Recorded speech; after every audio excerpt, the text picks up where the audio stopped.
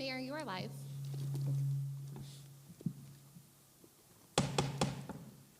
Your time now is 5:22.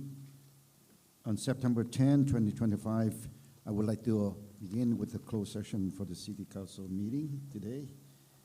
Roll call, please. Thank you, Mayor. Mayor Nguyen, I'm here. Vice Mayor Monzo, I'm here. District 1, Councilwoman Fan West, Fan West here. District 3, Councilmember Nguyen, Here. District 4, Councilmember Nguyen. Mayor, you have a quorum with District 4, Councilmember Nguyen absent. All right, thank you very much. At this time, I would like to open for oral communication for closed session only. Do we have anyone sign up for closed session today? And so the public is aware, in a moment, I will be asking the City Council if they would like to consider adding a second item for consideration. Currently, our agenda indicates that the Conference for Legal Counsel anticipated litigation, that there's one item, and the question would be, would they like to make the findings to have a second item discussed under that? So public comment. Yeah, public comment. After public comment, we'll ask for new work on item.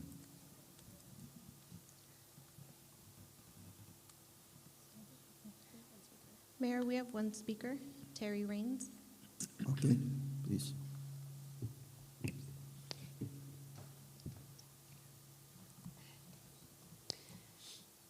Hello, item 1, another case of significant exposure to litigation, or 2, another likely lawsuit against the city. Who and what is the basis for this potential case? Tony Bowie, Terry Raines, Joe Devin, Joseph Noki, Andrew Lay, Mayor Nguyen, Council members Amy Fan West or Nam Quan Nguyen. If any of the latter three, recusals are necessary. Are the facts and circumstances known to the potential plaintiff? Government Code 549-56-9E2 states, facts and circumstances including but not limited to an accident, disaster, incident, or transactional occurrence that might result in litigation against the agency and that are known to a potential plaintiff or plaintiffs, which facts or circumstances shall be publicly stated on the agenda or announced. Accordingly, rather than just provide a vague response of the city is in compliance with the Brown Act, Mr. City Attorney, I hereby request that you publicly state here before you enter closed session whether or not you opine the facts and circumstances for this potential case or both are known to the potential plaintiffs and provide your reasoning for such opinion. If known, I hereby request disclosure of the facts and circumstances pursuant to 549-56-9. I'm also requesting that the city attorney report out now if any members of this council will have to recuse themselves for the potential litigation discussions. Item 2, there sure have been a lot of closed session discussions about this property, the Rose Center Apartments. I vaguely recall seeing some public records indicating Elderly Development Westminster wants to make substantial necessary improvements to the property, but wanted to buy out the land lease before doing so, which the city refused. And supposedly they can't afford to do said improvements with the deed-restricted rents. Remember, only price and terms of payment can be discussed today. Ironically, at the last council meeting, I presented the closed session attendance record thus far in 2025 for council members Amy Fan West and Nam Quan Nguyen, where once again, both arrived late. Nam Quan has been absent for 4 of the 9 closed sessions thus far in 2025, and arrived late for 3 of the 6 he did attend. Councilmember Amy Fan West has been absent for 2 of the 9 closed sessions thus far in 2025 and arrived late for 4 of the 7 she did attend. Nam Quan has missed 21.3 hours, 32% of 2025 meetings due to absences, tardies, and dais departures. Amy has missed 14.2 hours, 22%. If this isn't obstruction of government and legal proceedings, aka justice, I don't know what is. The 2 obstructionists need to face real consequences for this behavior. On a related note, I am looking forward to the city selecting a new firm to provide legal services at the September 24th meeting. After the new contract has been signed, this council must direct the new firm to sue Jones and Mayer over the Liberty Park illegal parcel sale and more. Thank you. No further speakers, Mayor. All right, thank you very much. Before I ask the city clerk to read the items that we are going to discuss in the closed session, City Attorney, you have an item that you want to work on? Yes, so under the Brown Act, Government Code Section 5495, 4.2, subsection B2, if the City Council determines that there's a need to take immediate action and that the need for action came to the attention of the local agency subsequent to the agenda being posted, then you are allowed to take action on that item and add the item to the agenda. So we cannot publicly disclose what those facts and circumstances are right now. I'm happy, if you are not aware of what I'm referring to, we can certainly discuss that in closed session. What I'm proposing for your consideration would be the very first item that we would discuss in closed session would be to provide you the basis for this determination, and you can determine at that time whether you think that a Brown Act is meeting in closed session is appropriate or not, and if you believe that it is not, then we will stop talking about that particular item. So the question before you is, and I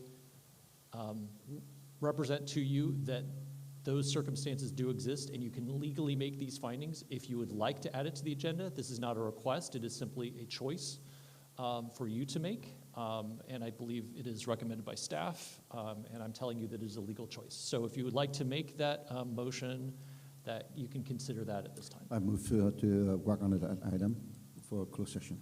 I second it. Thank you. I just was reminded, we have to have 4 votes of, in order to. So 3 of 4 votes would be sufficient for these 3 of 4 purposes. votes. So if there were, it would be normally 4, but because we have 1 person absent, that's Okay. 3 of the 4 All is right, required. okay, thank you. Thank you. I have a motion made by Mayor Nguyen, seconded by Vice Mayor Monzo.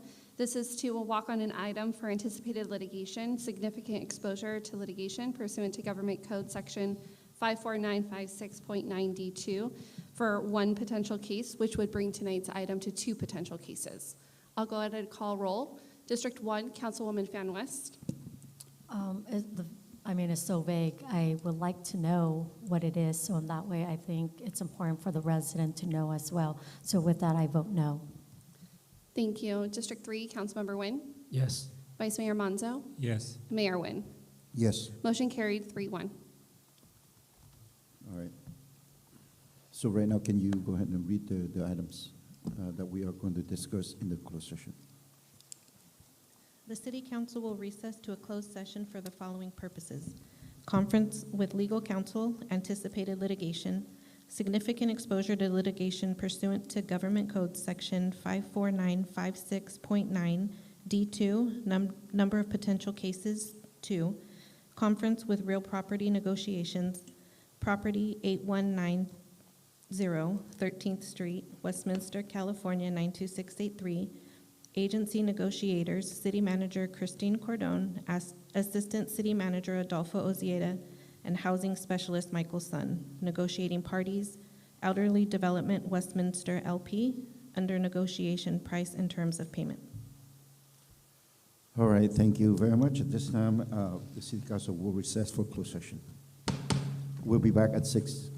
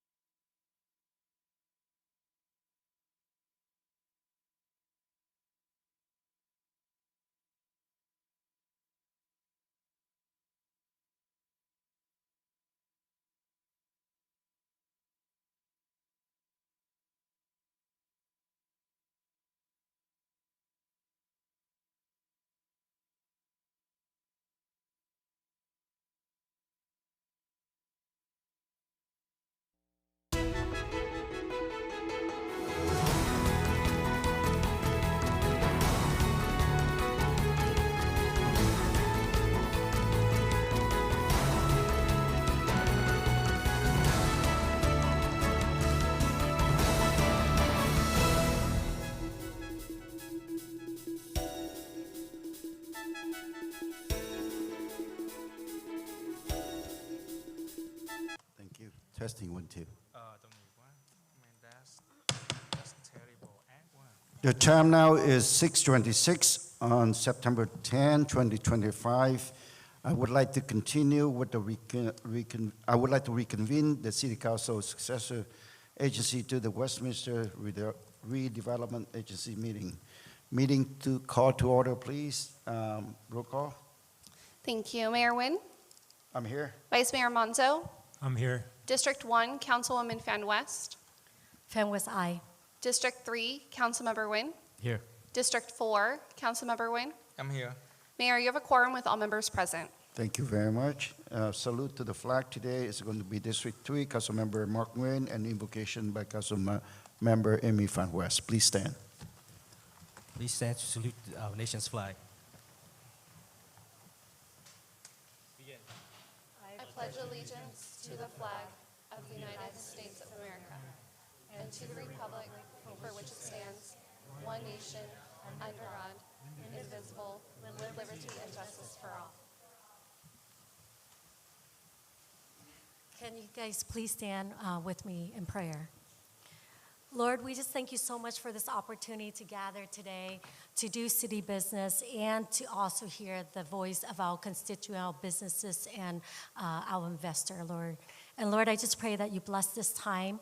And I know we have a tragedy in our nation today, the death of a patriot of free speech, the death of a man who knew what the youth is in America, and his name is Charlie Kirk. And Lord, we just pray for his family right now. It's unfortunate that this is happening in America, the land of the free, because of the brave.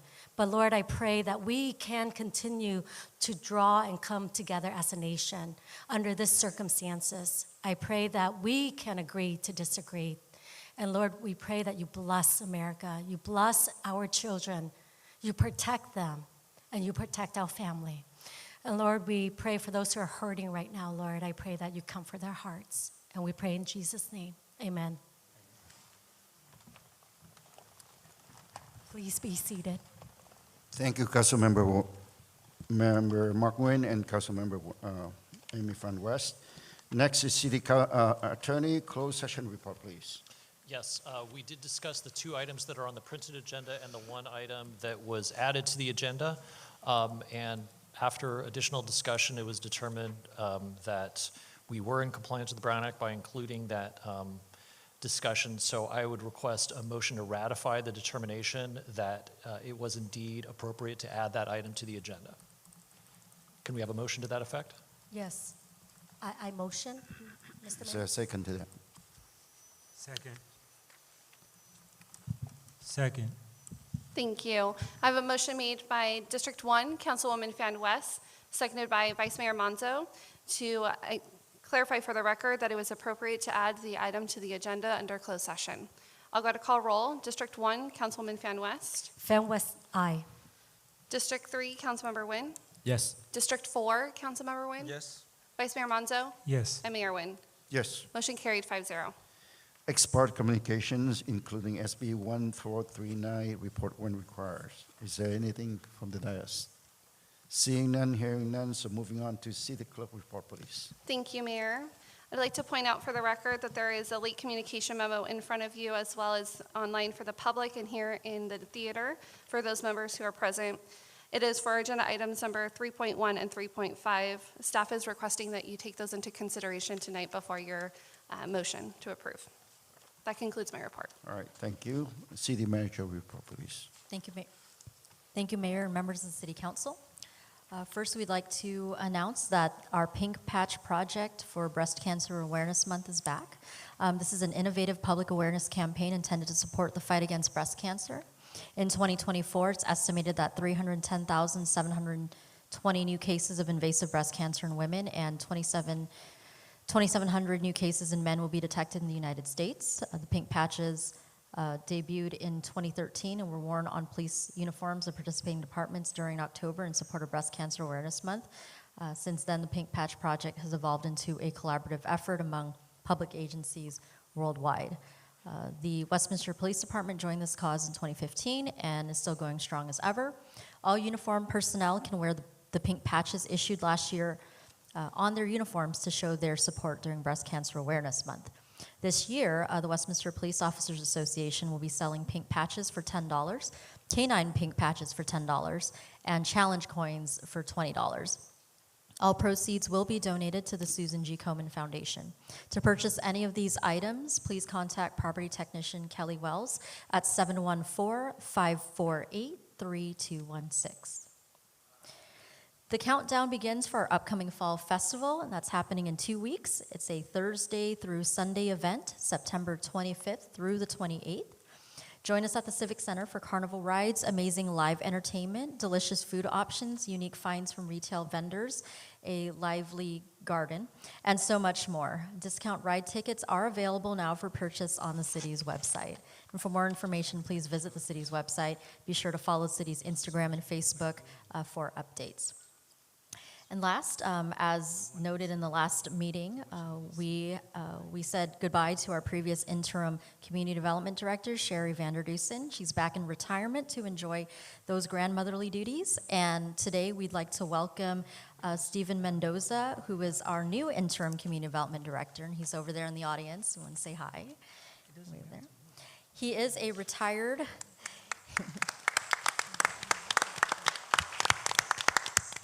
He is a retired longtime administrator, over 34 years of experience in local government, and recently the assistant city manager for the city of Santa Ana. He brings a wealth of knowledge and expertise in community and economic development and management, and he will be a great asset to this organization, so we're very excited. So again, welcome Stephen to the City of Westminster. That concludes my report for tonight. All right, thanks, City Manager, for the report. Next is special presentations. And at this time, I would like to start with an update from Cal Optima regarding to recent back-to-school health and wellness fair. And with that, I please welcome Cal Optima Chief Operation Officers Young Kim for a short presentation, please. All right, thank you.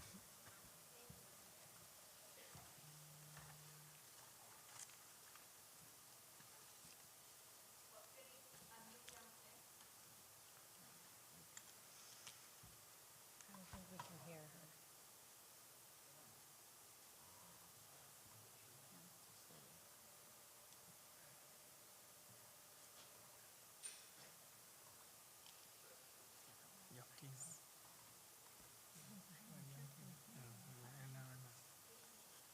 Not yet.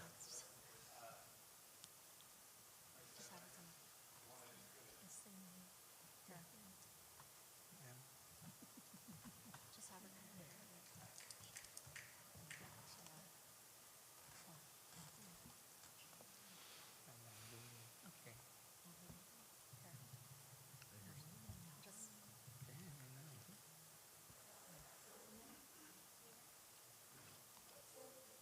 Yep. Yes.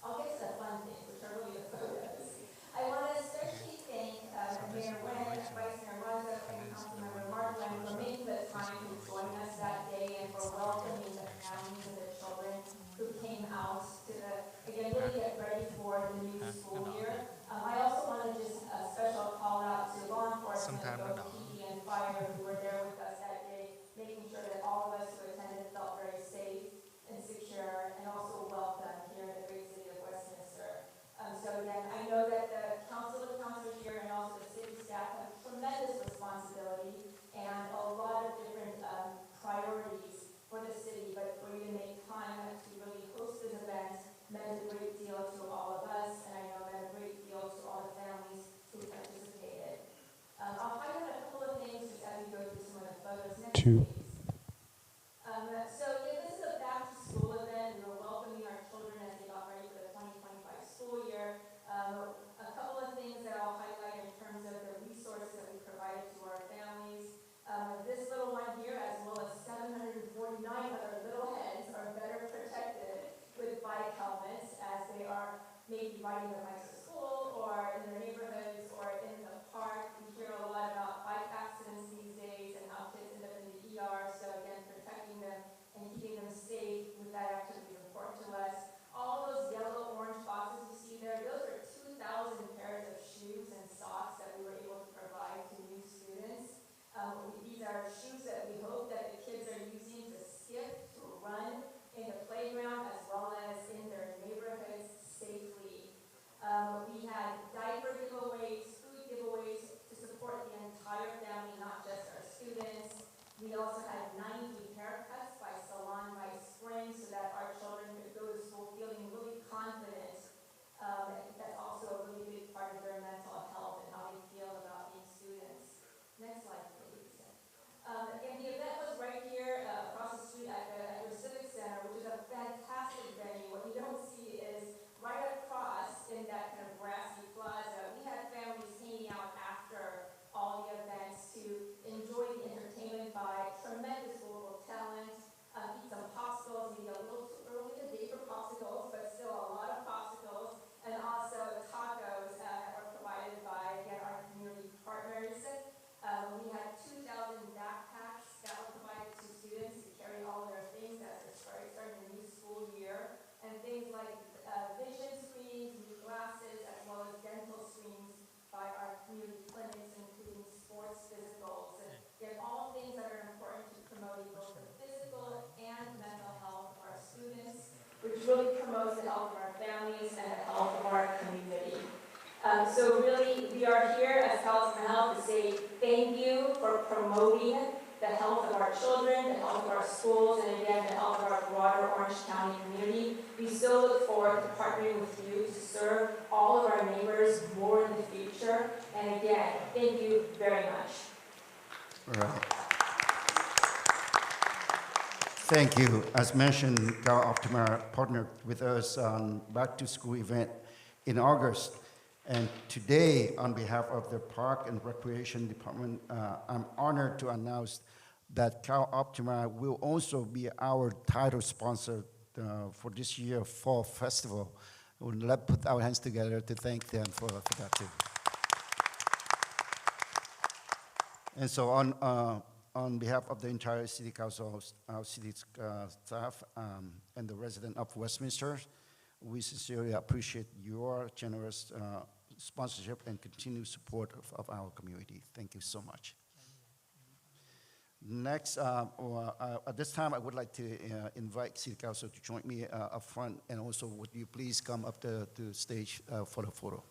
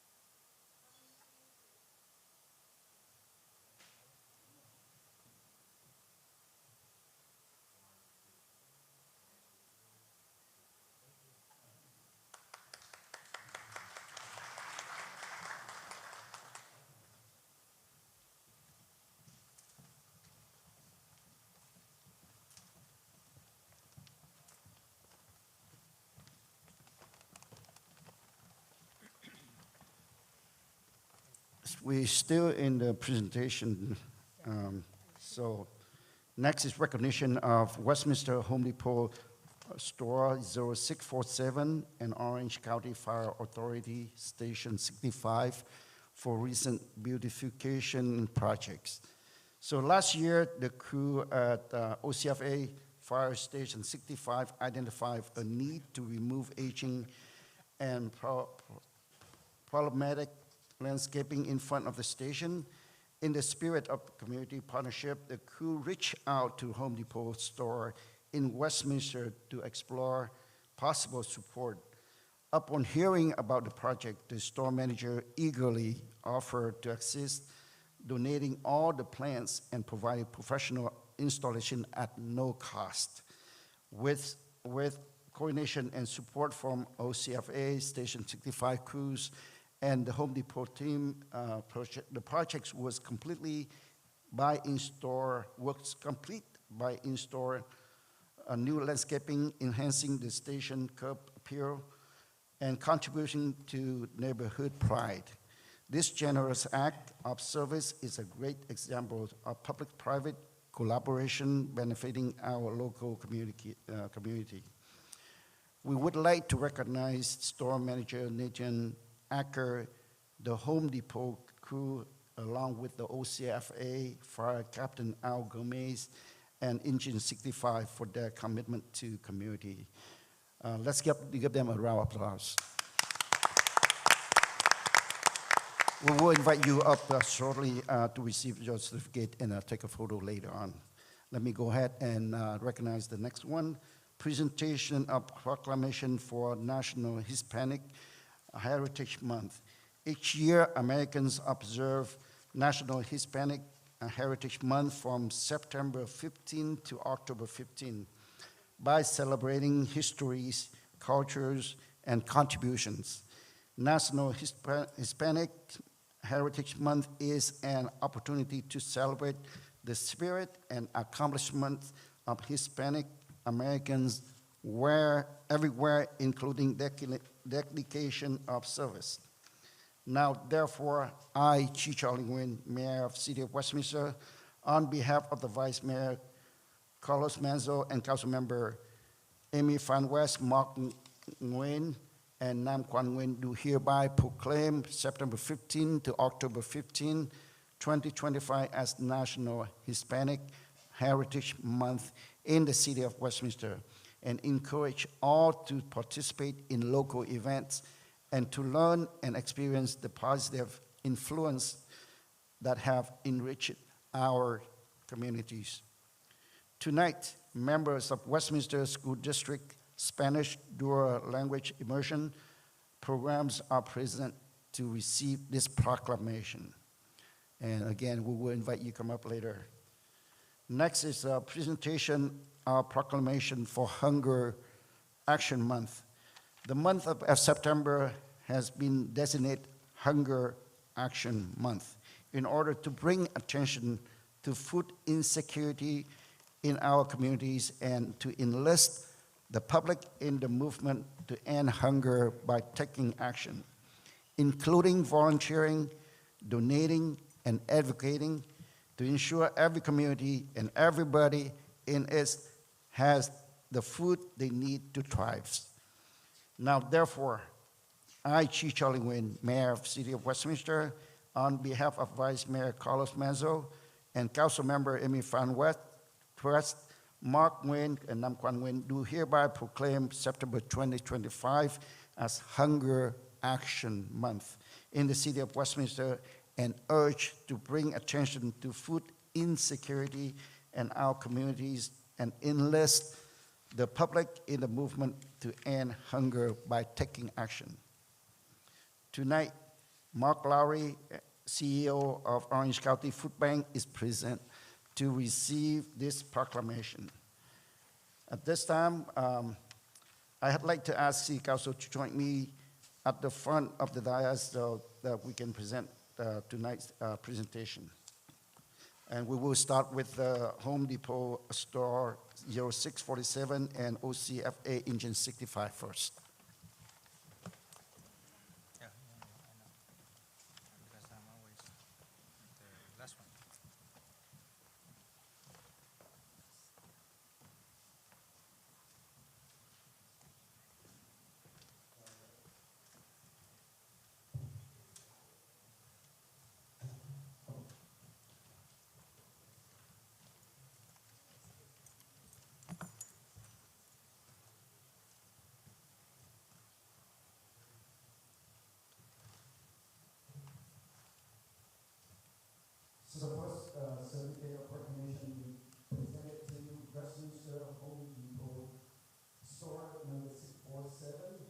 for your generous donation to the OCFA Fire Safety Speedbike by installing new landscaping and contributing to the neighborhood park.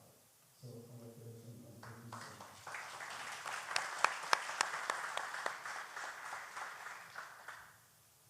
Next is also a certificate of recognition presented to Orange County Fire Authority, Fire Station number 65 for your coordination and support to the new landscaping installation and station growth enhancement.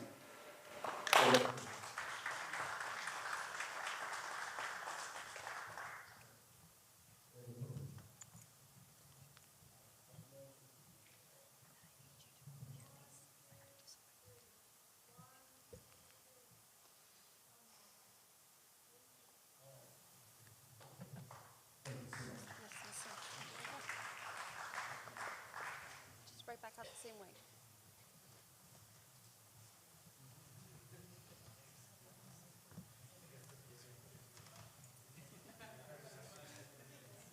Next, I would like to invite person who received National Hispanic Heritage Month proclamation.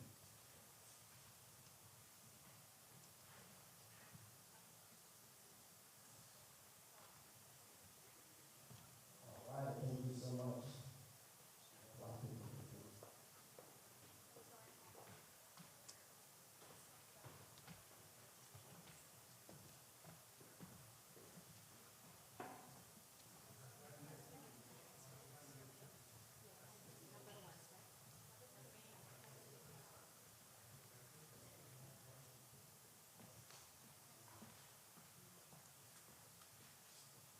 Okay.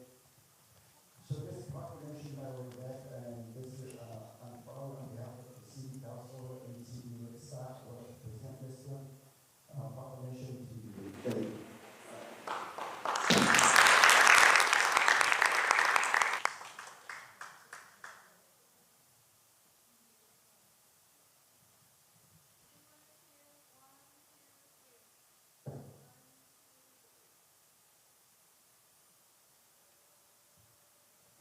Again, thank you so much. Hopefully,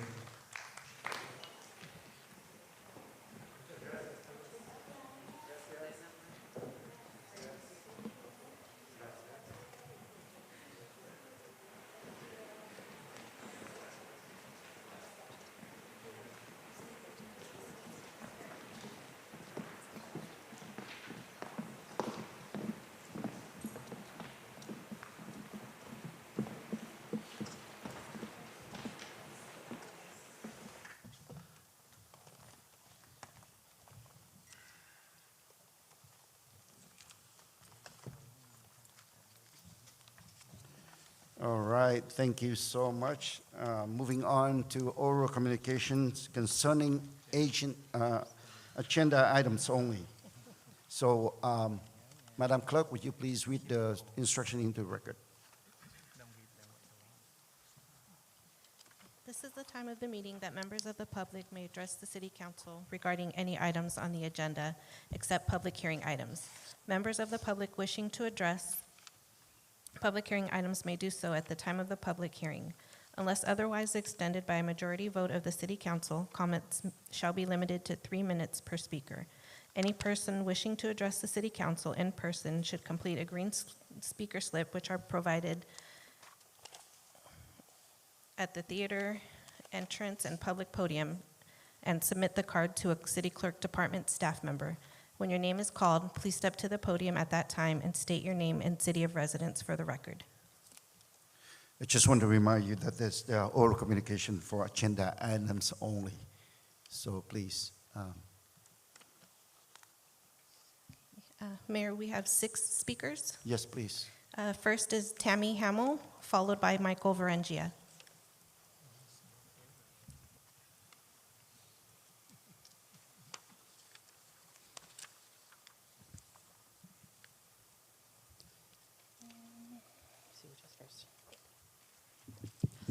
Good evening. Tammy Hamill, Westminster resident, District 1.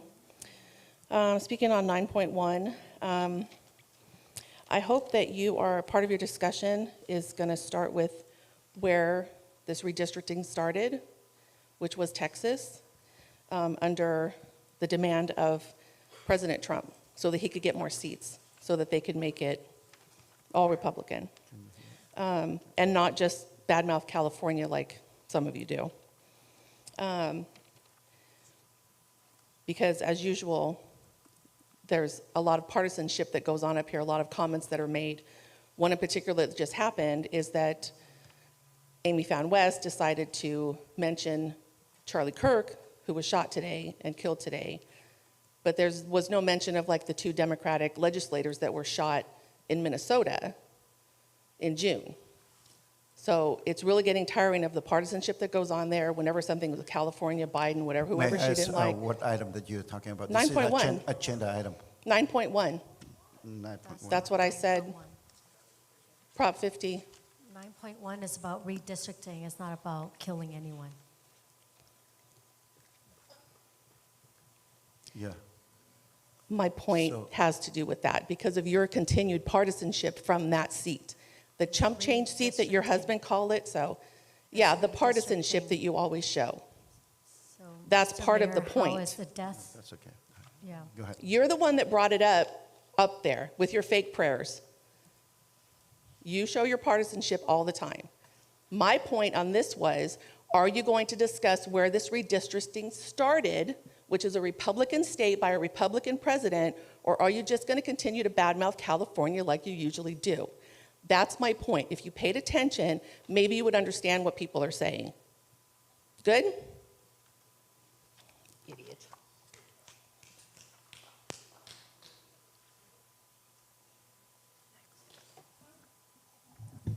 Good evening. Thank you. I'm also speaking on 9.1 from a different aspect. Why is this even on the agenda? What does this have to do with running the city of Westminster? Nothing. Has absolutely nothing to do with running the city of Westminster. The residents out here are interested in city council taking care of the city of Westminster. There's nothing in Proposition 50 that speaks to Westminster, whether it's good or whether it's bad. And I'll be honest with you, I'm voting no, and I'm sure Ms. Hamill will vote yes, and I don't care. We all have different opinions, but it doesn't belong on this agenda. We need to have council members more focused on what we need in this city.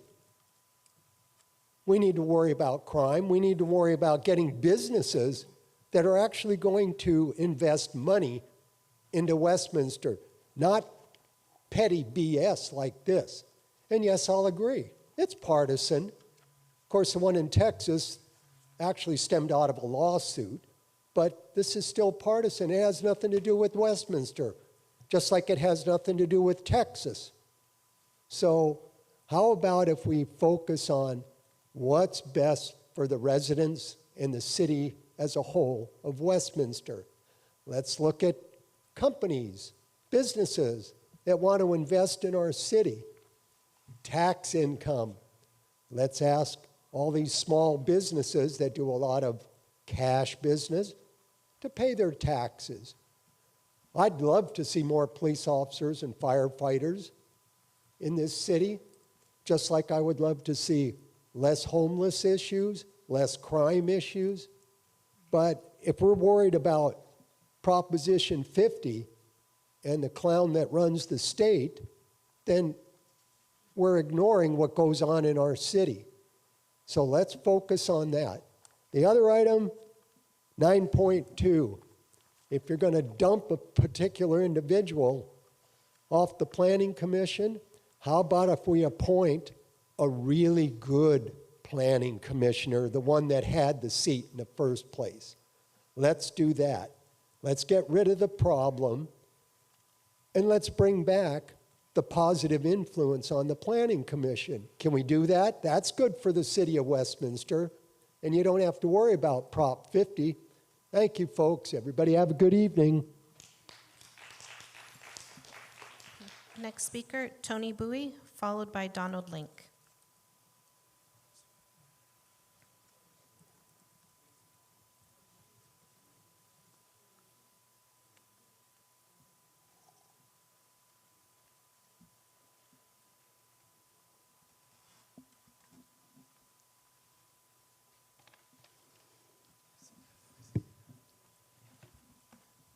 Good evening, Mayor and City Council member and the Secretary and also all the staff here. Thank you for all your hard work to the city. And first of all, item 9.1, I support that we have to oppose the proposition 50. This morning I was there at Phước Lộc Thọ with a lot of other people, but I didn't see our mayor there. I saw the mayor of Bria, of Garden Grove. It is on different opinion and different activities. All right, so my friend here want to make a recommendation, request to remove Planning Commissioner Tony Bui. On what ground?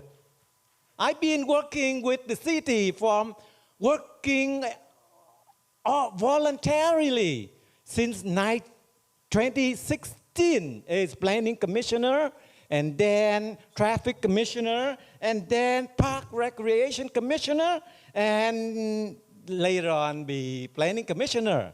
So I have never failed my duty to protect the right of the people.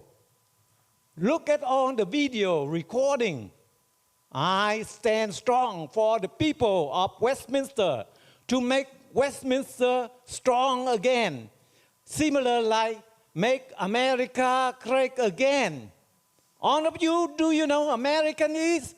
American is accumulate. Accumulate mind, energy, resource, including compassion and appreciation. Nature. That is a nature within all of you. You have to accumulate on the mind and material and energy of the people to make America great and to make this city of Westminster is a city of American. We don't have to work for certain group of people. We have to concentrate to help the American great again. Thank you very much. If you want to remove me, I really request have a meeting with all of my colleagues that has been there, such as Mr. Amin, Mr. Don Anderson, Casey Warmbert, and Nhan Tran. Have a meeting with them rather than listening to here and there. That is not fair for me, who has contributed Your for time is up, 10 sir. years. Thank you very much. Donald Link, followed by Roger Mindrum.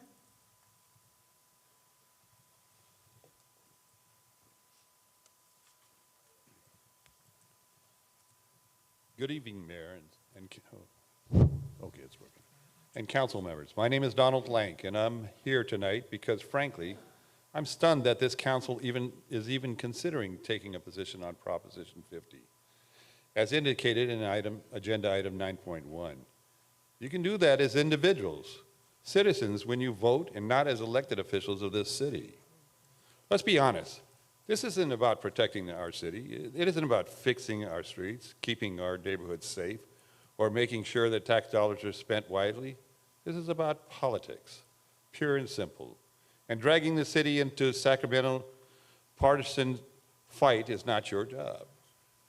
When Texas rammed through redistricting to add 5 congressional seats, it was politics. Everybody knew it. And now California rolls out Proposition 50, which many see as a direct answer to Governor Abbott and Texas's lawmakers. Politics, again. So why on earth would this council think it should jump into the middle of that? Do you think the people of the city elected you to play political chess on behalf of Sacramento? Because I can guarantee you they did not.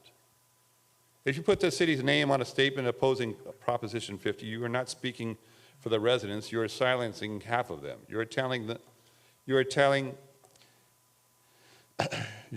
every voter who supports that measure that their opinion doesn't count because their own council already decided for them.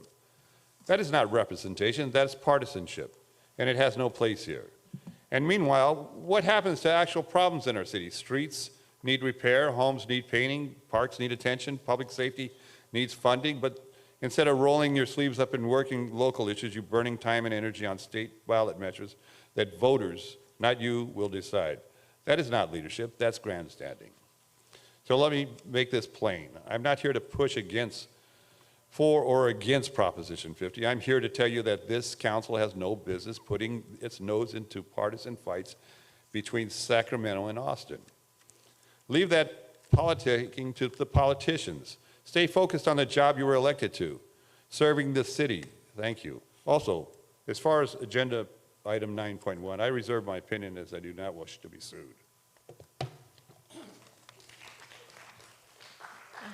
Roger Mindrum, followed by Nick Papadou. Papadou. Good evening, Roger Mindrum, 30-year resident of Westminster. Excuse my voice. I'm going to agree with Mr. Lank mostly and Mr. Varengia on Prop 50. I have my personal opinion on it. I think it's unconstitutional. I think it's going against our state constitution. It's already in place. It's purely political, but that's exactly what you guys are going to do if you're going to actually vote on it tonight of this resolution. You're going to take your personal political beliefs and do the same thing that the scumbags in Democrat Sacramento are going to do. You're doing the same thing. You're going to silence half of the city.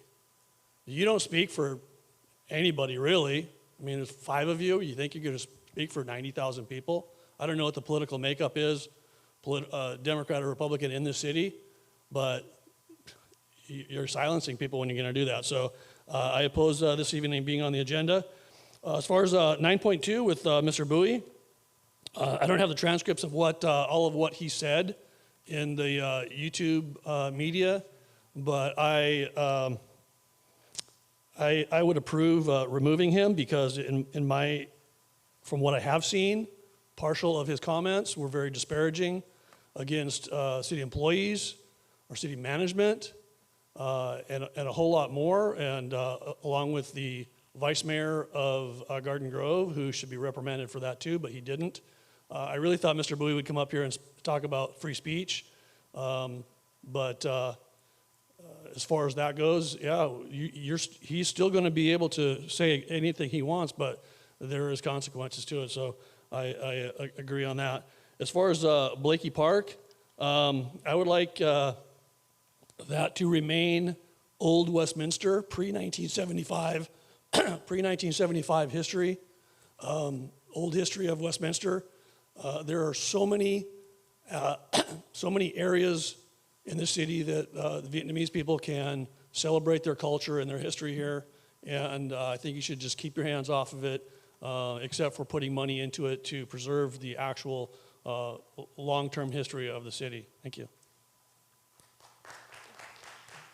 Nick Papadou, followed by last speaker, Terry Raines. Hi, my name's Nick Papadou. I've lived in Westminster a long time. And I'm here to speak first about this proposition to make some kind of proclamation about national politics, basically, or state politics, which you guys have nothing to do with, really. You're not even qualified to speak on the matter.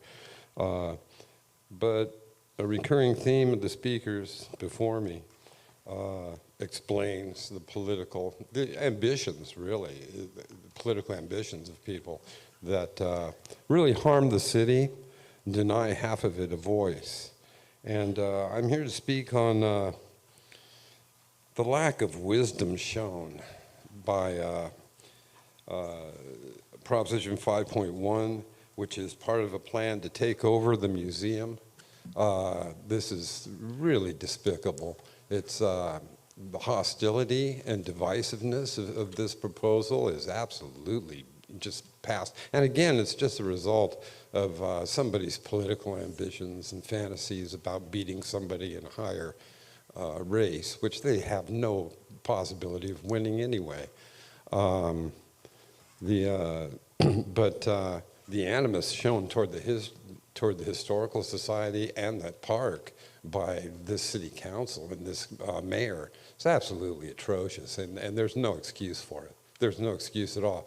A fascinating book came out last year called Also on View that examined off the beaten track museums in the Los Angeles basin. And they mentioned two from Westminster. One was the Vietnamese museum, the Army Museum that used to be on Bolsa, but they left. They went to Garden Grove. And the other one was the Westminster Museum, which you're trying to destroy or appropriate. This makes no sense to me. We are getting attention from outside of Westminster, and you're trying to toady to your own voters and your constituency. Shame on you, really. There's no excuse for this at all. Play games with the street signs in Bolsa if you like.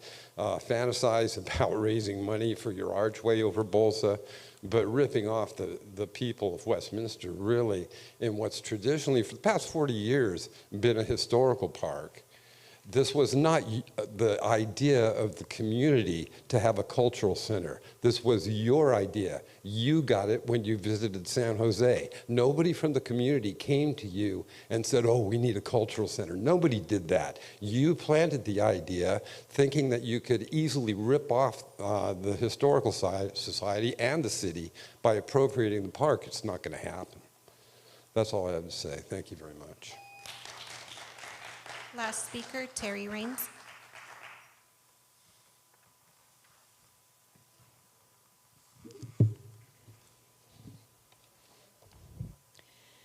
Hello, item 3.1, late communications. You're welcome. Vice Mayor Nguyen should have been Vice Mayor Manzo. 3.5, attachment added late. Let's hope this plan encompasses the economic development priorities and needs of the entire city.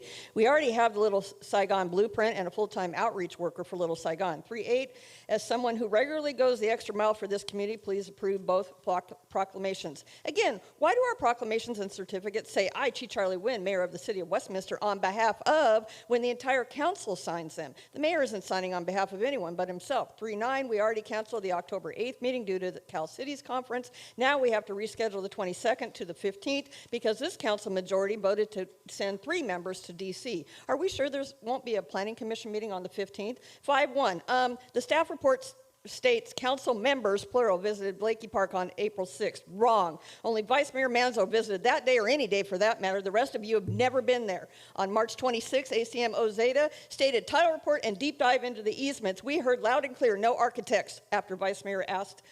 No hiring of an architectural firm, right? Yet a firm was hired, MIG, who sent a landscape architect to the site and was awarded a contract to create this site map.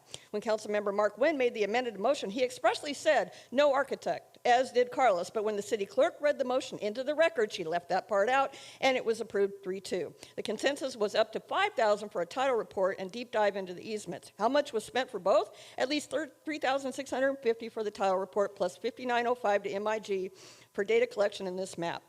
The city spent almost $10,000, not what this council approved. Yes, it's within the CM spending authority, but it's shady to go against the council direction. The official agendized action tonight is receive and file only, no discussion of a Vietnamese cultural center per the Brown Act. 9.1, Prop 50 does not belong on this agenda. Councilmember West, you and Mayor Nguyen have a direct conflict of interest to influence the voters to defeat Prop 30 as the 2026 Republican congressional candidates.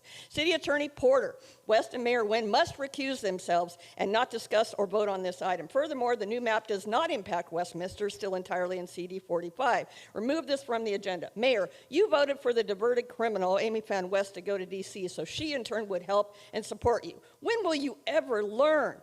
9.2, what took you so long, Charlie? Why just remove Bowie from the Planning Commission? Remove him from the Citizens Oversight Committee too. And why just remove Bowie from the Planning Commission? All 3 commissioners appointed by you and council members Mark Nguyen and Nam Quan Nguyen are useless and should be removed. Gee, will this council finally reappoint Laura Rose to the Planning Commission after screwing her and the city and its residents over by appointing your problematic political pals? Do better, Westminster. Mayor, there's no more speakers. All right, thank you very much. Next is consent calendar. Mr. Mayor, may I briefly address Yes. quick? Okay, go Thank ahead. you. You know, I just, thanks for coming and sharing your concern, Michael, Mr. Lank, and also Mr. Roger. I really appreciate your concern of fixing, you know, our homelessness crisis, our crime, fixing our city, repairing our streets. It is very important. It all ties into funding. And when it's redistrict, we get less funding. Because it's gerrymander. When our voice are taken away, when they merge us into LA County in this congressional district, that will be an issue for us.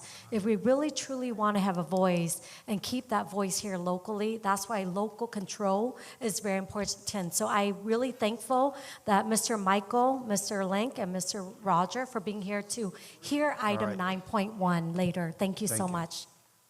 All right, consent calendar. All matters listed under consent calendar are considered routine and may be approved by a single motion, followed by a roll call vote. There will be no separate discussion of these items unless members of the City Council or staff request that specific items be removed from the consent calendar for separate action or discussions. I would like to pull item 3.8. Is there any items that Council want to pull? Mayor, I would like to pull item 3.5 3.5. and then approve the remainder with also amendments to 3.1, correct? That's my motion. Okay. Mayor, I'd like to pull item 3.3. 3.3. Okay. Amendment to also pull 3.3. Amendment? Motion. Motion. Okay. Is there a second to the motion to approve the rest of the item? A second. Okay. Thank Motion you. and second.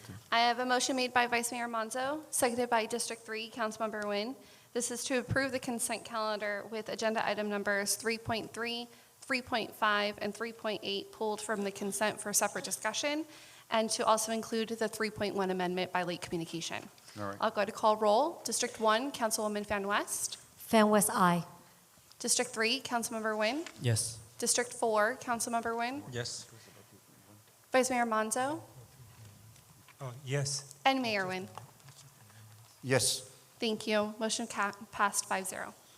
Okay, item 3.3, First Amendment for the theater operation or cultural programming of the Rose Center with the fans of the Abbey Center. DBA fans of the Rose Center Theater, a California nonprofit 501c3 corporation. Councilmember Mark Nguyen. Can staff just give more detail on the item?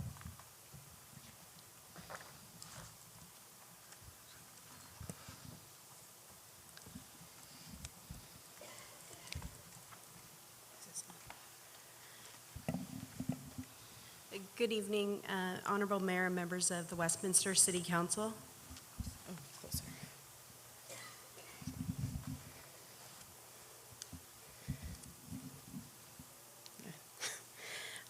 This item before you today is the First Amendment to the agreement that was initiated in 2019 with the Friends of the Rose Center. It includes a 5% venue fee applied to rental use, including nonprofit and for-profit rental, and it extends the agreement through June 2026 with an optional 3-month extension after that through September. And the reason we're asking for this today, or talking about it today, is to allow the city to continue the theater DNA study, which will conclude in September and will be presented in October. The 5% on the fee, that's starting on January 1st, 2026 until June 30th, 2026, right? Yes, and then if the city chooses to engage in the extension, the additional 3-month extension as well. When is the report from our consulting in terms of the Rose Theater and the facility for the catering? When is that report going to be done in terms of making recommendations for the council of what's next for us to do? The report will be presented in October, I think tentatively right now on the October 15th council meeting. And then the council will be provided the different options presented by the consultant. I would like to make a motion to not approve this item, but just to have it on standby until we see the report in October, and then we can see what we can do. I will second that. The reason I will second that is because you mentioned that next month the consultant will going to talk to us about the findings, right? And so if that's the case, then why we have to extend the lease when we are having the consultant coming back and tell us, I'd rather wait to hear the findings before we can, approve for the extension. So with that, I second the motion. I have a couple questions, if I may. I'm pretty sure this is a city manager question or Tanya question. So wherever the consultant is going to advice is going to provide, whatever it is going to take time to initiate that, to implement it. I mean, so that time is going to be approximately a year or so. Is that not correct? It would depend on the direction council wants to take from the recommendation. If it required any budgetary considerations, then we would need to add money to the budget in order to fund those particular recommendations. But ultimately, it will take time to draft the RFP and to go out for bid for the services. And then in the meantime, this would allow cultural arts to continue here in the theater, as well as the rental groups that have planned bookings in the space as well through June of 2026. So can you explain what is the difference between approving something today or approving it in October? What's the difference? Well, if this item isn't, oh, sorry. Yeah, no, that's just really at council's discretion at this point. Whether you approve it now or you approve it then, if you approve it a month from now, for example, it just gives them one less month to book events if they decide they're going to be booking events. But there's still, whatever we do is going to take, whatever decision this council makes during that time, the operations it should continue. Because we're not going to have an empty theater, are we? That's really up to council. Well, I'm not for having an empty theater. I mean, if whatever we choose to do during that presentation from the consultant, that's going to take time to implement whatever decision we make. So it's not going to happen. We're not going to all of a sudden have something start, the next month. It's going to take time. So I don't understand why we would stop the production of the arts for that time period. It doesn't make any sense. We're not going to continue. We're not going to implement whatever we choose to do in October. It's not going to start, in November. It's going to take a year or so. So I don't understand why we would not continue to have the theater operate. So that's my choice. Mr. Mayor, I have a question. Go ahead. City Attorney, didn't we move forward with this because This item was discussed in closed session. I don't want us to publicly disclose certainly we can make a motion to disclose that. That's within your purview. This item was discussed in closed session. However, there was no action taken at that time other than to return with this agenda item to be considered an open session. Right. I think I agree with Vice Mayor. It's important for the theater not to be vacant. But if we don't approve it now, it might be vacant. Is that correct, City Manager? So they still have occupancy through the end of this year. That's the end of their contract. This extension essentially would be through the end of June. So it would be vacant as of the beginning of the year. Well, I can respond to that. First of all, we have the consultant to do the business for us, and they are ready to come back in a month. Waiting for a month to make decision is not that long. And why do we have to rush into signing an extension for another contract? What if, like you mentioned, what if we decide to do something quicker? Then we have to wait until until June to do that. Why do we have to take that? Why don't we wait until another month to make a decision on this? Why we have to rush into it? And at the same time, I have to mention this. If we extend right now, they are using this arena.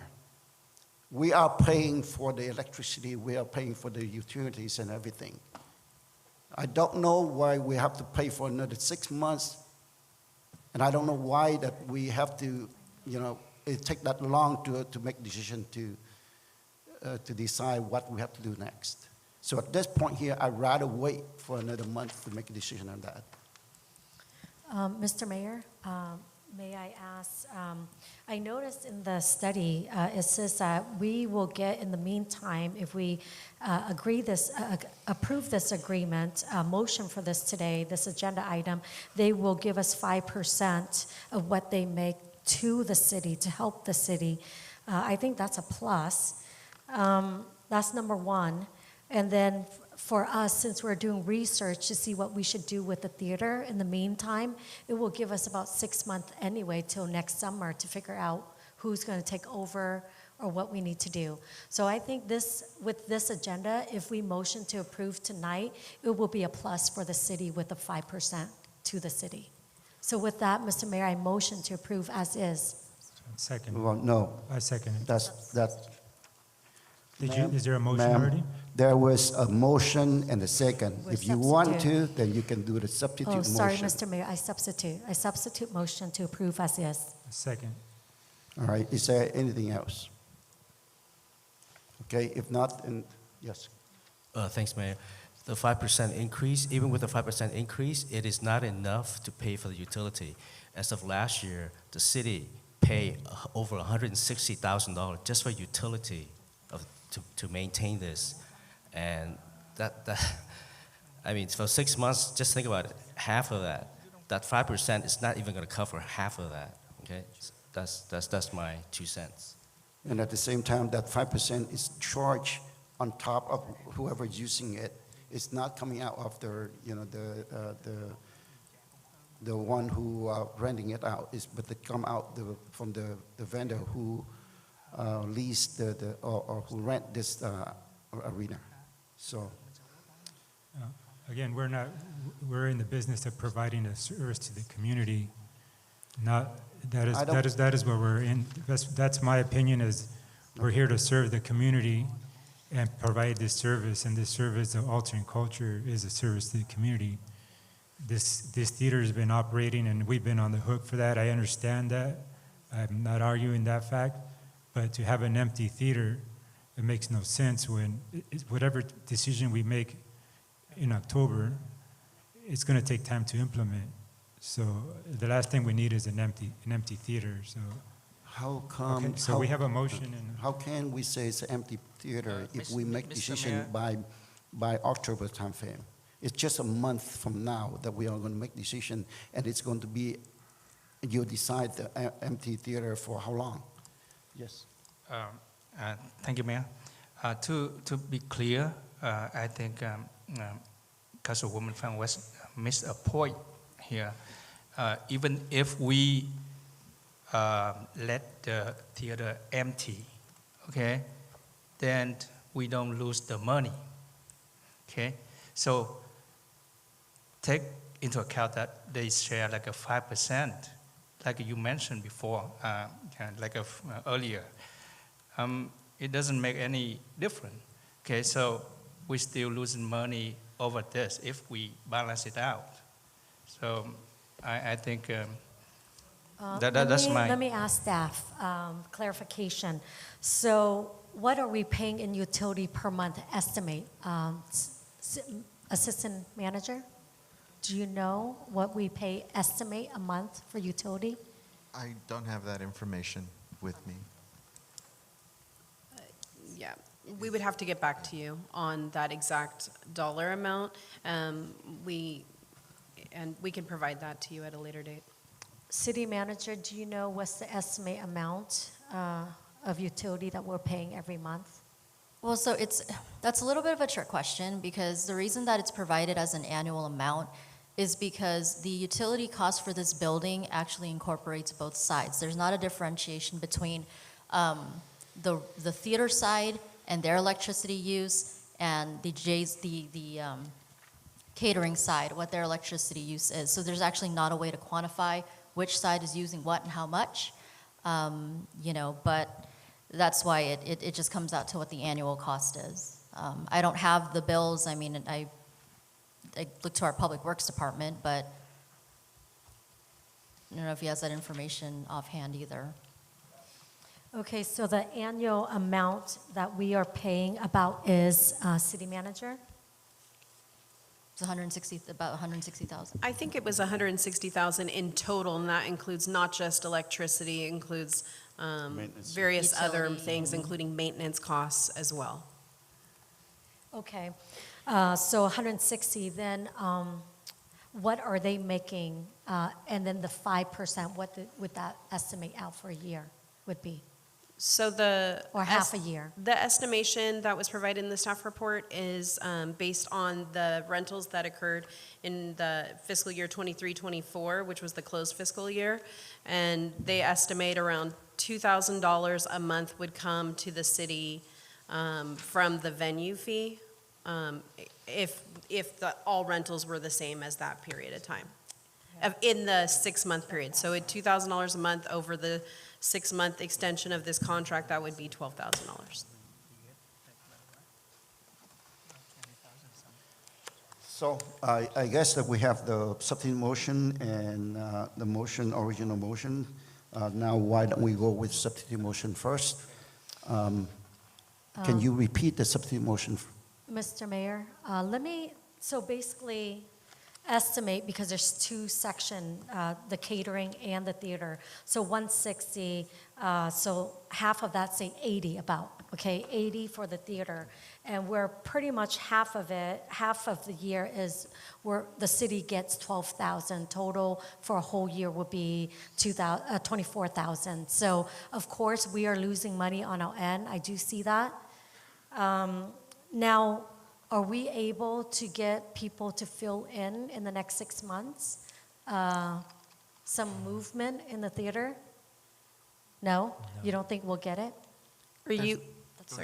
Are you asking if we would be able to get a new contractor to come in and set up and offer theater, cultural arts activities and rentals?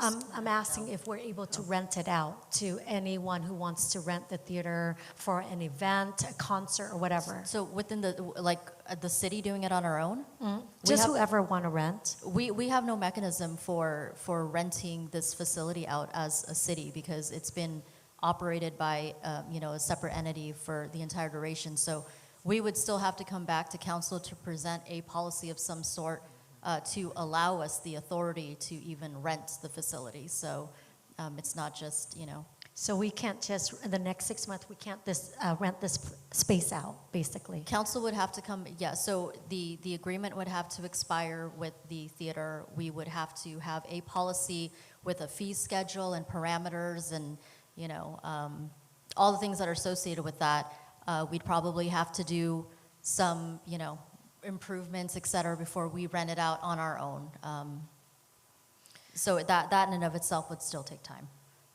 Okay, so would we be able to get some kind of fee up by November? No. No? No, from what I understand it too, the city doesn't own this equipment that's here. Is that not correct? The city doesn't own the sound system, doesn't own the lighting. Is that not correct? That is correct. And I think the benefit of having this discussion when the study is presented is because all of this will be laid out. Correct, yeah, that's For the what I'm council. getting. So whatever it is, like the city manager discussed, we don't have the mechanism to be doing any of this, and we don't have the staff to do that. As it is, we're shorthanded in every department, and to me, this is, who are you gonna throw this at? Whoever you do, whichever staff, whatever department you put this on, they'll probably quit. I mean, they're already overworked as it is, and we're gonna throw more at them. So it's gonna be something that you're going to hire a whole nother department or hire a company to do whatever it is that needs to be done. I mean, if I can, before we start deviating into the what-ifs, I mean, that's the whole point of the study. Correct. That the importance of the study is actually being able to give this council all those necessary options. And that's why it's really important before a decision that's made on what we're going to be doing or what we're going to be tasked with, is to have that discussion on the study and the results of that study. So I think before we start, going into like the what ifs, we just have to have the results of the study shown. Right. So with what you guys are talking about, Mr. Mayor, may I have one last statement here? So as the gatekeeper of the city, all the council mayor here, I feel like it's our due diligence to be physically with our finances as the doorkeeper of the city finances. I think with the number that I calculated briefly here, 80,000 we're paying for one section of the theater versus the catering, and then we're getting money back 12,000. I don't think that comped, and I feel like more money's coming out of the city than coming in. With that, Mr. Mayor and Council, I motion to withdraw my substitute motion and to wait till we get the correct number. So as of right now, I motion to table this, if that's okay with the council for the next time discussion, to table this. Well, the motion to not to take action on this is already. That's fine. I can you, second. you just withdraw Yes, your that's fine. motion. I withdraw. So with the withdrawal, so we don't have the substitute motion. We have the original motion. Is there any motion, any substitute motion at this time? Well, I think table and withdraw is two different. No, but the original motion, I already motioned. Oh, he already motioned To take no action. So Yes. And table are two different things. are we So- going to go back to the original motion, Mayor? I think Yes. she wants You go ahead to, and she wants state to your withdraw her original motion. And then, If so I could in the just- meantime, we go back to the original motion. So what I'm doing is I want to table it, meaning we can bring it up for discussion afterward as a council discussing closed session about this issue. So that's why I want to table it. Okay, so I have a motion on the floor already, which was prior to your substitute, which you have withdrawn. And that motion is to take no action, which is ultimately to deny staff's recommendation. So are you looking to do a different motion, council member? Well, I understand that staff are recommending us to approve as is. But the motion on the floor is to take no action I and know, to deny. take no action. Now, with take no action at this moment only, but that doesn't mean we don't come back to it. Is that correct, Mr. Mayor? No, it can be come back. It can come Okay. back later. Yeah, that's why I was thinking No tabling action, take no action at this time. it. Okay, we'll take no action, but we can come back later. Yes, always, Yes. always. So I withdraw my motion right now. So if I can just make a clarifying comment, if tonight's motion is to take no action, but the intention is to bring this back at a future meeting, can the city council direct staff what meeting you would like that? The meeting in October, the meeting in November? It sounded at the beginning of the discussion that this was going to be something staff was already presenting with a separate item in October. So are you looking to table this and defer it to a future meeting? Councilmember Mark, you want to amend your motion? Yes, I by want to taking make an no action amendment to now my- yeah. And then bring it back sometime later? Yes, I'll make the amendment to my motion to take no action at this time and to bring this back to the council after the consultant present the report on the, Okay, I second it. yeah. But it's a I already new have motion. it. It's already second. seconded. I already Okay. have So a second. as long as the Okay. second, yeah, as long as the second agrees to that. So my seconder Okay. is Mayor. Do you agree to that amendment? Yes. Okay. So I have an amended motion made by District 3, Councilmember Nguyen, seconded by Mayor Nguyen. This is to take no action and to bring the item back after the consultant report is presented to the City Council. I'll go to call roll. District 1, Councilwoman Fan West. Fan West, aye. District 3, Councilmember Nguyen. Yes. District 4, Councilmember Nguyen. Yes. Vice Mayor Monzo. No. And Mayor Nguyen. Yes. Motion carried 4-1. 3.5, professional services agreement with RSG Solution Incorporated, DBA RSG Inc., to develop the city's economic development strategic plan. Vice Mayor Mezzo. Thank you, Mayor. Yeah, can we have a brief staff presentation on this, please?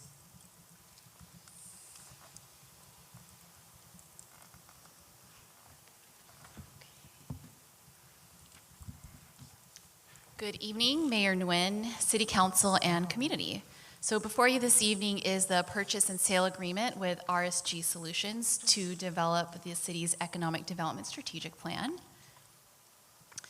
To provide some background and a little context on how we got here, this item stems from one of several strategic goals set by the council earlier this year. Specifically, it pertains to strategic goal number 1, achieve financial stability.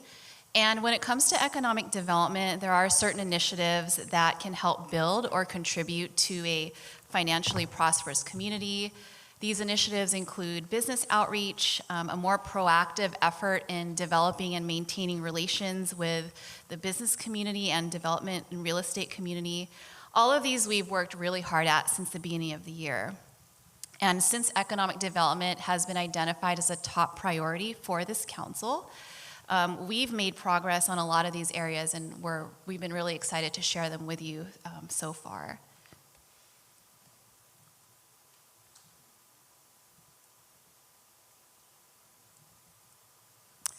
To build on that momentum, and as identified in the strategic planning process, another initiative that supports the city's goal is developing the strategic plan. This is important because it will memorialize our efforts and really provide staff this guidebook, this roadmap on implementing solutions and recommendations that a consultant would provide. It outlines strategies to promote quality development, encourage job creation, and really just help get our city to a financially prosperous situation with various programs and initiatives. So several months ago, staff released an RFQ to our economic development consultants. This RFQ outlined really what we were looking for in a partner as we complete this endeavor, outlined the city's goals as you laid out during the strategic planning process, and emphasized the importance of community outreach, since we know how important that is here. We received 3 proposals ranging in cost from $120,000 to $170,000, depending on the level of community outreach that was involved. Proposed timelines for completion also varied between 4 to 9 months. And in evaluating the proposals, we really consider the 3 factors that you see on the screen. It's understanding our distinct business environment and our broader community. It's the relevant qualifications and experience they have, especially in working with culturally and ethnically diverse communities, and then also their public outreach and engagement approach, because that, again, was really important to us. So as part of the evaluation, staff also conducted interviews. So this was a really comprehensive process. So based on our review of the proposals and interviews, we recommend awarding the contract to RSG Solutions Incorporated for development of the plan. The consultant is here this evening, Ms. Jessica Gonzalez. She's a director with the firm. She'll be working with us. If approved, we're very excited for that, and she's here to answer questions you may have. RSG has a strong understanding of the city's objective and long-term goals, which we discussed with them at length during our interviews.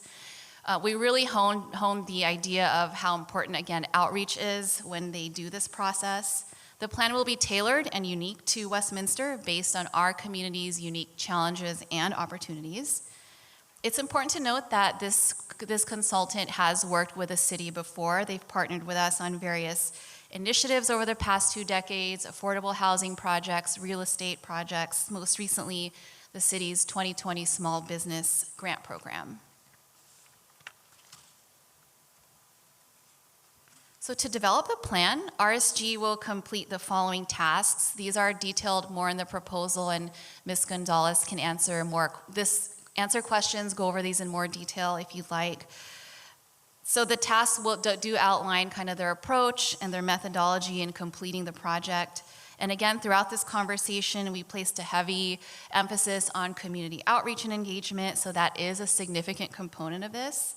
The estimated time to complete will be 6 to 9 months, so around March to June of next year, and they will present a final plan to council.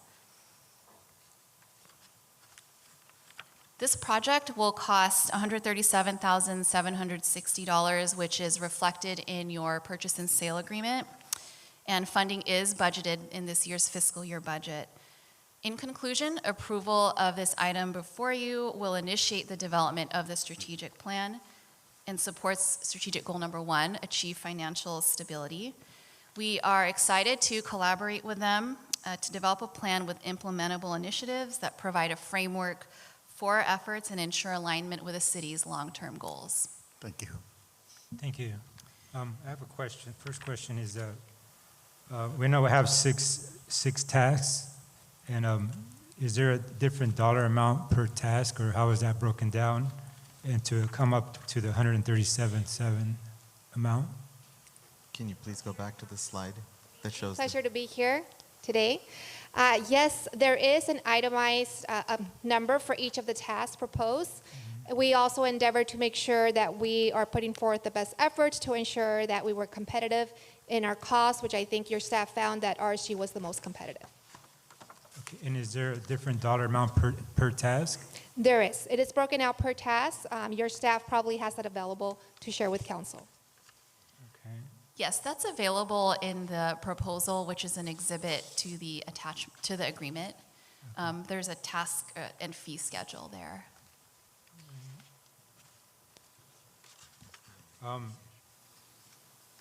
Can you kind of answer for the public's sake?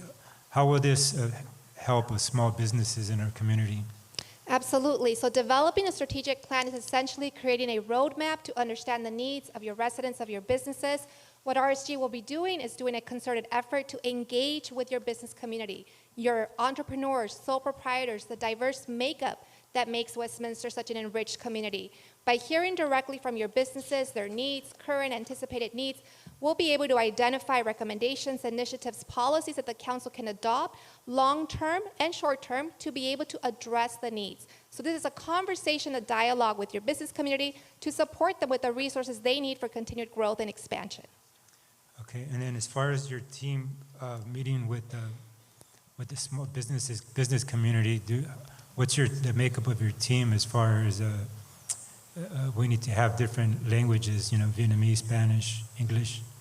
So we have approximately 40 people in our firm. Some of us are fluent in different languages. I am fluent in Spanish. We would be having resources in order to be able to accommodate Vietnamese translation. We'd also be looking to your staff to identify any resources that they would want us to partner with. We are open to any partnership opportunities to ensure that we are really having conversations with all sectors of your community. Okay. And last, you've done this before in other cities, I'm assuming, correct? Absolutely. So RSG has, over the span of 40 years, worked with multiple cities. I myself have spent 20 years working directly in the public sector. So I actually worked on the other side of the house for various Orange County cities. 15 years of my professional services were working directly with Orange County cities. So in those years, do you have any success stories you can share with us? Yes, we have economic development strategic plans that we are leading that have led in the past with diverse communities. Currently, I'm working with 3 other agencies on their plans. RSG has an extensive resume and portfolio of strategic plans. Each one is customized and tailored to the specific needs of that community. So it's not a one-size-fits-all. It's learning about the needs of your community, developing in partnership with staff, in partnership with your stakeholders, a plan that will be responsive to the needs of your community. And that's really what equals success, making sure that it's tailored to your community. Okay, so we have some economic success if when you, at the end of this and after it's been implemented in, a year, 2 years been by, where there's been some economic success and these adopting or establishing these new goals. Is that what I'm hearing? Yes, what we do is we work closely with your staff. We develop an implementation matrix with performance metrics so that it is a plan that is a living document. It doesn't sit on a shelf. It's something that is manageable, is flexible, can be reflective of your needs. And so the council and staff would be able to see these metrics, be able to adopt them, see that they are keeping the community accountable and are being responsive to the needs of the community. Okay, thank you very much. Vice Mayor, sorry, I just wanted to clarify. This was the proposal as part of the late communication that you received, so. Oh, okay, thank you. Thank you for all your help. Is there a motion for that? Mayor, I motion to approve. Second. Thank you. I have a motion made by Vice Mayor Monzo, seconded by Mayor Nguyen. This is to approve the professional services agreement with RSG Solutions Incorporated, DBA RSG Inc., to develop the city's economic development strategic plan, an amount not to exceed $137,760, and authorize the city manager or her designee to execute the subject professional services agreement on the city's behalf. I'll go to call roll. District 3, Councilmember Nguyen. Yes. District 4, Councilmember Nguyen. Yes. Vice Mayor Monzo. Yes. And Mayor Nguyen. Yes. Motion carried 4-0. 3.8, approval of proclamations. The reason I pulled this item is because I would like to go ahead and approve, and I asked to approve this item so that we can present it today to, I believe that we have the receiver to here today to receive the, okay. So with that, I move to approve this proclamation. I'll second it. Thank you. I have a motion made by Mayor Nguyen, seconded by Vice Mayor Monzo. This is to approve the following proclamations: World Alzheimer's Awareness Month, September 2025, and Extra Mile Day, November 1st, 2025. I'll go ahead and call roll. District 3, Councilmember Nguyen. Yes. District 4, Councilmember Nguyen. Yes. Vice Mayor Monzo. Yes. And Mayor Nguyen. Yes. Motion carried 4-0. So let me go ahead and read the proclamation, and then we'll present it to you. More than 164,000 residents in Orange County and over 6 million Americans are currently living under Alzheimer's disease. The mission of Alzheimer's Orange County is to provide hands-on care and support, information, referrals, education, and resources for families in Orange County and surrounding areas who experience memory loss, Alzheimer's, and dementia.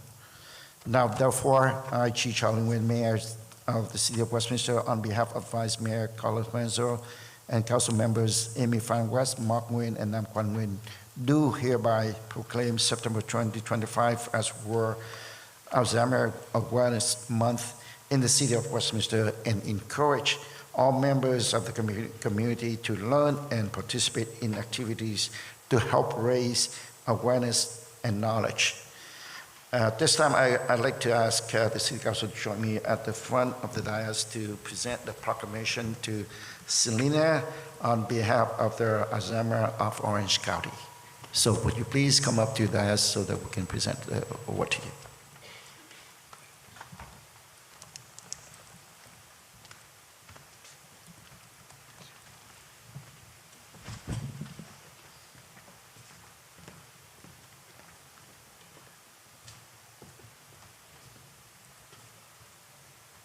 So again, on behalf of the City Council, City staff would like to present the proclamation with us Awareness Month, September 2025, signed by me and our associate.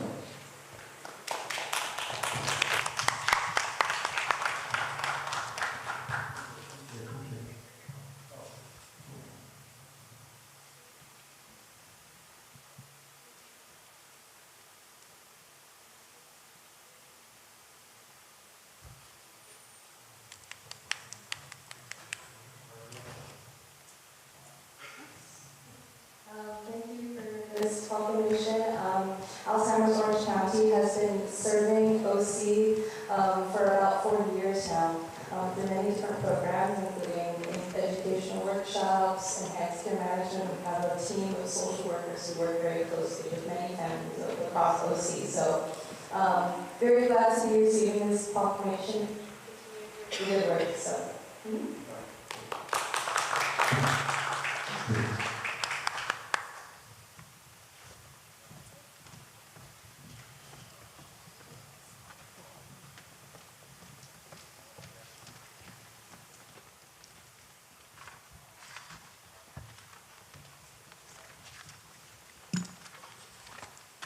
All right, moving on to public hearing.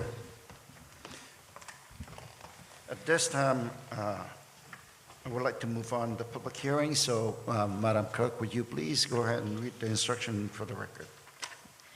Thank you, Mayor. Anyone wishing to speak on an open public hearing may speak in person. Speakers during public hearing comments will each have 3 minutes to speak on each public hearing item. Any person wishing to address the City Council in person should complete a green speaker slip, which are provided at both the entrance of the theater and public podium, and submit the card to a City Clerk Department staff member. When your name is called, please step to the podium at that time and state your name and city of residence for the record. 4.1 public hearing, case number 2025-0166, a request to adopt an urgency ordinance and introduce for first reading a non-urgency ordinance to amend section 17.250.035 housing overlay of Westminster Municipal Code. At this time, I would like to ask for a staff report, please. Thank you and good evening, Mayor, Vice Mayor, and Council members. We are here tonight for case 2025-0166. This is a city-initiated zoning code amendment to amend Chapter 17.250.035, Housing Overlay of the Westminster Municipal Code. The housing overlay is used to provide a minimum density for sites which have been included in the 6th cycle housing element, which was certified and adopted by the City Council and State. All of the sites within the housing overlay are located within mixed-use zoning districts. As Council will recall, the City is currently working on amending the mixed-use development standards to allow for greater density per the recommendations provided to the City by EPS. To this date, staff has received a number of inquiries from developers or property owners looking to develop housing overlay sites at densities in the 20 to 25 units per acre range. At the August 20th, 2025 Planning Commission meeting, staff presented the proposed zoning code amendment that will be seen here. The Commission voted 5-0 against recommending approval of the proposed zoning code amendment to the Council, finding that the proposed amendment would be detrimental to the public interest, health, safety, and welfare of the city. The shown map shows mixed-use zones within the city with the MU40, the mixed-use 40 zones in dark blue, and the mixed-use 36 zones in light blue. The yellow cross-hatched areas are the housing overlay. As can be seen, the majority of these housing overlay sites are located adjacent to Westminster Boulevard, Beach Boulevard, and Bolsa Avenue. The following two slides simply provide a visual example of what types of multifamily projects occur at a given density level.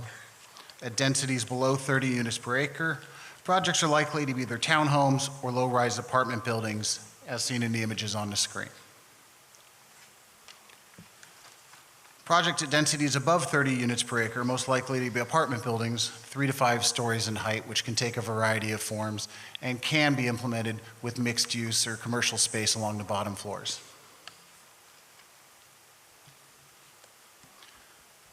The proposed ordinance amends section 17.250.035 of the Westminster Municipal Code. Currently, the minimum density within the housing overlay is 20 units per acre. The proposed zoning code amendment would raise the minimum density within the housing overlay to 30 units per acre. This density is in line with the densities which were proposed in the 6th cycle housing element, which assumed a density of 85% for housing element sites, or 34 units per acre for the mixed-use 40 sites, and 31 units per acre for mixed-use 36 zone sites.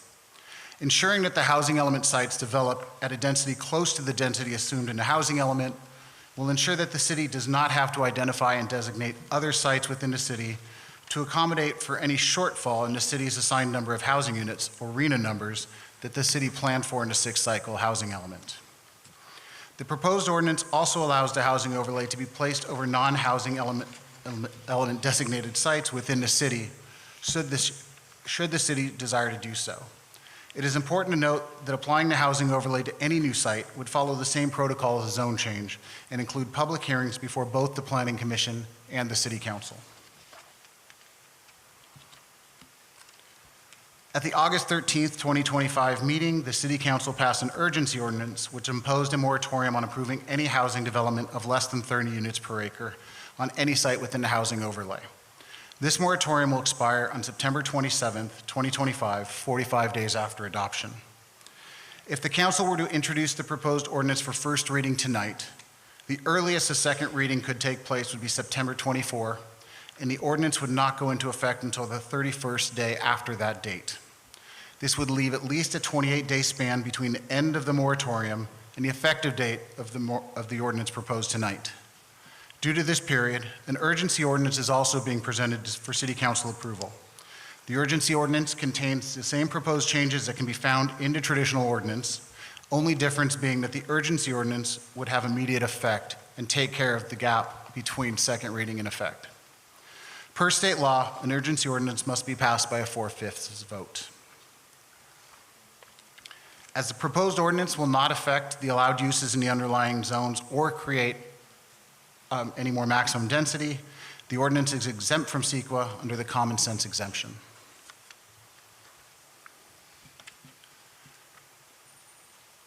Tonight, the Planning Commission recommends denial of the proposed ordinance.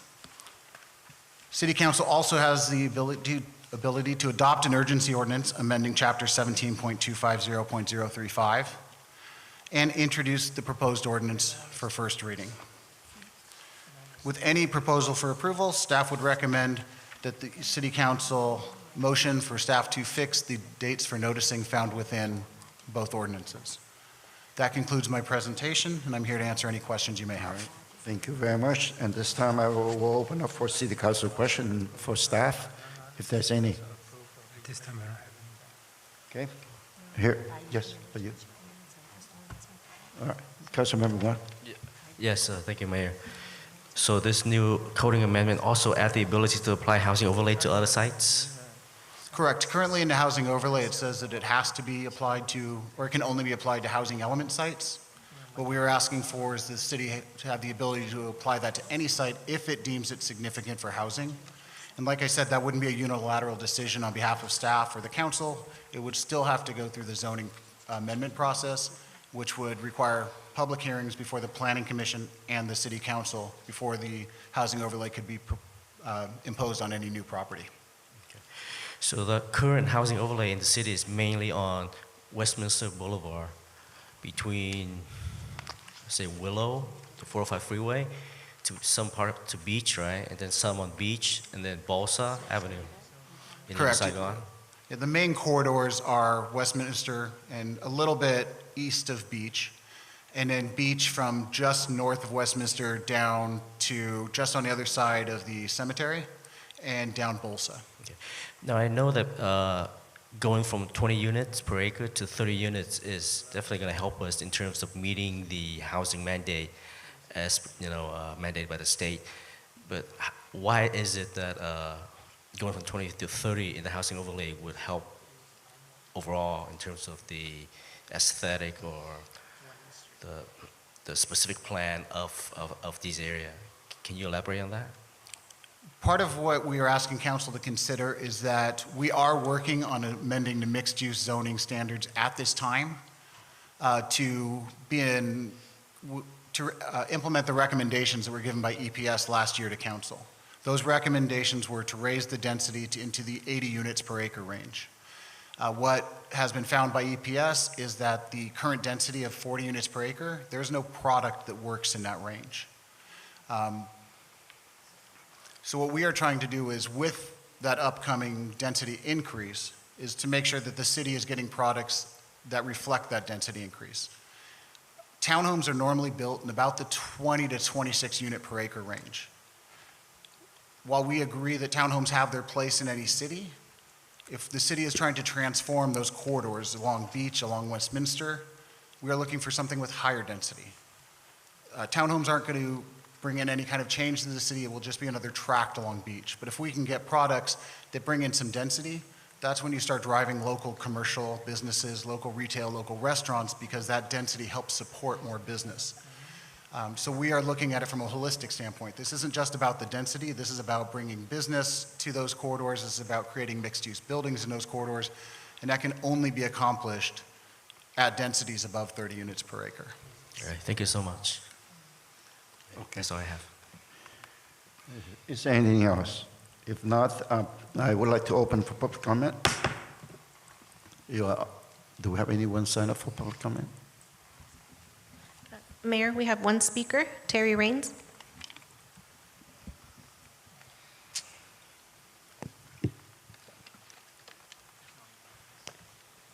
Lack of planning on your part does not constitute an emergency on our part. Poor planning doesn't justify circumventing law. Why have a planning commission consider code amendments if you always ignore their recommendations? There's no PC resolution of denial in your packet, but the commission unanimously found the proposed amendments would be detrimental to the public interest, health, safety, convenience, or welfare. Why don't both ordinances include the whereas for the noticing of tonight's hearing, only for the August 20th PC hearing? Government Code 658-58C states the legislative body shall not adopt or extend any interim ordinance pursuant to this section unless this ordinance contains legislative findings that there is a current and immediate threat to the public health, safety, or welfare. Government Code 369-37B states an ordinance takes effect immediately only if the ordinance is necessary to preserve public peace, health, or safety, and contains a declaration of the facts constituting the urgency. The urgency ordinances proposed on the 13th and before you tonight do not comply with state law. City Attorney Porter, this new urgency ordinance does not include any findings that this amendment must be adopted immediately to preserve public peace, health, or safety. Accepting a housing development application for a site in the overlay zone with a density of 20 to 30 units per acre is not a current and immediate threat to public health, safety, or welfare. It's quite the opposite, actually.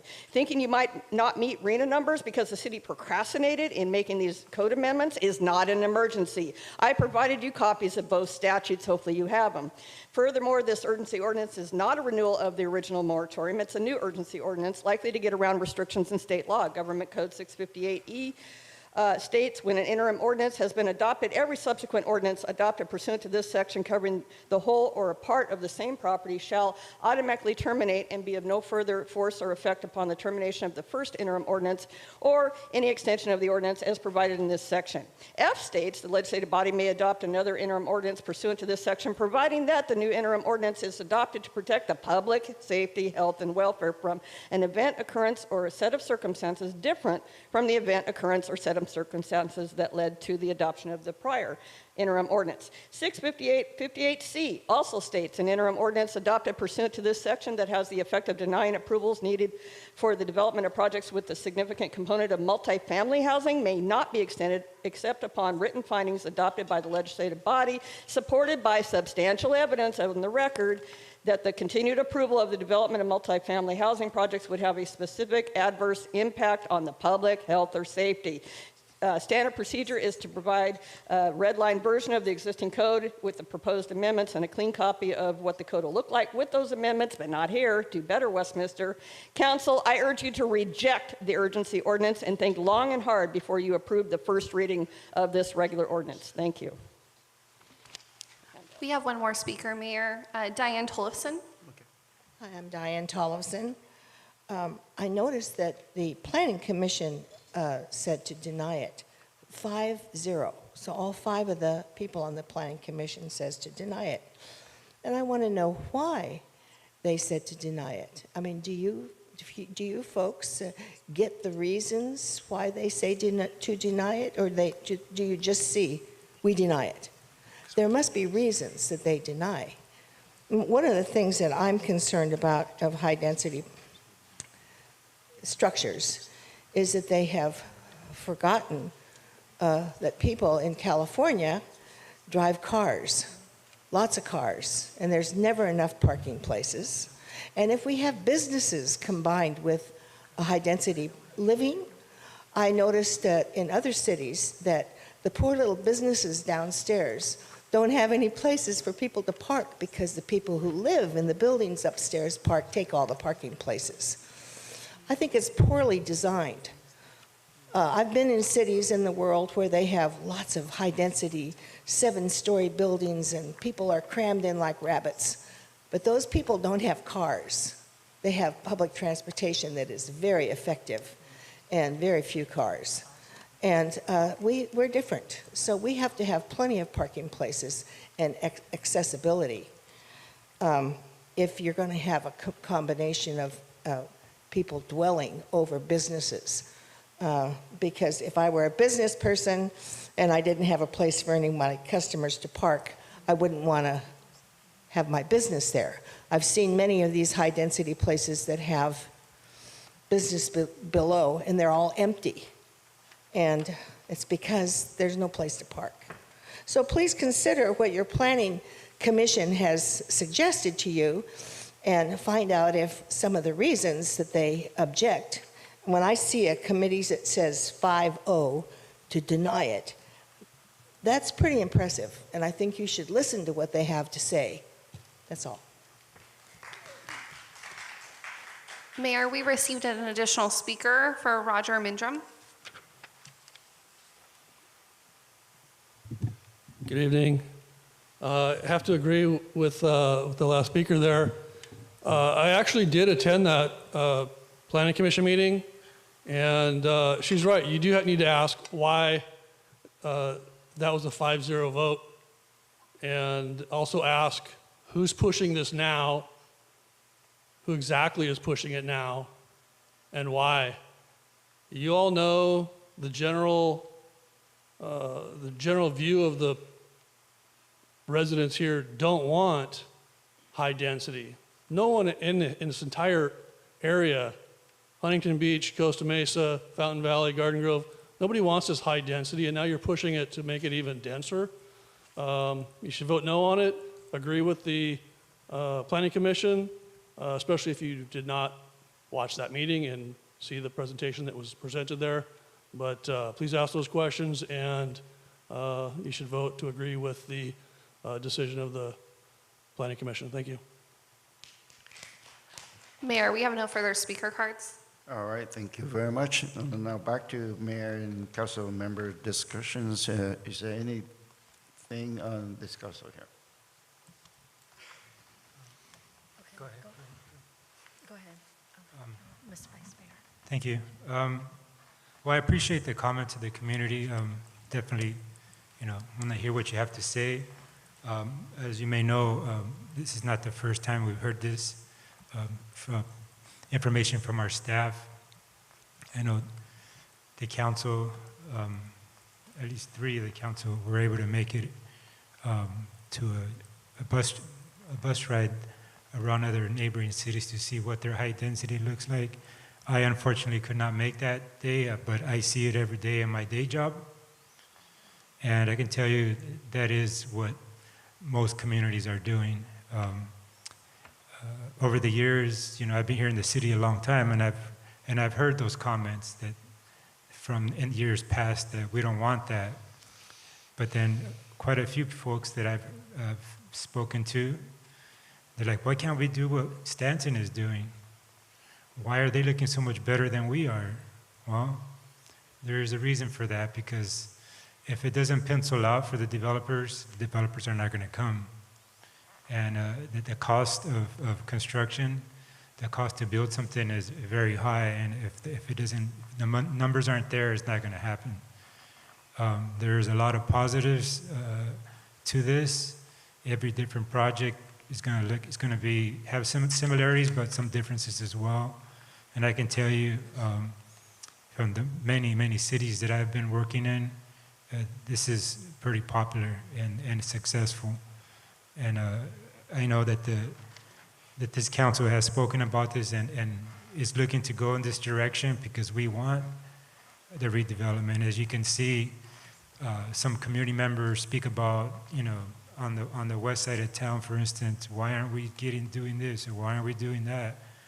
Well, you know, it takes money to do that, and if it's not there for developers, they're just not gonna come.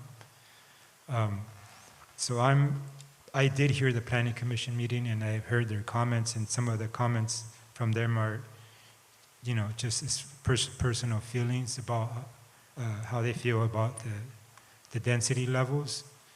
But I know that this is, from what I've spoken to many community members, we want redevelopment in our city, and we want see our city progress, and it's just not.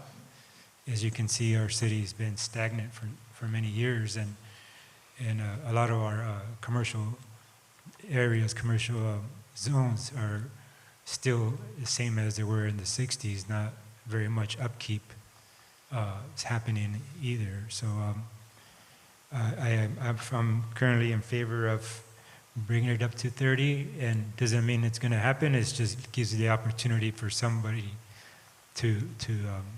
for it to happen. We'll hope. We don't know, but it may. So thank you, staff, for this presentation, and if hopefully our city attorney has looked at this, the way the staff report is written, as far as the recommendations for urgency and all that, and we're okay with all that, city attorney, with the way it's presented? Yes. All right.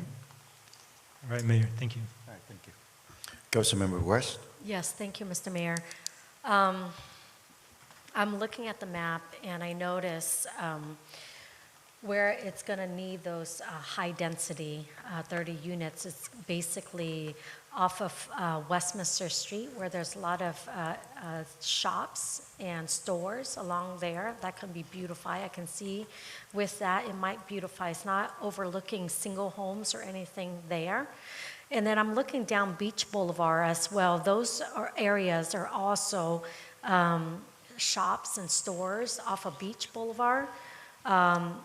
And then also Bosa Street, there's a lot of restaurant stores in that area and mobile home parks, so it's not really overlooking single home from what I'm seeing on the map.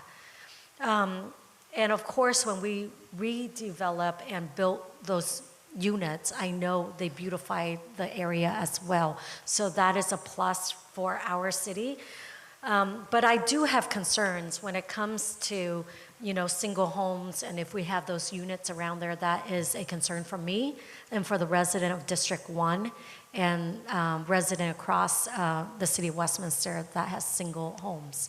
So with that, if they do expand to that, then I have a concern.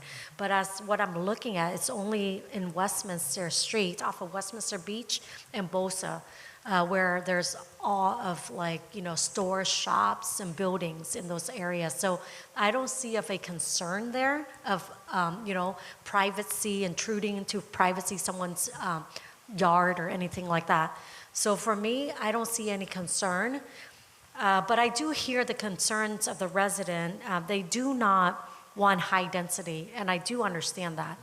But the high density are not in single home area. It is in business area.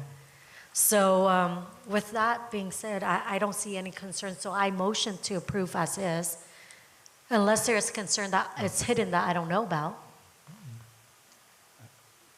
So I motion to approve as is. Vice Mayor. Oh, no, I'm just going to clarify. We have, there's two on the staff report is to, they have A, B, and C. So I don't know, council member, which ones, what's your motion? I think we can go with one motion for all three, right? Yes. Before. So I just want to clarify really quick. So the recommendation, option A, or item A, is for the city council to uphold the denial of the case, or to move forward with B and C, which is to adopt an urgency ordinance and then take for first reading an ordinance. Okay. So Councilwoman Fan West, if I could just clarify for the record, your motion is to do A and uphold the denial, or B and C and do the ordinance? I know that you guys are asking for, the staff are asking for emergency ordinance, right? To approve 30 units, basically. And for me, I do see, you know, option B and C is what I understand, for that section area. Correct. Now, the adopt urgency ordinance zoning, changing that overlay and introduce the first reading of ordinance and the ordinance of the council. Westminster text amending this, read by title only, waive further reading. So first question is, are you So- uphold or deny the? So basically, I'm okay with B or C, but I'm not doing A. What the city recommend, is it B or C from what I'm seeing on the map? So it's going to be council's discretion, but what is in front of you is to do B and C, or you could do a variation that's up to the city council on how you'd like to move forward. Okay, so just I need will for the motion record- for B and C. Okay, thank you for Yeah. clarifying. Second it. Okay. I just want to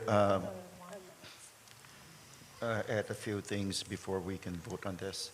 Not so long ago, I have a chance to go with, I want to thank city staff have arranged a trip for us to visit a few areas. And it's really an open eyes for all of us to see what they develop out there in different cities. We actually went to City of Stanton and City of Long Beach and Wells, I think the two cities. And we have a chance to visit a number of developments there. And I think that, we are, for some reason, I feel that we are so far behind on that. So, and this item is also, it's not the first time that we talk about this, so I don't have any problem with it. I think I provided input for last time already. So I don't want to have any more discussion on this one for myself. So if there is no more discussion on that, then we have a motion and second on the floor to approve this item. Thank you. And just for clarification, during staff's presentation, they identified 2 errors in the urgency ordinance as well as in the ordinance, and I'll read those errors into the record for clarification and make sure that my motion and my seconder are okay with those. There, for clarification, they're changing the sentence that will say, and location of the hearing was advertised in the Westminster Herald Journal newspaper at least 20 days is what it currently states. We are amending it to 10 days. Prior to the August 2025, 20th meeting, it'll be August 28th, 2025. So my motioner, Councilwoman Van West, are you okay with those amendments in the urgency ordinance as well as the regular? Well, the thing is that my only concern, like I mentioned earlier, in this ordinance, it's not going to have anywhere where in the future you guys going to move into single home area to rezone there, because I will have a concern. The answer is no, but I'll let Ken answer the question. So at this point, we are only looking at the housing element sites. Those were locked in, and council voted on those for the 6th cycle housing element. We are not looking to expand to any single-family zones. This does give the city the ability to place the housing overlay on sites as they should come up. But again, that wouldn't be at the discretion of staff. That would have to go to public hearings before both the Planning Commission and City Council. So that if ever in the future there was any kind of, if staff did bring something to place it over single-family homes, which we are not planning to do, you would still be able to vote on that at that time. It would not be a unilateral decision. Okay, that's good to know. So with that, you guys are approving C, B and C, right? B and C with those amendments that I read into the record. I just need you as my motioner and my seconder to approve. I approve them. So what is the new amendment? I'm so sorry, I was, if you briefly can So it's just for repeat that. clarification. Yes. In the ordinance, staff is requesting changing out that it says at least 20 days currently. It would be 10 days, and the correct date would have been August 28th instead of August 20th, which is noted in the ordinance. Now, what's the purpose of, reduce it to 10 days versus 20 days? So there's a state law that any new ordinance that is going to affect land use has to have 20 days noticing for Planning Commission. There's no law for City Council. So we included accidentally the dates from the Planning Commission, but we are amending those so that they're correct for this meeting. Okay. Okay, so you did it. There's an error. Correct. Okay. We're just amending. Mr. Mayor, can I have a question? Yes, Councilmember Nguyen. Do we have any planning commissioner in the audience right now?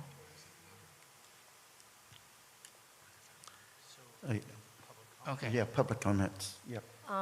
Mr. Mayor, I guess one of the commissioner planning just text me and say, because he just left, but may I? No, we are at the public hearing for 4.1, so we. Yeah, this is the 4.1 item. So can No, I but we recommend can't that take we it not, from- right now, if I may, Yes, I recommend that we not communicate regarding those communications, any information. If there's any pertinent new information, or if it's just opinion, that's one thing. But if it's new facts, then we would need to disclose us on the record. Are they providing new facts, or is it just this person's opinion? So I guess my question is, why are all of the five planning commissioner vote to basically not approve of this? I mean, what information Yeah, that you that's give my- them I have a that similar we don't question. have? I mean, what's the difference? So, And if we go with the plan commission suggestion, do we apply are we going to be okay with state law? Is it comply with state law? Scott.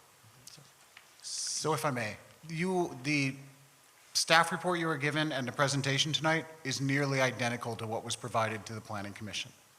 The difference is that the Planning Commission stated they do not want the increased density. They wanted us to be a low-density city. That was the reason given, and then they found that the increased density was not in the best interest of the public welfare. But the information that's been provided to both bodies is identical.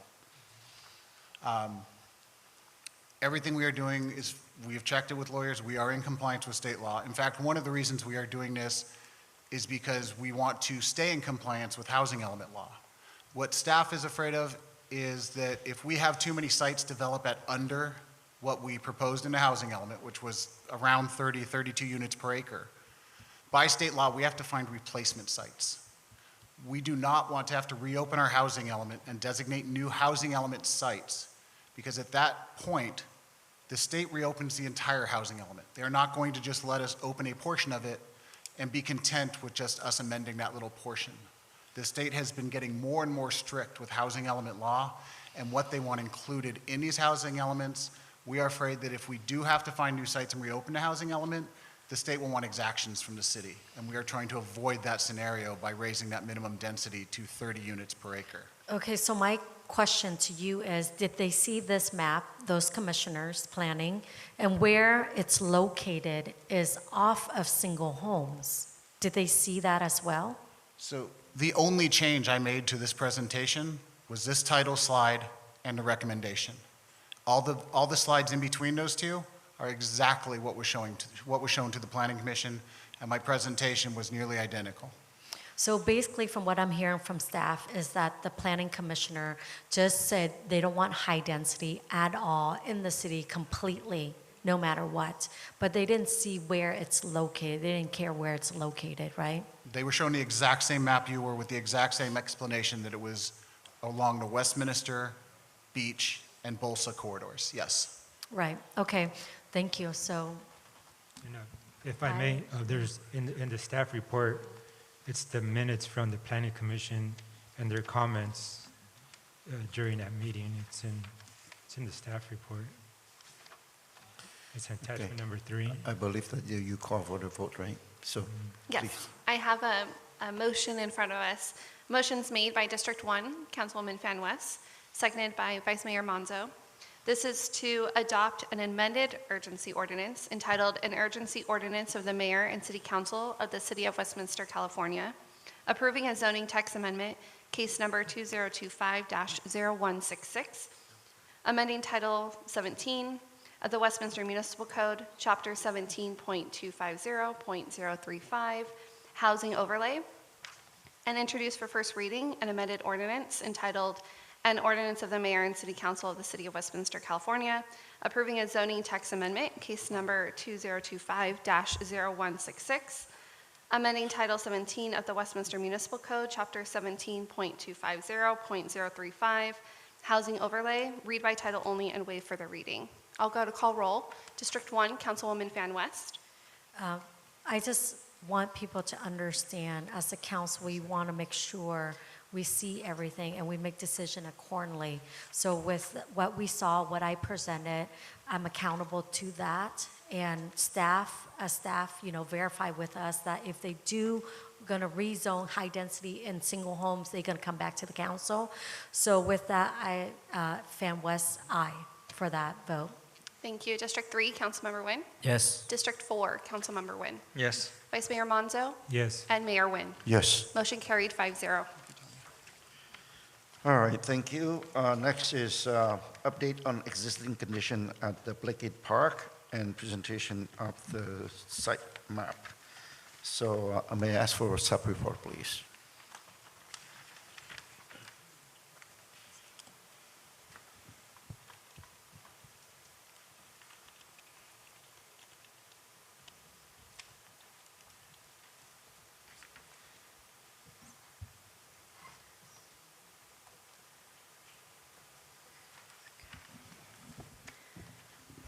Hi, good evening again. So this is an update on the Blakey Park. So I'll just go through the background on this park timeline. Beginning on March 26, City Council directed staff to obtain the title report and preliminary site assessment. Staff then requested the title report, which was then delivered on April 22nd. As mentioned earlier in public comment, on April 6th, Council visited the Westminster Historical Society. And then on July 9th, staff visited Blakey Park with MIG, a prospective landscape architect, to review the site. And then throughout August and September, we handled draft site map revisions. We consulted with the Historical Society on naming property or art pieces of equipment and housing and elements within the park itself. So here's a map of our city outlined in blue with Blakey Park highlighted by that little yellow arrow. The park is located at 8612 Westminster Boulevard. It's near Bouchard and Westminster. It's a 2.37 acre parcel. It was generously donated by Leora Blakey as an undivided interest between the city and the Westminster Historical Society.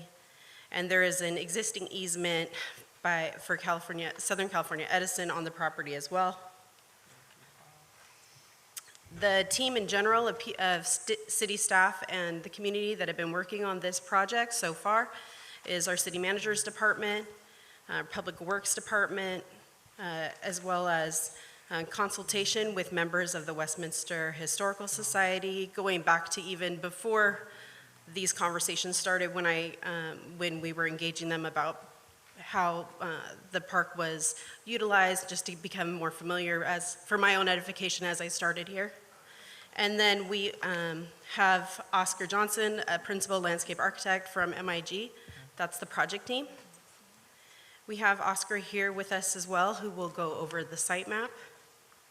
Before we spend some time looking at the site map, Mayor and Council, I'd like to make a statement on the preparation of the site map and the scope that was developed by the City Manager's Office. I was tasked by the City Manager to work with the consultant, to find a consultant and work with them to develop a scope based on Council direction. Council's direction was to develop an existing condition site map. Now, in the world of site map preparation, I'm gonna take off my Assistant City Manager hat.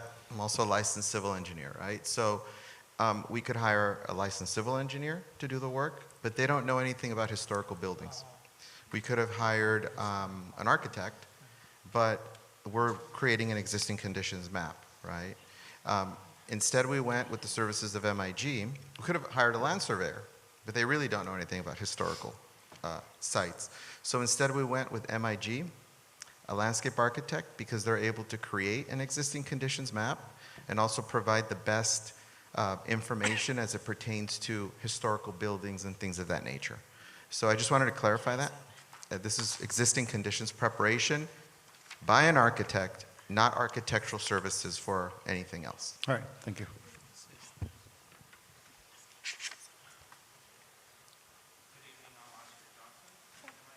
I think I'm. Can hear. Okay. Can you hear me now? Right. Thank you. Oscar Johnson with MIG, principal of the MIG Fullerton firm. And again, as Adolfo was saying, we were hired just to do an existing conditions map. Shauna went over the existing amenities and pretty much went over everything that was there. I'll just kind of briefly go through. We did have a site meeting with the Historic Society, so we had the opportunity to look in the buildings, and we did have a tour of the site as well. So just going over the site, you can see at the top, just to orientate you, the Westminster Boulevard is to the north. We have the church to the east and Westland Plaza to the west. Just down below, too, just to give you an overall view, there's a residential area to the north, to the south of the site. So going back up to the north portion of the site, majority of the buildings are the Midway City Women's Club, which houses the collection of the Westminster history. We also have the Warren Family Farmhouse, as well as the McCoy Hair House, which is Westminster's first drugstore. And then we also have the historical element, which is the giant plow. That's the orange element in the middle, which I'm told is the world's largest plow. Is that correct? Correct, yes. So if you ever wanted to know that. Then there's also the Warren Family Barn. So those are the major elements in addition to the shutter shack. Those comprise the main elements of the northern portion of the site. There's also an easement that runs north-south, which is an SE easement. It's about SCE easement. It's about 30 feet wide. It's the yellow element on the west side of the park. The parking lot is about another acre or so. It houses about 102 stalls. There's also an emergency access to the south of the park at Summerwood Drive. Currently, there's no pavement, so it's really not conducive for actual ingress and egress. The main access is at the north side of the park, which is there's vehicular access as well as pedestrian access. The currently the church does utilize the existing parking lot for parking during church hours. There's vehicular access on the east side at 2 locations as well on the site. And again, that really kind of goes over the existing conditions of the site, which we were hired to do. At this point, I can take any questions that you have on the existing conditions of the site. Okay, is there any question from Yes. the council? Yes, Councilmember West. Thank you, Mr. Mayor. So I guess with this assessment that we approved last time on the council, can you guys let us know how much do we spend on this assessment? Sure. The site assessment itself was $5,600, and then the title report was another $3,600. And both of those are attachments to this staff report, along with the quote that MIG provided.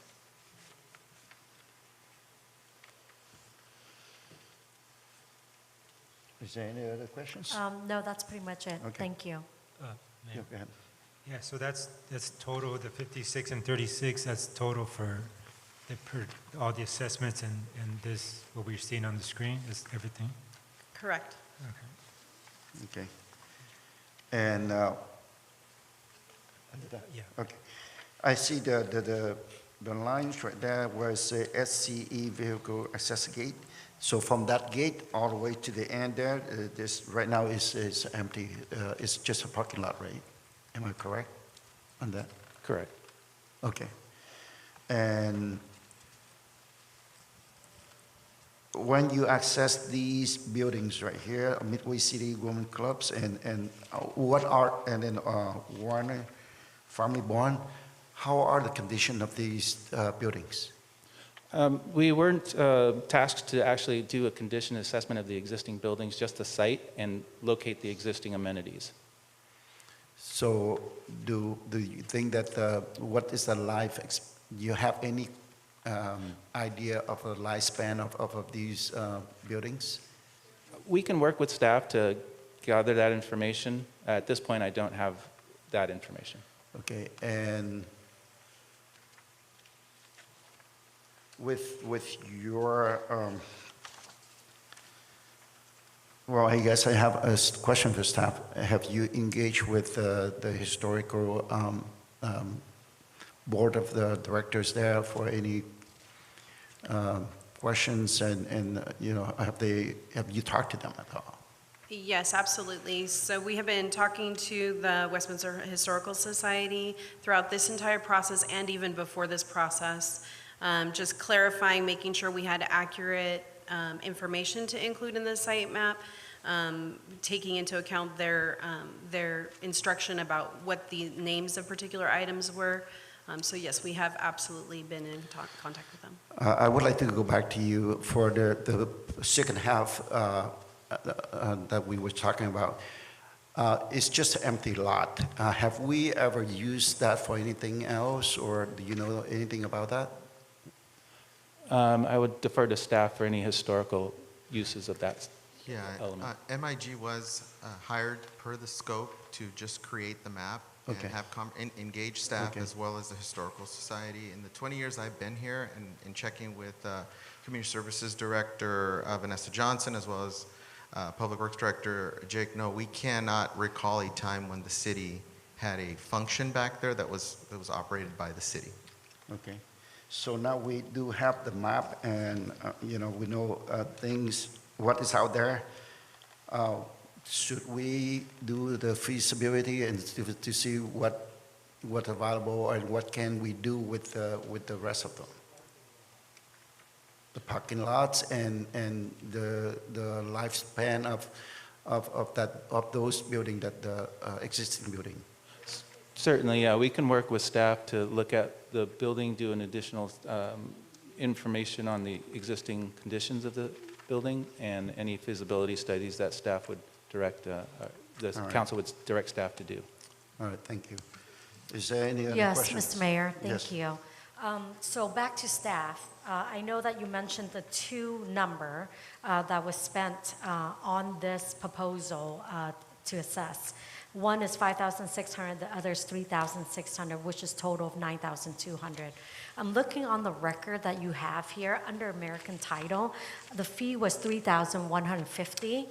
And then the other one was a letter that was assessed by MIG, proposal of landscape and the services that will be the professional fee of getting the condition map and also collecting data is total 5,905.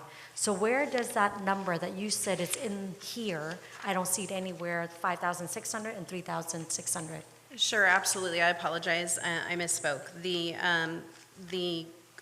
MIG price was $5,905, and as mentioned, the title report was that $3,150.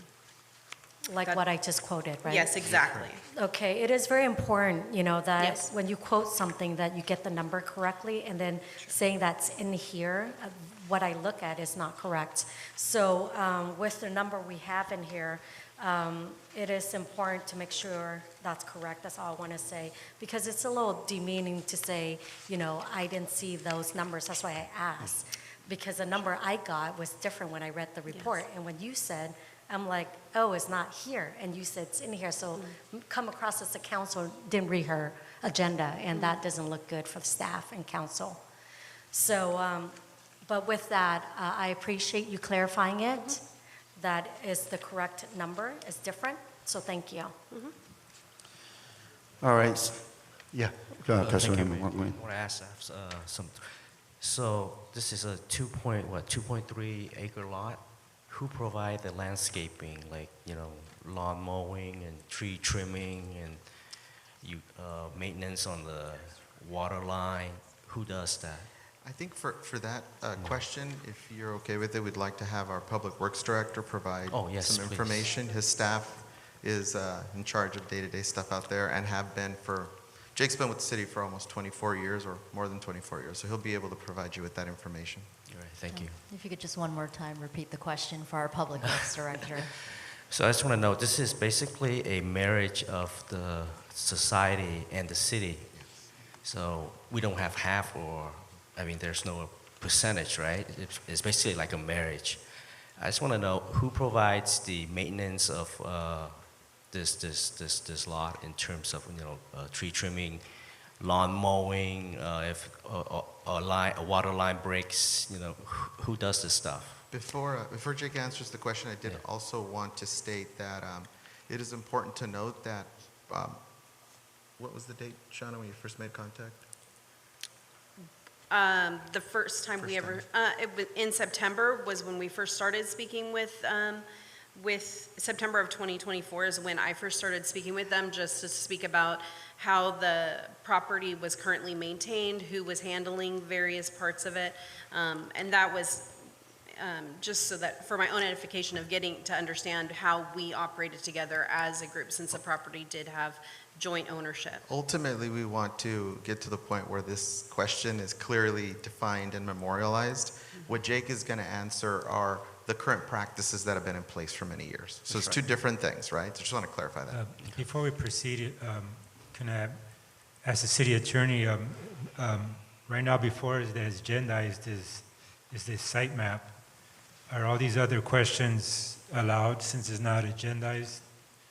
Can you clarify that, please? So you are allowed to speak within the things that a reasonable person would include as being included in, so you can talk about the update on existing conditions, so what are the existing conditions, anything relating to existing conditions, and I think certainly who's maintaining it relates to existing conditions at Blakey Park and presentation of the site map. So what is happening there right now is a perfectly valid question. Okay, thank you.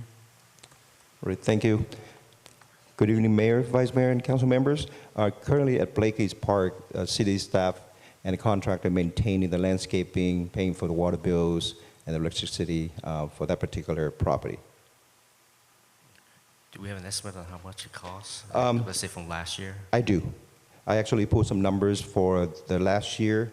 The total is about $6,883 for Edison bills, water bill, landscape maintenance, tree trimming, and also paying for gas. Out of that number, are we sharing with the historical? No, that's the total the city is paying for all those. And is that the total amount, or is it partly of the bill minutes? Those are the total amount. I mean, that is the total amount for the whole year. Okay. Can you say that again, 6,800, Director? Correct, 68.83 and 78 cents. And this is every year? Every year that the city is going to pay for it? Yeah, every year. I just pulled the number from last year. Okay. But we always been doing that, right? We always been doing the maintenance and everything, the city of Western Shore. That's correct. Okay. Additionally, in terms of, let's say, if the roof on the homes there, who provide the maintenance and who pays for that? Does the society pays for that, and have a contractor that goes out and re-roof their roof or things like that? In the past, the society members, the director contacted the city, and we look at the area overall and see who's responsible for what. Recently, if you remember, we have an ARPA funding to improve some of the building at Blakey Park. I think the total for that project is about $279,000. And what we did was to improve the exterior siding of the blacksmith building, the ceiling of the museum building, the roof over the barn, electrical enclosure, and siding and painting the exterior of the barn building. So that was the improvements using the ARPA funding. So basically, the city provided the society with this grant to improve the roof, the ceiling, things like that in the existing building on the lot. It actually, the city staff is doing that project. Doing the work, okay, all right. And I don't know, should I ask you or staff here, what is the assessment, the usage of that, your assessment in terms of using the facility, the usage of facility? The usage of the site? Yeah. I think Shauna can probably, is the best staff member that can address that. Sure. The park is open one Sunday a month. By the museum portion is open to the public one Sunday a month. In addition, to my knowledge, they do some special events. At the April 6th day, I think there was an ice cream social. That's an event that's open to the public. And they do some other things kind of throughout the year as well. But their main opening day is one Sunday a month. Okay, and this is, we call it historical for the people to visit. And we open one Sunday a month. And you know what time to what time? There's 1 to 4. 1 to 4, the 4 hours. Thank you. Okay, all right. And how often do we have to do the maintenance? We are doing regular maintenance every month and every week on the mowing of the grass. Tree trimming once, every 2 years. Okay, and does the city do any kind of works, or we are using it at all? Using the site at all, from the city standpoint? So from a programming perspective, and Vanessa Johnson can correct me if I'm wrong, we don't have any city events at the site. Okay. Yes. Please Yes. feel free to add. Yeah, no, Adolfo's correct. We do not program that site. Okay, thank you. It seemed like we are doing the maintenance. Well, what I heard before, have you talked to society or find out if the parking lots, they actually rent it out to the church? Did you ask anything about that? Or did we, the city, from the city standpoint, did we receive any money from them or get a share from them? They do rent the parking lot out to the church next door. At this point, they're renting it month to month to the church, and I believe it's $350, and no, the city does not receive a share of that. Okay, so where does money go? In Historical Society receives it. Okay. It seemed to me that we have 2.3 acres of land, and we don't use it up to the point that we need to. And it's a city land. And at the same time, we are doing the maintenance.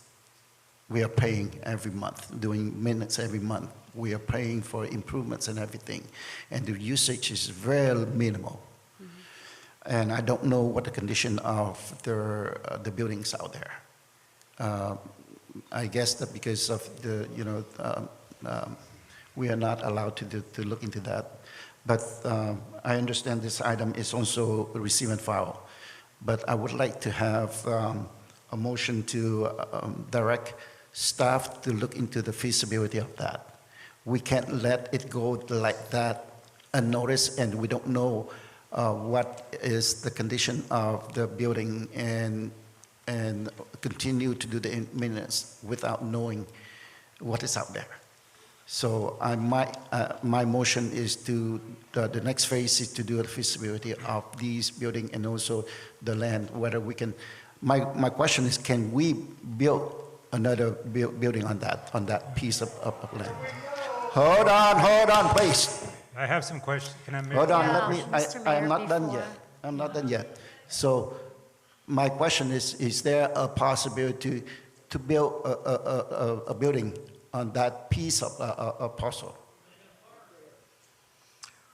We definitely have consultant teams that we can reach out to, MIG being one of them, where we can explore the feasibility of that. We Okay. can bring back to council what that would cost and in what increments you would like it presented to you.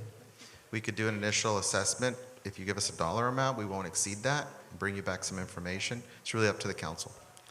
So if we have to do the feasibility study, in your estimation, what is the cost that we have to? I can't answer that question. Okay, all right. I have a question. Yeah, go ahead. Thank you, Mayor. Jake, where are you at? How much do we pay for maintenance at each park in our city? Do we mow the grass in those parks? Yes, we do, but I don't have the number breakdown for each part Okay. available right now. Do we water the grass in those parks? Yes, sir. And those parks are used by the public, correct? Yes, sir. Did we use any ARPA funds in any of those other parks in the city? Yes, we do. We do have projects that we're putting 2 soccer fields at Sigler Park. We build the ARPA fund using the ARPA fund to build the community gardens on Cherry. We also improve the ball fields at Westminster Park and Buckingham Park. Yep. So, in other words, we're putting that monies that we have, it's for the use for the community, correct? Yes, sir. All right. Same, this is Blakely Park, so it's a park, so that's why the 279,000 that were allocated from ARPA, that didn't come from the general fund as the other improvements for the other parks. So that's what we did as a service for the community.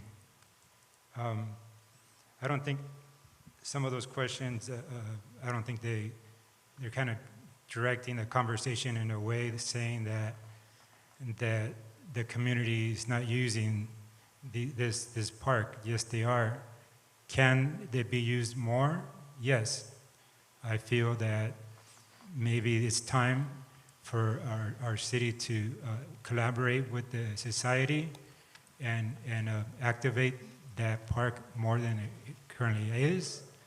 But as far as saying that we're putting money out and we're not getting any of it, I think that's ingenuous, because that you can say that about any park. We are providing a service to the community. That's what we're here for, to provide a service. History is something that we need to learn from. There's a lot of history here in the city. I know, I have been there many of times. I do not know if I can say that is true for the rest of my colleagues. I invite you to go there. Is it state of the art? No. But it has a lot of good stuff in there. And can it improve? Yes. But to say that, it's not a community benefit, it's not an asset, to me that's wrong. I was in favor of doing this site plan because we don't have that on our files as a city. So that is perfectly fine, that we should know what's there and make sure we have everything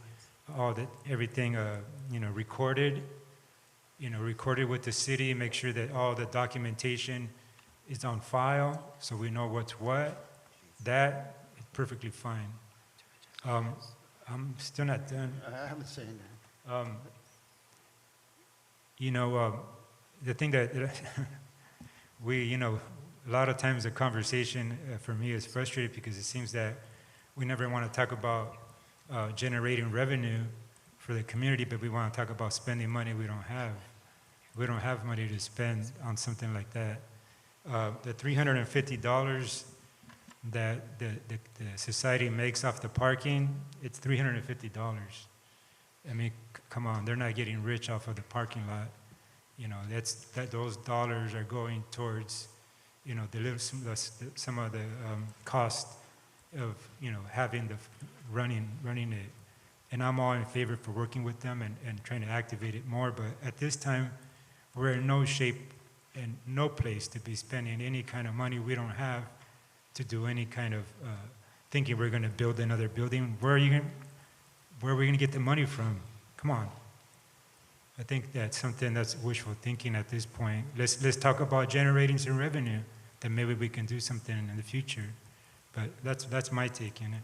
All right, thank you, Councilmember Menzo. But I'd like to ask some of the concern that I have. First of all, I asked questions, how much that they rent out for the parking. I don't know the amount. So it is my right to ask the question, and I don't know whether we, from the city standpoint, do we have received any of that. I have the right to ask those questions. I'm not saying that they are rich in terms of getting that money. Number two, I understand that doing comparison, this park compared with the other open parks. I think the other open parks we open for the community use 24, I mean, not 24 hours, but we open number, I mean, from early in the morning until 10 o'clock at night, right?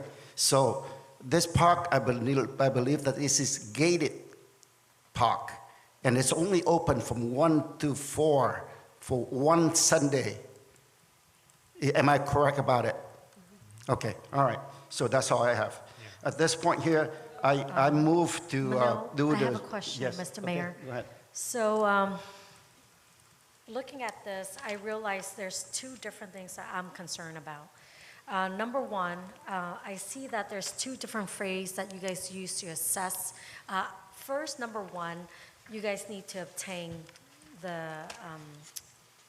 from American Title, First American Title, and that's fine. We need an outsource of insurance to do that for us. Now, the second concern I have is that MIG consultant who is doing this project, sourcing it outside, the phase 1 and phase 2, I feel like our city can do it. Basically, phase 1 is looking at the existing utilities, historic registration, which we can pull that up. Phase 2 is existing condition map preparation. So you're looking for showing existing condition, easement, setbacks, existing structure, and related historical significance. I know we can ask, the society, historic society, for those information. I just don't see why we spend money outside, outsources, when we can have it inside to do that as staff here. So this is I know it's minimal money that was spent, but at least we can save something. That's one concern. And second, I noticed that this action that staff recommend today is just receive and file. And that's all we're asking today. So I motion to approve the original ordinance is to receive and file only. Would you like me to address your first question? Or was that a question? Yes, please. So we have a very talented staff. Like I said, I'm a registered engineer. We have several registered engineers in the city, but we do have a lot of other priorities in the city established by the council and at the and expected for the city manager to present and meet all of the responsibilities. So from a staffing perspective, we needed to outsource this to stay in line with the expectations that the community has for our day-to-day needs. Okay. So I guess from what you're saying is that you guys, your bandwidth is thin, basically, and you can source this out for about close to 6,000 to do this. I understand it's small, but now I guess I understand that you're saying the bandwidth you don't have. But under your leadership staff here, don't we have how many in the department? We have a lot of responsibilities, and from the city manager's office, we have to appropriately allocate hours for our staff to meet the expectations of the council and the community. And after we assessed that, the recommendation was to council was to outsource this particular effort. So I guess my question is, how many staff do we have to do stuff like this? How many staff would it take? It's really an estimate. It's really a matter of the workload that is the responsibility of the city manager. Not that we can't handle it, it's just that if we do handle this, there are other priorities that won't be handled. And then we'll have questions to answer as to why those were not. So this is the best way to move forward with the current needs and expectations, and also accomplish this essentially new, unexpected request. Right, okay, I appreciate that. Yeah, so it sounds like it's just the bandwidth you guys Correct. don't have and different priorities we need to get done, so I appreciate that clarification. You're welcome. So the second one, as I mentioned, is to motion to approve to just file for our record. Councilmember Mark? Thanks, Mayor. I would like to see more collaboration between the city and the society. I feel like this asset that is shared between the society and the city, we can enhance the potential and make it more accessible, more positive for the community. With that, I second the mayor's motion for a feasibility study. I just want to add, I have a couple more questions. Number one, I want to address Councilmember West. If we receive and file this one, that means we are going to keep it this condition the same. It's going to be, it's been how many years already, and we are spending money to do the assessment on this, and now we are going to keep it the same. Number two, I mentioned that I asked, I believe that Director Jake said that, Director No said that we spend our money, $200 and something thousand for improvements. Can you repeat the number again? It was $279,000 from the ARPA funding. From that 279,000, what did we improve on, and when did we do that? The improvement was done earlier this year, and what we did the exterior siding of the blacksmith building. We replaced the portion of the existing ceiling of the museum, the roof over the barn, some electrical enclosure, and we also did the siding and paint the exterior of the barn building. Okay. What about the condition of the parking in area, the routing area? Do we need, is there any fence that we need to improve, or what about condition of the parkings? The parking wasn't assessed at that time, and it wasn't in the scope of work. Okay. For long term, it is the responsibility of the city to maintain that parking lot. The city is responsible to maintain the parking. That is correct. When you say the city is responsible to maintain, what are the time frame that we have to do the improvements? Yeah, it really depends on the use of the parking lot. We don't have a lot of traffic that comes and goes to the site, so for that reason, and also because I believe it, and Jake can correct me if I'm wrong, I believe it's a concrete pour, so concrete tends to last longer than asphalt, but it's really about wear and tear. So at this point, because there isn't a lot of wear and tear, the repairs are minimal, but over the life of the city, over the next 50 years or so, there will be money to be spent on that parking lot. And I understand that you say when we don't use it, it can last longer, but at this time here, I believe that they rent month to month to the church. So it's been using, it's been using, the parking's been using. So sooner or later, there will be the improvements that need to be done on this one. Yes. So with that, I think we have the motion and second on the floor, and So clarification, I think staff may need some clarification. So is it direction to bring back an item for future discussion? I want to make sure, obviously we've got Brown Act considerations. We want to just take action on the agenda item. You can request future information, or So I guess City you want to Attorney. suggest something?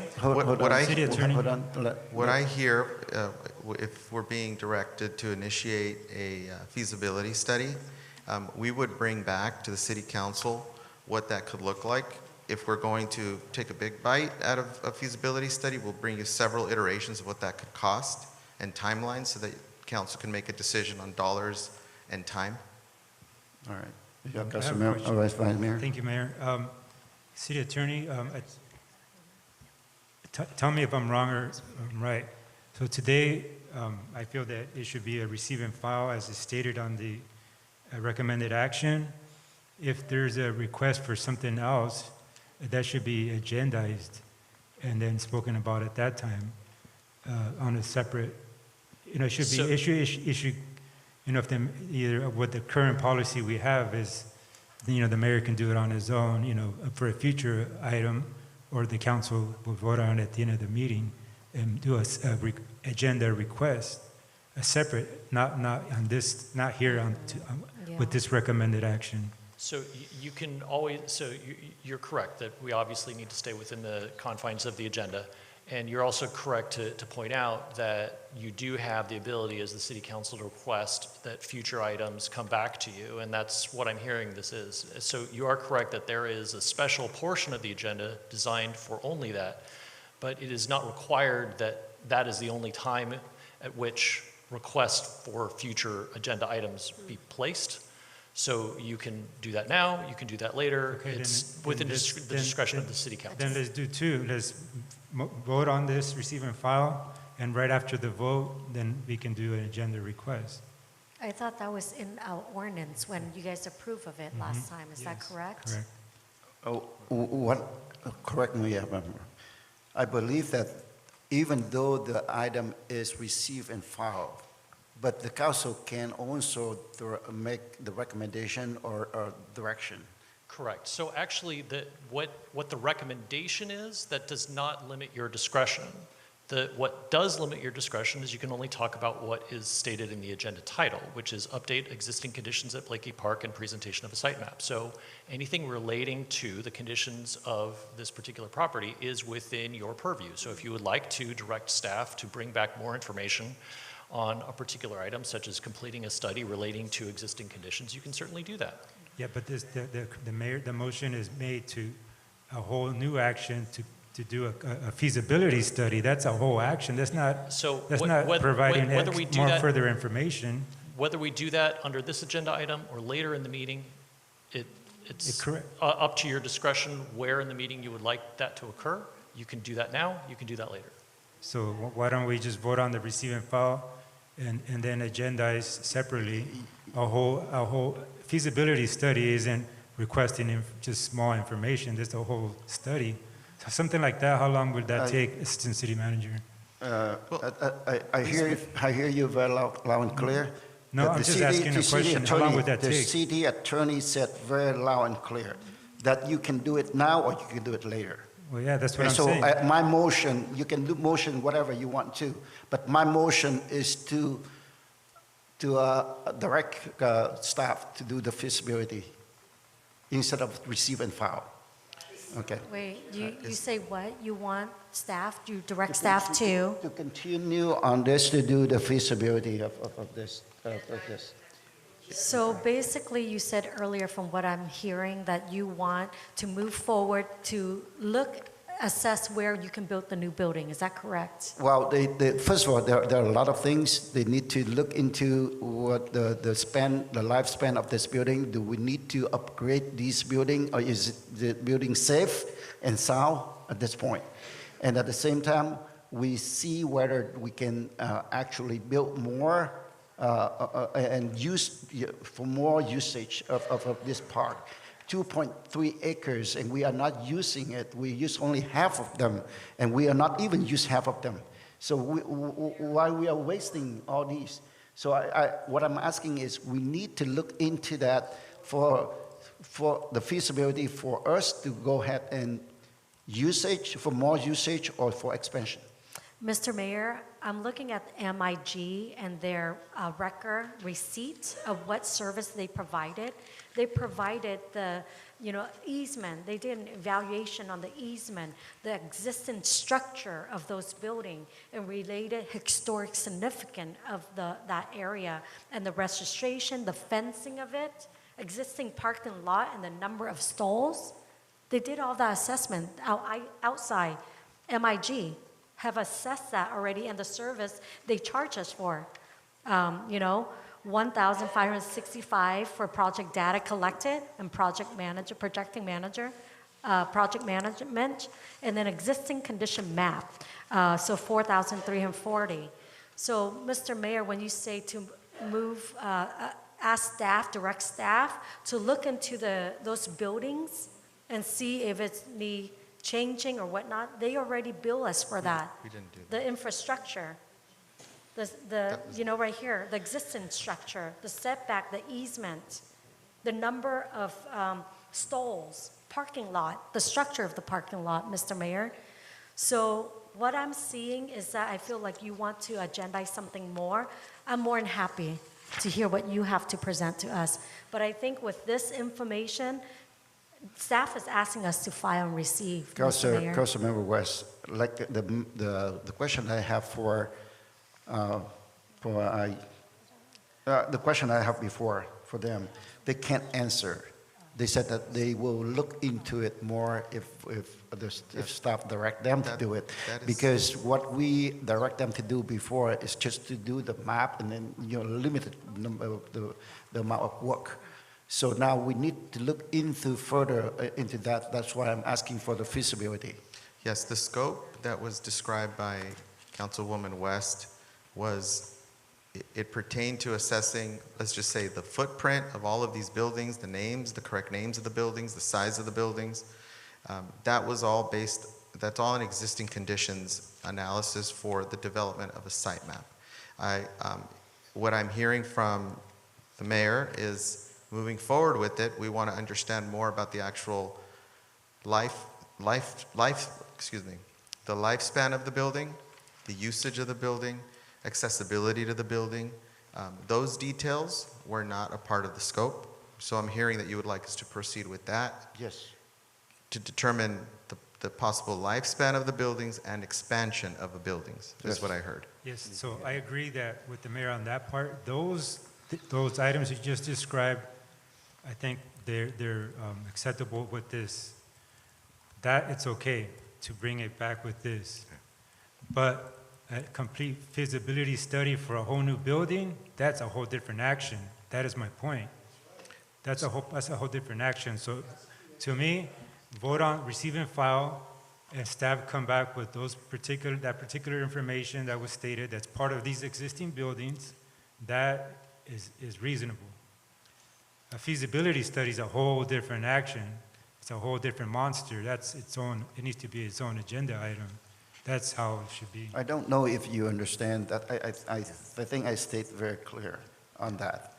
With the feasibility to study to whether we can build another building on that parcel, okay?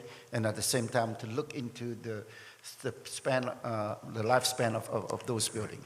Very, very clear on that. We're prepared to come back. I'm not asking to, to model or to come up with architecture to have another building with 5-story or whatever it is. That's not what I'm asking for. So, Mr. Mayor and staff, so how much would it cost us to come back with those information to? That's what I was trying to get to. So Thank that you. will not cost us anything, right? There will be some staff time, and then consulting firms typically will work with cities because it's part of their marketing, it's part of them trying to essentially attract new work.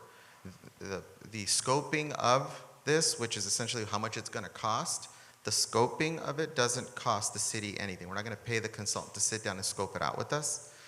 There will be staff hours associated with that conversation, of course. When we bring something back to you, there will be no dollars expended to any consultant to get to that decision point. But we'll bring you back decision points at no cost, essentially, other than staff hours. Right. So with that, I have no problem, like with Mr. Mayor and Vice Mayor talking about.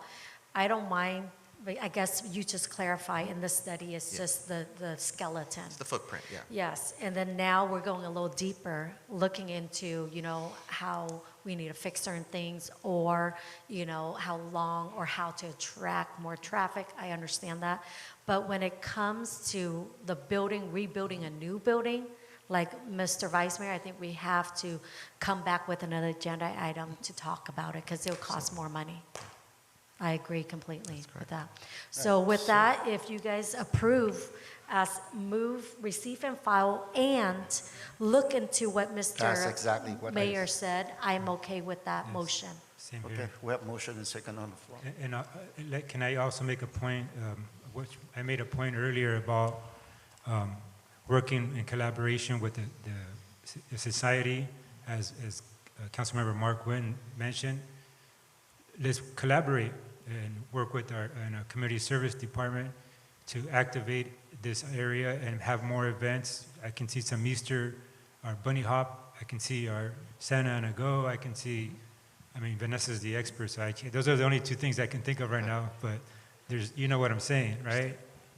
Those things are something that we should be doing, working with them. So I don't know if that is required, but let's go for it. I think that might be another agenda item, right? Hold Because on. that's So something let's go. more. We're not going to Yeah. any fixing building yet, so All right. we don't, I don't think we should work with anyone right now, just Yeah. basic, I think right? city manager have something to say. I know I've been patiently just listening to the dialogue, and of course, it's all very important to get everyone's feedback.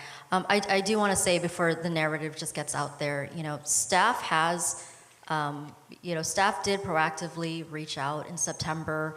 We did work with the Historical Society on just looking at, how we can be better at collaborating with each other. So before anyone puts it out there that we're not being cooperative or working with them, I do just want to put it out there that, that we were working on, having these conversations with the Historical Society. Sean has been having those conversations. We were looking at, amending what an MOU would look like. We have really outdated documents, et cetera. We're working on trying to consolidate documents to see that we're on the same page. So I just want to point that out, that we are doing that. It's just that with these discussions, we've had to pivot toward this existing site plan, and so we're more than happy to re-engage the Historical Society on those other collaborative efforts that we were already working on before. But we do want to point out as well that it is a two-way street, and so as we're reaching out, we would hope that the Historical Society would be open to sitting with us and having an open conversation with us on, what we can do together as, in partnership. So I just wanted to put that out there. Thank you, City Manager. Yes, City Manager, thank you for verifying that, clarifying that you guys are reaching out and talking, and it's a two-way street. So with that, if we can call for a vote, Mr. Mayor? Yes. We have a motion and second on the floor. Yes, thank you. I have a motion made by Mayor Nguyen, seconded by District 3, Councilmember Nguyen. This is to receive and file the update and direct staff to bring back an item to the City Council regarding a feasibility assessment for the property at Blakey Park. When you say feasibility, no, it's about the information of the conditions of the building. Yes, so if you want me to expand, change I that. can amend it to regarding a feasibility assessment to identify the lifespan of the buildings and accessibility of the buildings and expansion. Yes. Expansion. Expansion, what expansion? The possibility of expanding. Expansion what, though? No. Building. Okay. No, that's not what we're, Well, that's going to cost money. That's a whole different one. Yeah, we're not talking about We're just talking expanding. about the existing buildings, not Okay, expansion. that's my motion, okay? So if you want to have another motion, it's up to you. Make a substitute motion to receive and file, bring back the existing conditions in the lifespan of the existing buildings, and I think, and then the lifespan of the buildings,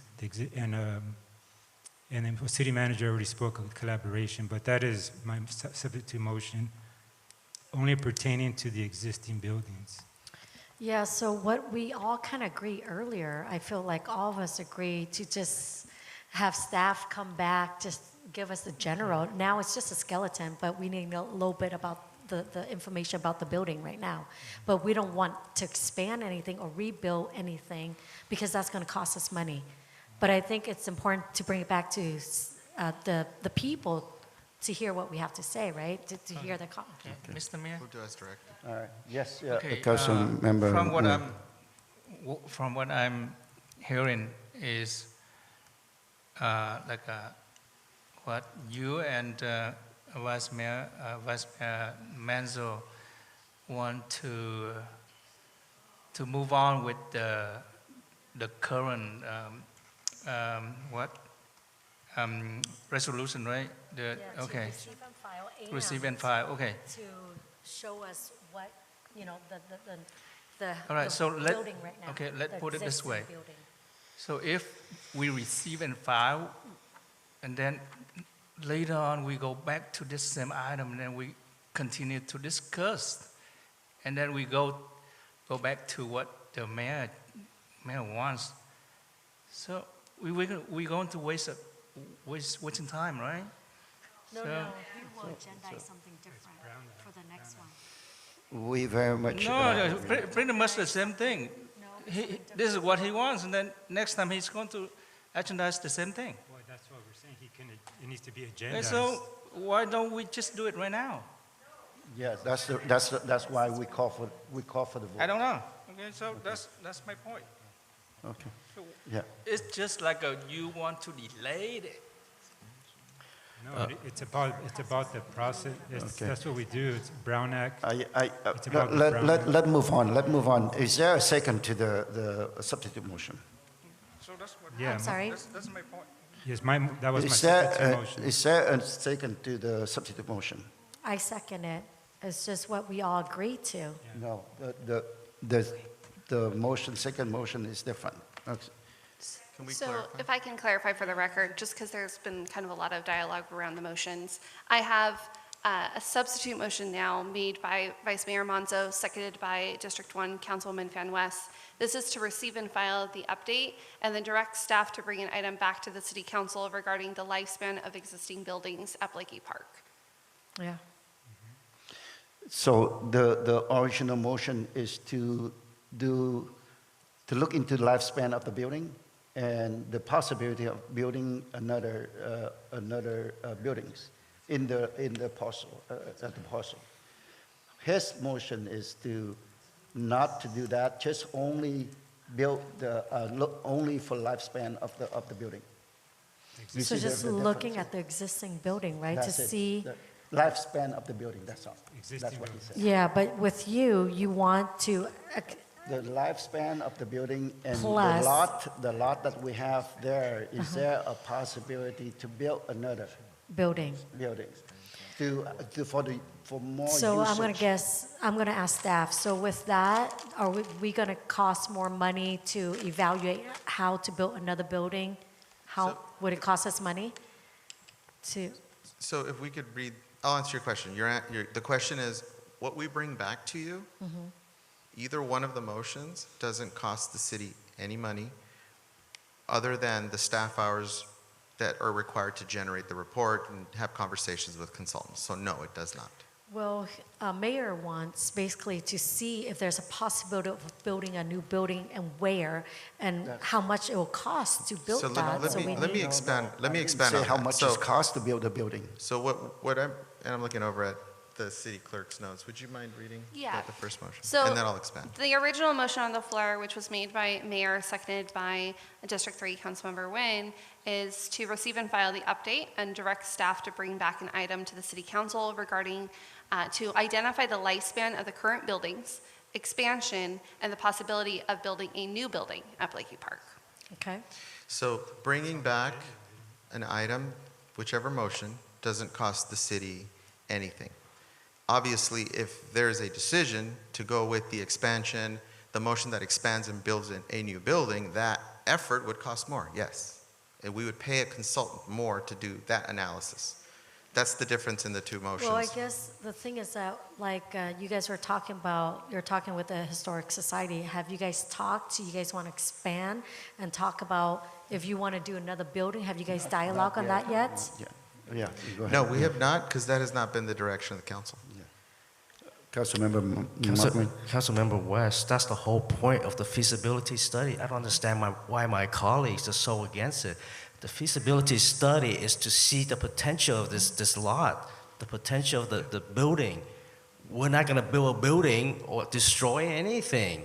It's just a study to see what is feasible. That's why it's called a feasibility study. That's what we're voting on. We're not spending any money. I don't understand why you guys are so against it. What is feasible? I understand what There's the some concern. I understand what the Councilmember Nam-Kong Win is saying, that at the end, it's going to happen. But the argument right now is that like the assistant city manager just mentioned, building a whole new building is going to take more time, it's going to take money. That needs to be its own agenda item. And that can be agendized. Yes, you're right. Eventually, the mayor has the current policy states that the mayor can agendize on his own, or a council member can request it at the end of the meeting, and then we can vote on it. That is going to cost money. That's going to needs to be its own agenda item. Right now, today in front of us is the receive and file, and we can give direction as far as further information as far as that pertains to the existing buildings. What the mayor is wants to do, that's a whole different project. It needs to be its own agenda item. Whether Yeah, it's I gonna, just feel like it's a that's pork, all it is. a pork it's just agenda. A different item. And I don't like pork agenda. So that's what it feels like. So if, Mr. Mayor, I know your heart and your desire, what you want to do, agendize it and we can dialogue. And then if you want to invest money in it, if it's the city, want that, then let's do it. So you are If it changing your costs money. mind right now. I understand that you think that it's reasonable when I talk about it, and now. No, reasonable before you add to No. a possible study of new That's buildings from the and everything. beginning, receive and file, that means doing nothing, okay? Just receive and file and put it there. And what we are talking about is receive and file, but we also want to go further than that to see where is it feasible. First of all, we need to find the lifespan of those buildings. Secondly, the feasibility to see if we can have more build, we can build more so that we can use, see if there is a need, the usage for it in the Yes, future. I understand that, Mr. Mayor, and I think it's important to see that, but this cannot be a pork agenda. And when it's a pork agenda, you just rush things through, there's no accountability. So I think it's important for transparency, Mr. Mayor. I would be more than happy to discuss with you on your next agenda item, Mr. Mayor, and you have the ability to put it out anytime, because that's what the rule is for our local, basically our council meeting. So, Mr. Mayor, if that's what you want to do, I'm more than happy for us to dialogue again and what you want exactly with this. We area. are spending almost 45 minutes, if not an hour, to talk about this already. And now you are talking about going back again at beginning. I don't understand. If you receive and file, now it's just the same thing that you are fighting and put it away. Mr. No, Mayor, there's not. I overheard that some of the council members mentioned about the Brown Act. So I just want to the city attorney to explain is there any possibility that we violate the Brown Act on this subject? So even everything that we've stated so far is completely consistent with the Brown Act for two reasons. Number one, it's within the scope of what is this agenda item. Number two, even if there was no agenda item, you could have a brief discussion requesting that something be placed on a future agenda. That's the motion that is before you today. And you're requesting that staff bring an item back to you. And I haven't heard any discussion about the merits about, whether we should actually approve it or not. The question is, do you want the information about a feasibility study on those items, or do you not want a feasibility study, and what would that include? What do you want staff to bring back at a future meeting? Thank you, Scott. So I hear that Mr. Mayor wants the feasibility, but he wants more feasibility. With Vice Mayor, I hear what he's saying is just the basic feasibility. What is a basic feasibility? Meaning just what is existing building, not like an option of building a new building in that lot, or where to build that new building. That is something different, I see. For him, he's on basic, like, okay, let's do a study of that building that's existing right now. Is it feasible? Can we, do something about it, like the structure, infrastructure? Do we need to fix something? And then from there, I think if you want to fix it, to expand it, then we can talk about that. Because while you're doing the lifespan of those buildings, you can see whether, okay, is it possible to build another building? And if it is, then how big it is, and what's wrong with that? Yeah, so assistant manager, let me ask you then, is what I'm saying, is it logical, reasonable? We can do either. It's really the discretion of the council. We're not making a decision to build a building. We're just essentially expanding our scope to explore the site. One of the scopes just focuses on existing buildings, and the other one focuses on the existing buildings and the lifespan. Can we expand or can we build a new?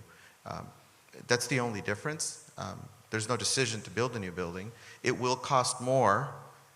The more we assess, the more cost for a consultant, right? But yeah, that is my point. That my Yeah. point is that I don't understand what is so why the mayor and Councilmember Mark Nguyen are against just if that is the choice, the wish to see if a new building can be built, why not just agendize it? Why even we're lumping it in on this Why one? agendize it? Because it's gonna, because you wanna, is it because you wanna? I'm just guessing, I'm not saying, I'm asking you a question. Is it because it needs to, you wanna just hide it in this item? You don't want it to be its own standalone item? Because it is gonna look like we're expending money we don't have? What is the reason that you don't wanna have its own agenda item? Why doesn't you want it to be in its own item? Because then there's going to be a dollar amount tied to that later? Or I don't understand. What is the issue? Okay, the way, can you state your substitute motion again? So my substitute motion was to receive and file and to have staff bring us back information on the the conditions of the existing buildings in the lifespan of those buildings. That's it. Okay. For this item. Is there a second to that? Councilmember West had seconded it already. Yeah. Is there a second to that? Is it? Yes, Okay. Mr. Mayor. All right, so substitute motion go first. Thank you. I have a substitute motion made by Vice Mayor Monzo, seconded by District 1 Councilwoman Fan West, to receive and file the update and direct staff to bring an item back to the City Council assessing the lifespan and conditions of existing buildings at Blakey Park. I'll go ahead and call roll. District 1, Councilwoman Fan West. So substitute motion, Fan West, aye. Thank you. District 3, Councilmember Nguyen. No. District 4, Councilmember Nguyen. No. Vice Mayor Monzo. Yes. And Mayor Nguyen. No. Substitute motion failed 2-3. I have an original motion which was made by Mayor Nguyen, seconded by District 3, Councilmember Nguyen, to receive and file the update and direct staff to bring back an item to the City Council regarding the lifespan of current buildings, potential expansion, and the possibility of building a new building at Blakey Park. I'll go to call roll. District 1, Councilwoman Fan West. Fan West, no. District 3, Councilmember Nguyen. Yes. District 4, Councilmember Nguyen. Yes. Vice Mayor Monzo. No. And Mayor Nguyen. Yes. Motion carried 3-2. The next items is the commission and committee and so oral communications. Okay, it was 9:30. So at this time, I will open up for oral communication concerning non-agenda items. So city staff, Madam Clerk, would you please read the instruction into the record, please? Thank you, Mayor. This is the time of the meeting that members of the public may address the City Council regarding any non-agenda items that are within the subject matter jurisdiction. Unless otherwise extended by a majority vote of the City Council, comments shall be limited to 3 minutes per speaker. Any person wishing to address the City Council in person should complete a yellow speaker slip, which are provided at both the entrance of the theater and public podium, and submit the card to a City Clerk Department staff member. When your name is called, please step to the podium at that time, state your name and city of residence for the record. Mayor, we have 4 speakers. First is Tammy Hamill, followed by Michael Varengia.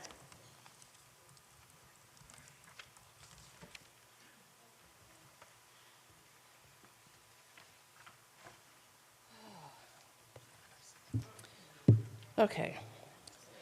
My first thought is, I say cluster, you say, seriously. But everything you just did falls into what my comments are. That you are not only showing your partisanship, you are also showing your preferences with all these discussions that are focused on Vietnamese monuments, Vietnamese flags, Vietnamese street signs, Vietnamese Cultural Center, the Westminster Community Foundation that turned into the Tep Parade Foundation, which was a disaster. Now the WTF, for sure, was probably going to be another disaster. The Tep Parade, the Archway.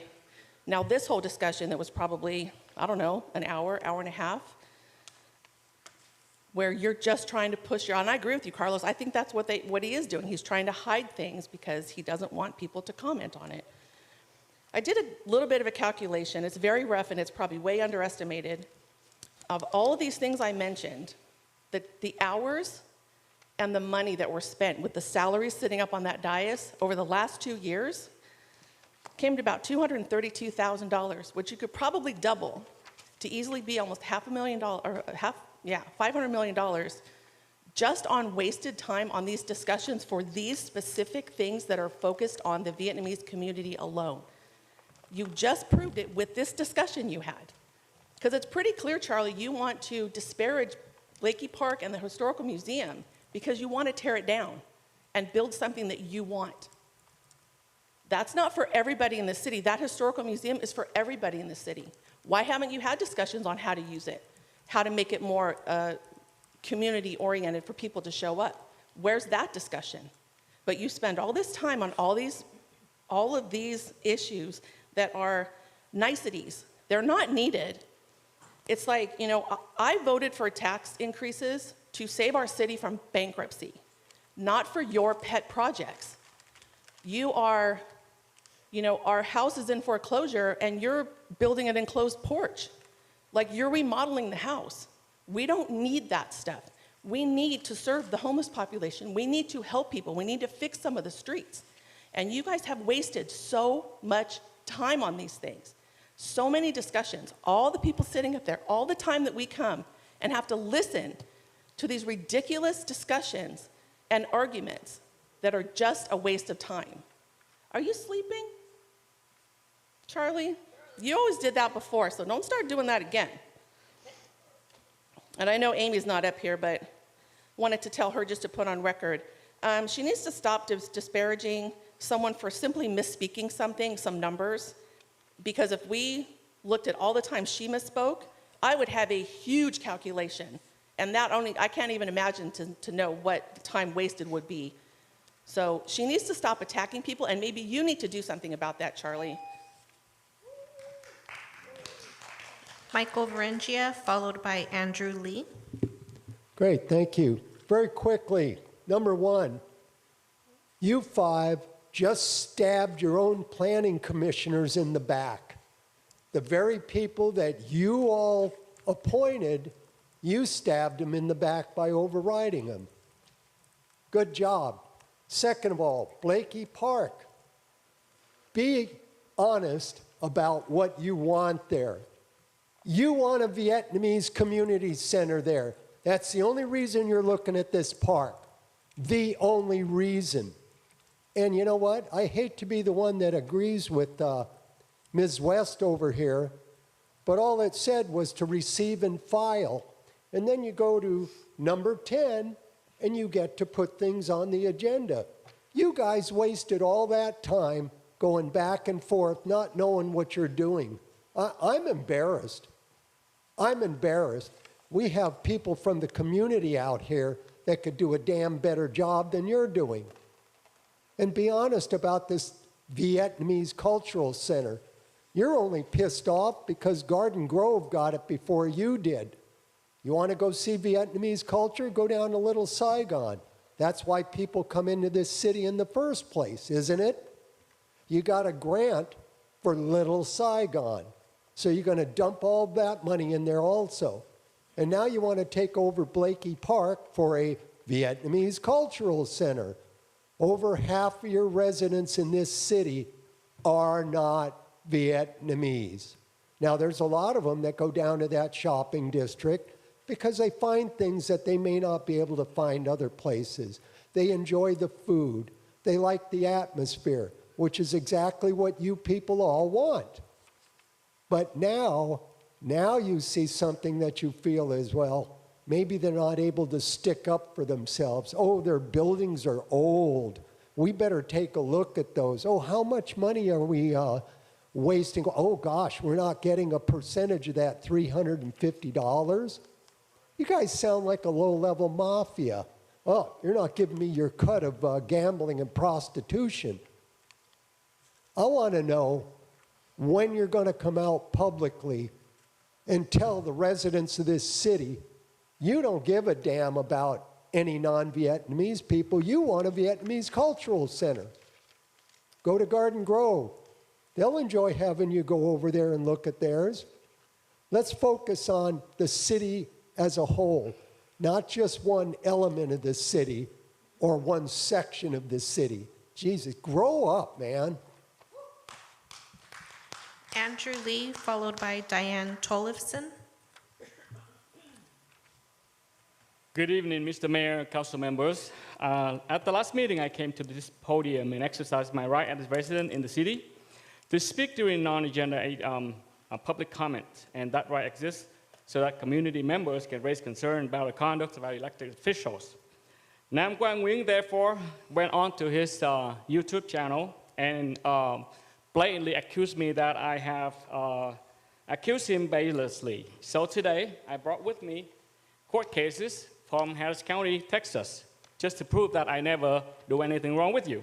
By stating that I accuse you baselessly, then that is a defamation. Therefore, I am serving you tonight, and the city of Westminster and the city attorney, I count on you. Cease and desist. Okay? Nam Quang, you are an official member of this city, and therefore, I want you and demand you immediately remove all online content, including YouTube videos that reference my name, my image, or my likeness. Refrain from making any further defamatory or disparaging remarks about me in any forum, public or private. Provide written confirmation within 7 days of this receipt so that you will comply with the above demands. Failure to comply with this will leave me no choice but to pursue all available legal remedies, including but not limited to filing a lawsuit for defamation and related claims against you and the city of Westminster. Add to that, this letter is not intended as a complete statement of my legal rights or remedies, of which I expressly reserve.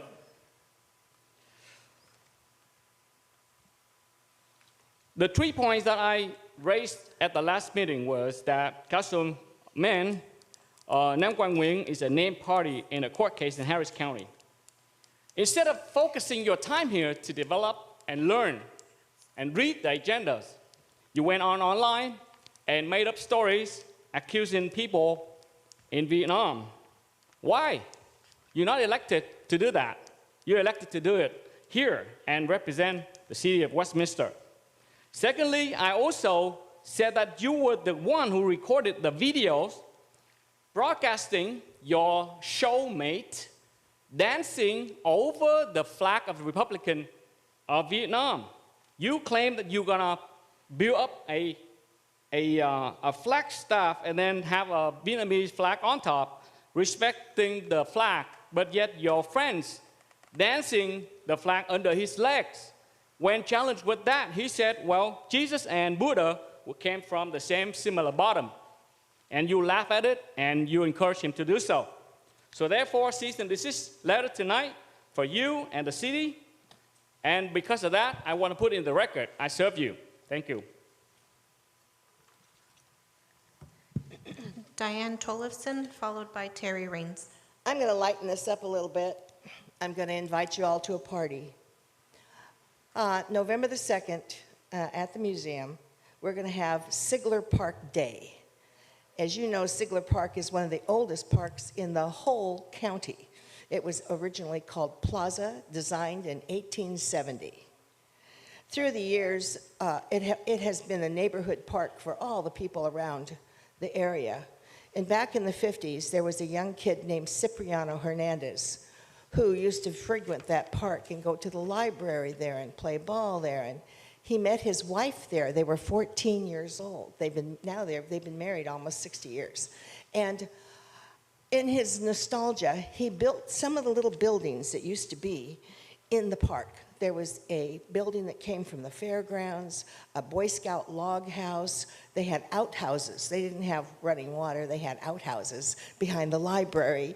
And they had a park barbecue area and a ball diamond. And Cipriano donated these things to the Historical Society. And we have made a huge 6-foot-long diorama of the park with the buildings in it. And on November the 2nd, Sunday, the first Sunday of the month, we're having a big event, and it's going to be Sigler Park Day. I will notify everybody on the board in front of the City Hall and all the newsletters that we put out, emails. Everyone is welcome, and I'm asking Mr. Hernandez and his wife to invite all their friends and all the kids that used to play there.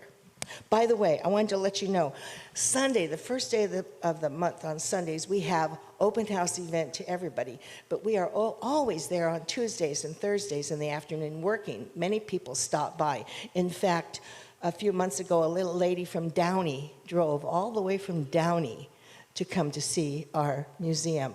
And anyway, she reported to the city council that the only thing she saw inside the museum was that it was dusty. But we were having work done on plaster. And I said, it's all dirty in here, but you can come anyway because you've driven that far. Anyway, she turned out to be the interpreter here at the city council. But I want to invite you all, everybody here too, to come to the park that day. We also are open any day of the week, anytime, to anybody who wants to have special tours. And we have special tours for schools. We have had hundreds of children come to visit the park. And in one day, we had 100 children from Hayden School. And we have many groups from junior high schools and teachers groups that come. We have lots of people who come to visit on other days than the first Sunday. Anyway, hope to see you Your on time is up, sir. Ma'am. November the 2nd. Final speaker, Terry Raines.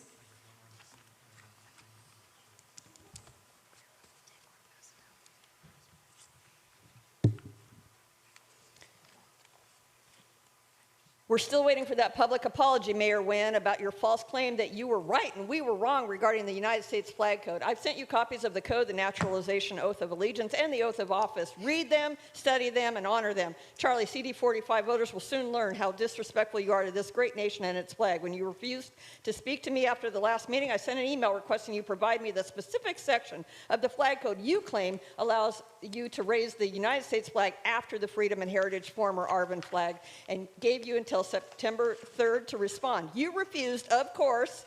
I don't want a meeting behind closed doors, Charlie. You owe this community a formal apology acknowledging you were wrong and a commitment that you will always abide by the flag code going forward. It's as if you don't identify as American, even though you are running for United States Congress to represent Americans. The media will love this story. Councilmember West, you didn't respond to my public comments about your court-ordered diversion and my threat of litigation against you at the last meeting. So out of character for you, did your attorney advise you to shut the up with your bogus claim that the criminal case was dropped due to lack of evidence, which is false? Face it, Amy, your current status is diverted criminal. Now you're running against Charlie and Congressman Tran for CD45. Rest assured the media will keep apprised of this case and the city's case against you. Pay attention, Amy. Last week, defendant Nam Kwan Pro Se filed a combined motion to dismiss under the Texas Citizens Participation Act, motion to strike plaintiffs' ongoing extrajudicial defamation, motion for cost, and notice of preservation of special appearance using the address of 14282 Brookhurst, Suite 6 in Garden Grove. So many lawsuits, hard to keep up, right, Nam Kwan? Was it Van Tran or Len Quick Nguyen that helped you? Your fake apology on the 13th that you're sorry for what we think you did wrong was almost as rich as Amy's to Adolfo, except she didn't even say she was sorry. You probably have already seen and discussed in closed session the unlimited civil claim, aka precursor to a lawsuit Planning Commissioner Vice Chair Tony Bowie filed against the city and Mayor Nguyen that I provided a copy of. Remove Bowie from both boards now. I also provided a copy of a poem I sent to council member and poet Mark Nguyen last month. The sentiment applies to all of you, though, except Vice Mayor Manzo. Sadly, I had to send an official email because my District 3 representative, Mark, refuses to communicate with me anymore. The outrage and protest against Teletron over a woman wearing apparel that resembled the Freedom and Heritage former ARVN flag while dancing, rolling around, and passing between singer Tin's legs on stage is amusing, given the same group, including members of this council, routinely disrespect the American flag right here on American soil. Remember where you are. Remember who gave you the freedom here, and reaffirm your allegiance to the United States of America over all others. Charlie, Amy, Nam Kwan, Pay attention when people speak to you. You are so rude.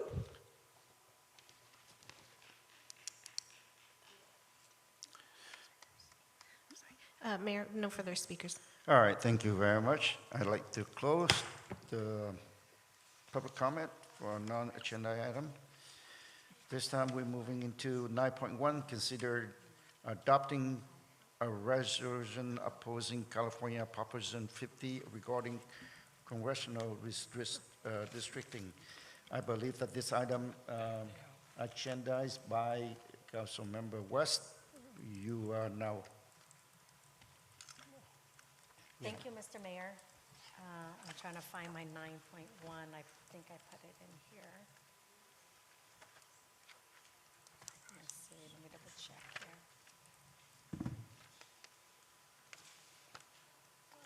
Give me just a second.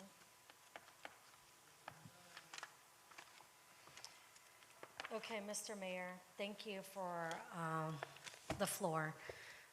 With Prop 50, I want to read out what I wrote out to you guys. I understand that a few of the comment from the resident in our city regarding focusing on fixing the streets, the road and whatnot, crimes, homelessness, and saying that it won't affect us with the redistricting.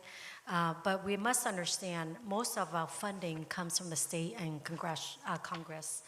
So when those funds doesn't come to us because we are now lumped with LA County, it's going to be difficult. Now, I want to read what I'm saying here. Colleagues and community, I rise today to strongly oppose Proposition 50. On the surface, it may sound like a measure to hold legislature accountable, but in reality, it undermines the will of the voters. Prop 50 gives politicians in Sacramento the power to suspend their elected colleagues without pay, effectively silencing the voice of hundreds of thousands of constituents. Accountability should always rest in the hand of the people, not in the backroom decisions of politicians. If a legislature is guilty of wrongdoing, our justice system already provides a pathway, due process, removed from office, and the right of voters to elect someone new. We must never hand over the power to insiders who could use it for political gain. Proposition 50 weakened democracy and ultimately our constitutional republic instead of strengthening it. For the sake of fairness, transparency, and voter rights, I urge you to stand with me and say no to Proposition 50 on Tuesday, November 4th, 2025. With that, Mr. Mayor, I motion to approve this item, and if I can get a second. Okay, is there any question on this? I second it. Well, I have Go ahead. a statement, Mayor. Go ahead. Well, this is kind of disappointing item, not to be disrespectful, but these, as some of, like Mr. Varanja mentioned, these are, and also I think another, Mr. Lank, these are not issues that we should be bringing to our city council. And I put that on my colleagues who voted for this item to be placed on this agenda. It does not belong in our city. We have so much division in our country. We don't need to bring that division here in our city. This city council and city councils across our nation need to be focused on serving its community, making sure we have public safety, making sure our services are for our community, making sure our public works, community service, all those. This in no way, shape, or form helps our city at all. Those items you just mentioned, just for the record, everything you just mentioned, you should write that same letter to the Texas governor, because that's exactly what he's doing. But I don't want to, I can get here and debate and tell you everything that I see wrong with this. But the main point that I want to make, that this item and other items that just create more division in our city doesn't belong on here. And I'm very disappointed in my colleagues up here, because when we changed the policy of the agenda item placement, it was for this purpose, to prevent this type of division and this type of just wasting time and money, because as we know, putting this item together, putting this agenda together, putting this putting this on here, putting this staff report, it costs money.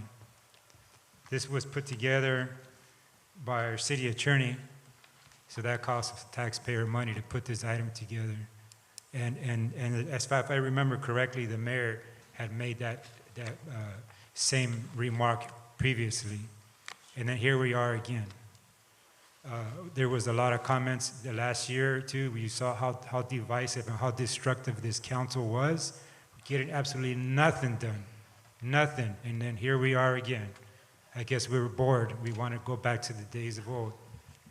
And I just can't believe why the mayor and Councilmember Mark Wynn voted to put this on here, because it doesn't do, it's not productive. And like I said, it's even in the staff report that was put together, it clearly states that this is a response to Texas. But I don't want to get into that. I don't want to get into that you talk about democracy. Texas governor and legislator didn't even ask their voters for their opinion. At least here in California, if you don't want it, that's fine. Vote no on your own ballot. That is democracy. That is what other states, they're reacting to the president's request for Texas to redistrict in the middle of the decade. The Prop 50, its name is Election Rigging Response Act.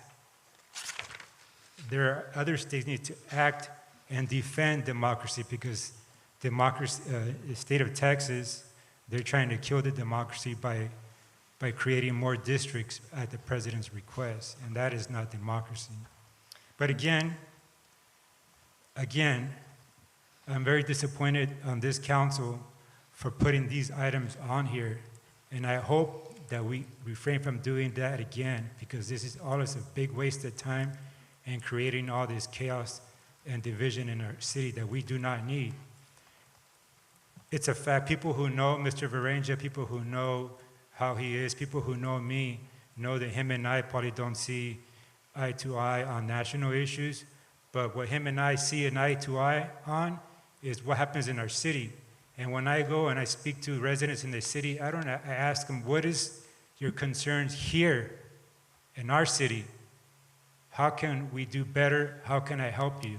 Not about national issues that fix nothing in our city.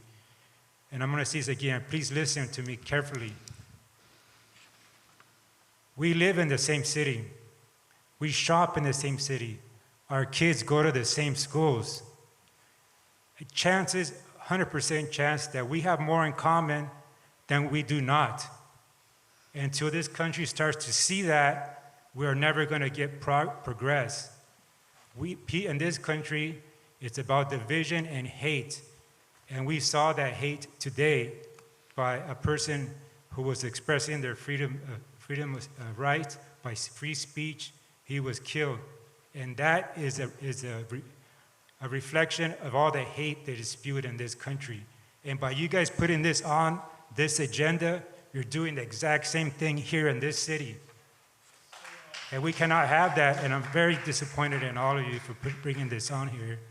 And you cannot be bringing this division to this city. So I would request that you guys vote no and do not bring these type of national issues to this dais again. And that's another point. That's another point that I didn't want to bring up, but I actually did write it right here. That we have two council members who are pretty much using this so they can use it. Say, hey, look, I voted for this, and you're campaigning on this dais. You're campaigning on this dais because I guarantee you the video that's on it's going to be online. The council member is going to record it, cut it, and then share it to, look, this is me. Exactly. We cannot have that. We need to stop that. We had that chaos last year and the year before. We seem to be doing better. Things have quieted down, and now we're back at it again. All right, Mr. Mayor? it's my turn. Okay, go ahead. I think you have it already, so it We'll will go a be second back. round. Okay. First of all, I'm not going to repeat what Councilmember West already said. It's very clear. In 2008, California voters already approved the Proposition 11. And if they have designated, there is a citizen redistricting commission to do this. The voters, the California voters already voted on this, and they repeated on 2010. Okay, they have the committee who are independent and nonpartisan, so they can vote on this for all the citizens of California.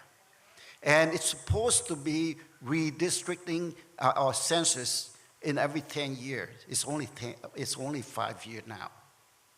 Okay, so there's no reason for them, for the people who are in the Sacramento, to redistricting during half of their cycle. That's number one. Number two, you are entitled to say whatever you want to say, and then people have, people can come here and entitled to say their opinions. But the council here also be responsible. We don't have to listen to whatever Sacramento or legislators at the Sacramento doing everything to our city. That's why we have conferences that I represent the city and go there and fight for the cities. Okay, if they come out with the laws or any proposed measure that is not in interest of the city, of our city, we have to raise our voice. We can't sit here and not doing nothing. Okay, so you can voice your opinion. We can voice our opinion.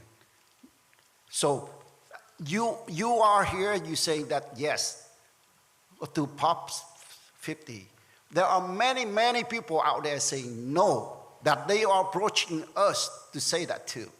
So you have to understand, it's freedom of speech, freedom of opinions. You can be here and you can say whatever you want to say, but allow us to say what we to do what we need to do. So Props 50, we should vote no on that. And I am agreeing with the council member Fan West for bringing this item, and Council Markwin seconded to the item to agendize the item. So at this point here, I don't care. What I'm saying is, I am caring for the city of Westminster here. Whatever you say, you are entitled. You are entitled. And I listen to you. But at the same time, let me have my opinions. So I just respect you, and I ask you to respect us. That's all. All right, so is there anything else from the council here? Mr. Mayor? Yes, go ahead. Thank you. As the author bringing this up, a second by Mr. Nguyen, Councilmember Nguyen, I think this is important. I understand to hear the Vice Mayor, he's talking about, Texas, bringing Texas up. Texas did what Texas do, okay? And they do that, but then how does that affect California? California has Californians' voice.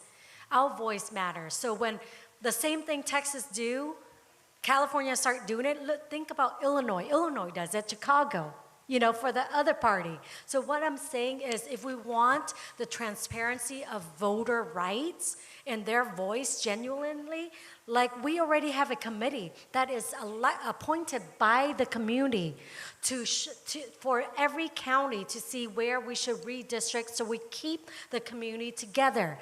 Orange County has a different vibe than LA. We all know that, Mr. Vice Mayor, and the public. And we always say, don't LA my OC, because we have a different feel here and we like it that way. So to meet the need of Orange County and the voice of the people in Orange County, we need to keep Orange County in Orange County, LA in LA. But with this redistricting, and this is a backdoor deal, it's only legislature who are doing this. It's none of the common people. So we already have a committee that's set before us, and we want them to continue to do what they need to do to be the voice of the people. But when we allow only legislature, elected official, to behind closed door to do their deals, that's wrong. That's wrong for the people. So, Councilmember and plus, West, Mr. Mayor, yeah. I'm closing out. Okay. Now, also, what it is it is completely a concern locally to bring local control back. We won't have a voice. If they redistrict congressional, they will redistrict state and assembly seats. They will redistrict supervisor and council seats.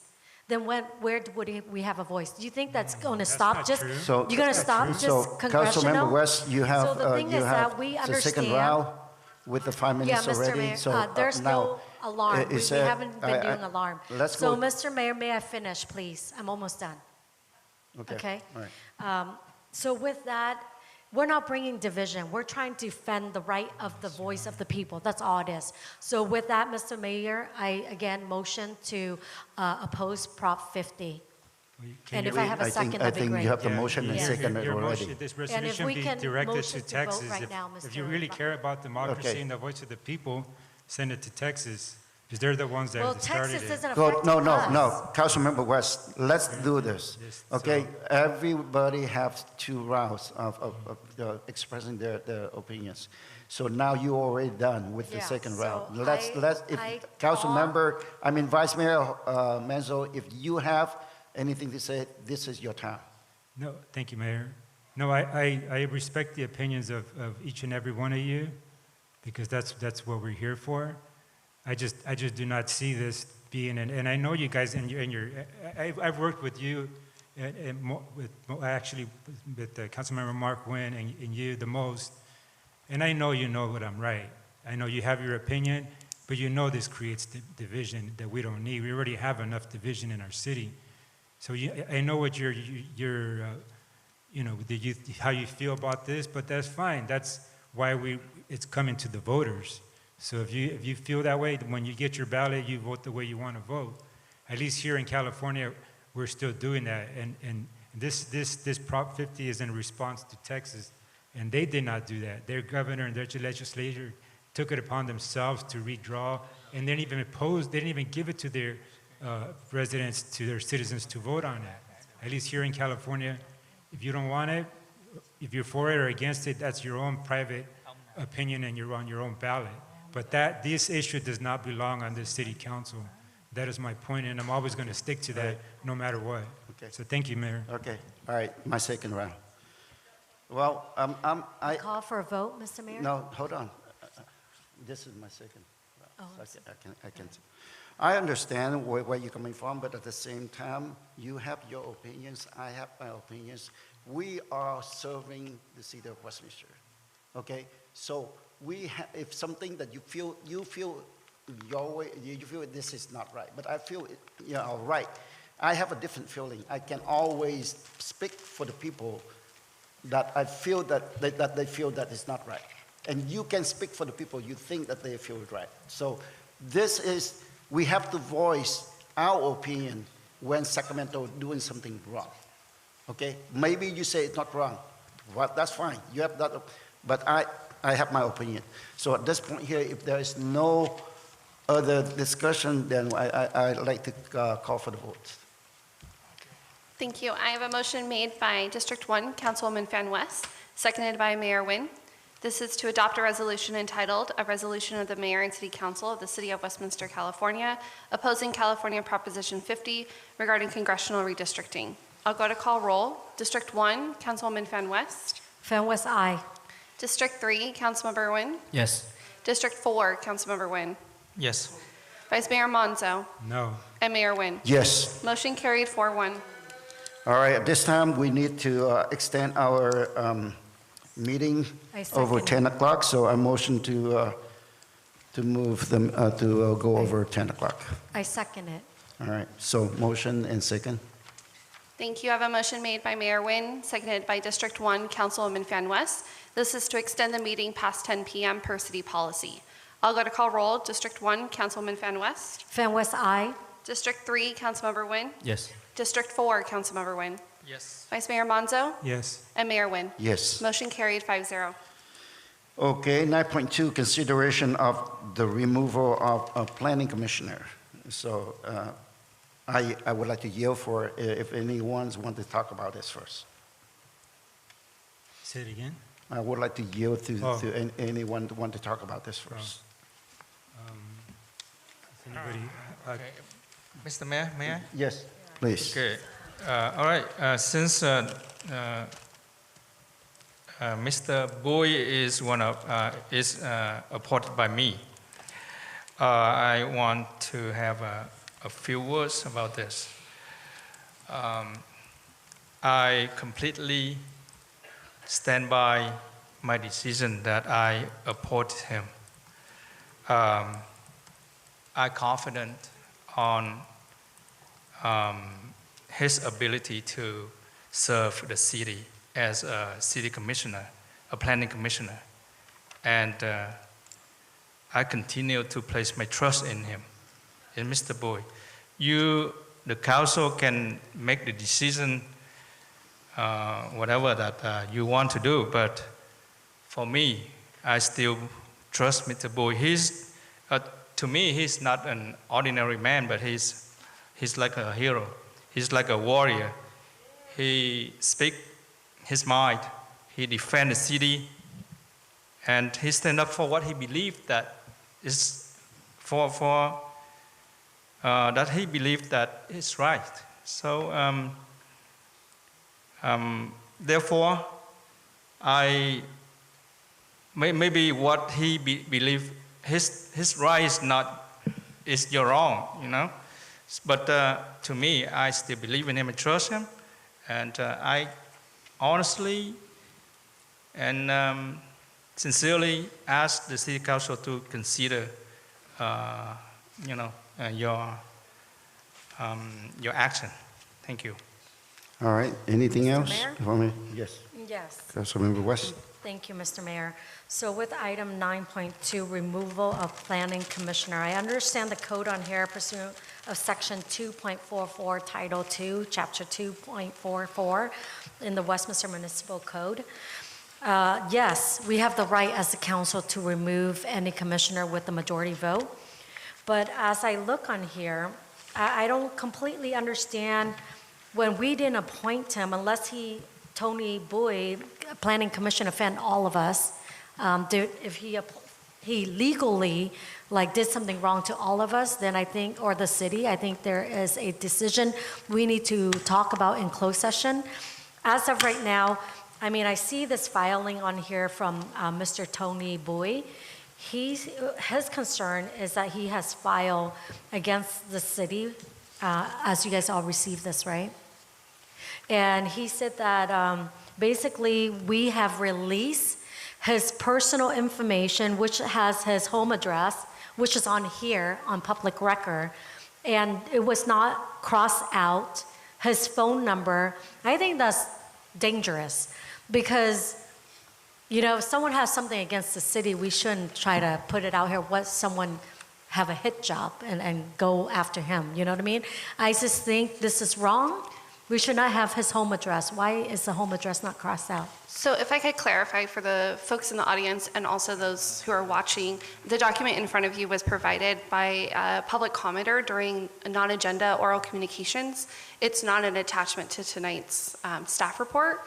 But to answer your questions regarding the document, which is a public record, our office works closely with our Human Resources Department to compile records received for claims of damages, and we are able to produce those claims pursuant to the public records requests to members of the public who ask for such claims, and involved in one of them was the claim in front of you.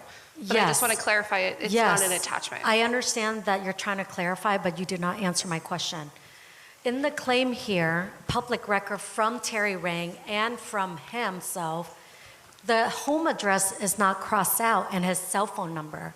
So I'm asking, why is it not crossed out? Usually when we send something, this has come up before in an email from a resident in my district when his information was disclosed as well, and then someone want to target him, and he doesn't need that. And when they bring a concern, a resident bring a concern to a council regarding an issue in the city, their information should be disclosed, their personal, like their home address, their phone number, their name, at least their full name, right? Fine, first name's fine. We don't know. There's so many Jason, right? Or Joe. But right here, as I'm looking, his full home address, which is already public record out and is posted everywhere, then let me read it since it's already in public. His home address here is 8515 Marion Avenue. So the thing is that's here already. And it's public record. Terry Ring has posted that. That's what Mr. Tony is complaining to us, to the council, is that she said Terry Ring has posted his information to the world to see of her 1,000 supporter on her Facebook. So what I'm saying is that it's not right for the city to disclose that information.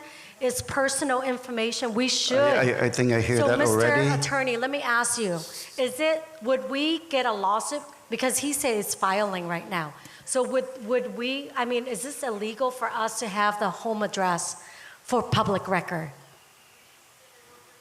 City Attorney?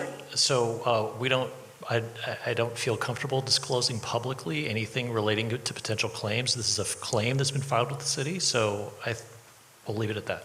All right. Okay, thank you for answering. Councilmember I have a West, question. Mr. Mayor, I have we one have to question. we have to implement the If 5 I could minutes. just clarify really quick, just because there's kind of a lot being discussed. The document in front of you is a public record. Any member of the public is able to request a claim that is submitted to the city. Absolutely. Our practice in our city and past practices in my past agencies has been claim for damages are public record, and the public is able to identify who made the claim with some content of contact information. The information in front of you is what we have provided in the past and continue to provide to public regarding a public records request with a claim. If you can see, there is a redacted portion in that claim, which is the Social Security. Typically, we redact Social Security numbers or any driver's license or any medical information that may be personal, and that's all done through the California Public Records Act. What about home address? Is that redacted? So we do not redact home addresses, which is the document in front of you. Oh, that's really dangerous. What if there's someone, didn't we have cease and desist before, someone posting address all over social media of a council member? I think that's illegal. It's cease and desist before. So what I'm saying is that, I don't know, can you show us evidence of where the state, it's okay to not disclose the home address of. So because we in the can past certainly I've take a seen- look at that, and I Yeah. appreciate you bringing that to our attention. I want to make sure that we stay on the agenda topics relating That to is. Commissioner Bowie rather than city's practices Right. relating to the Public Records Act. Thank you. Yes, so we're talking about Councilmember West, I removal. believe that you have 5 minutes already. Can you, may I ask you to refrain until the second round? Sure, you want me to close it out for this? I only have 1 If you want to second. close out, close Okay, out. so basically what I'm saying is that if there's anything that he offended us and did something wrong to the city legally, then yes, we should talk about it and a suggestion of a removal. But I don't see anything in this record on this agenda item that says he did something wrong illegally to us. Okay, I should go first on this item because this item related. I'm the one who requests for this item. This claim against the city that about me is totally false. I'm not going to take it. So that's all I want to say. I'm not going into the details because if there's a lawsuit, then we'll face with it. But right now, I'm not going to comment on any of these. So, go ahead, Vice Mayor. Thank you, Mayor. On this topic, since it's in front of me, that's why I'm speaking on that. And it's my personal opinion. You know, I've worked with Mr. Bowie. He was on the Planning Commission when I was there, so we served together for a bit. I'm not quite sure how long that was. And we all know him. He seems like a very nice person. He's always been personable and always smiling. So that's my personal opinion for him there. But my opinion as far as his role on the Planning Commission and in my personal experience with him serving on the Planning Commission is that to this day, I think Mr. Bowie struggles to understand his role as a Planning Commissioner, the questions that he can ask during a certain item. A lot of times he's completely way off topic and asking questions that do not pertain to what's in front of him. So he has a difficult time understanding that. Also, which is even a bigger one, is understanding emotions and voting. And that, as the city attorney can attest to that, is that time that can get us in some legal jeopardy. And depending on who the applicant is, if you're an applicant with deep pockets, and it doesn't go their way, and it's happened in the past, just for the record, we've had some lawsuits because of that. And to me, it's not having, and he's had enough time. Like I said, he was there when I was there, so he's been there for a bit, and to this day, still doesn't understand. So to me, that is a liability that we've been dodging. And the things he's been doing off on his own personal time, I've just seen videos and what he's been doing, and unfortunately that's his decision. I don't want to comment too much on that, but I find it disturbing. But anyways, my main concern is his ability and his understanding as a commissioner that to me is a liability that we need to address. So that's what I got, Mayor.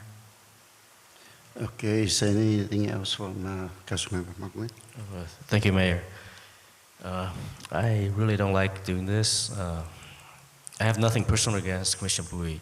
I actually think he's a very nice person, very personable, always smiling. Great person to have a conversation with. I've witnessed his disparaging comments about the council, this council, and city staff that are inconsistent with the council's sensibility. I thank him for his service to the city, and I wish him Godspeed in his future endeavor. With that, I motion for his removal. Okay. No. No, the mayor hasn't gone. I have. Are we going second round, Mr. Mayor? Not yet. I haven't got a chance to talk about it. I just mentioned about things.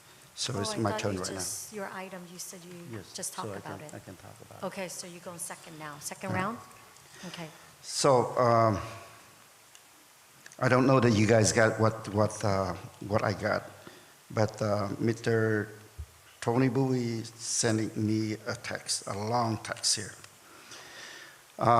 What I want to say is this claims against me is totally accusation, totally false. I wouldn't take any of these consideration. And I would like to give him a chance to speak tonight if he's still around. Is he here? Okay? Because to me, I want to work with people. I don't want to, to get rid of people. Volunteering for a public works, to serve the public is, highly regarded from me.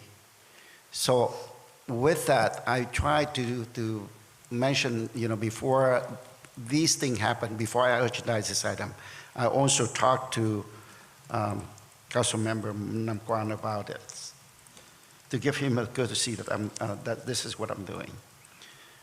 And it's been a number of times already. That's why I want to give him another chance today.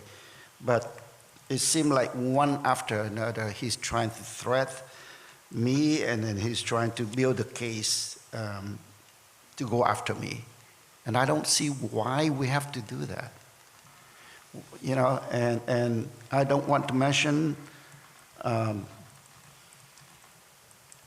lot, but you know, there are a few occasions I believe that the public already mentioned about that. He was on air talking behind the council. And he is our commissioner. He should, if there is anything, he can always come and talk to us instead of exposing us for nonsense, for the things that we are not doing, you know, for the thing that accusing the city council for things that, you know, we're not doing. And I think that is not appropriate. That's the reason why I mentioned it to him. I said, you know, if you please don't do that.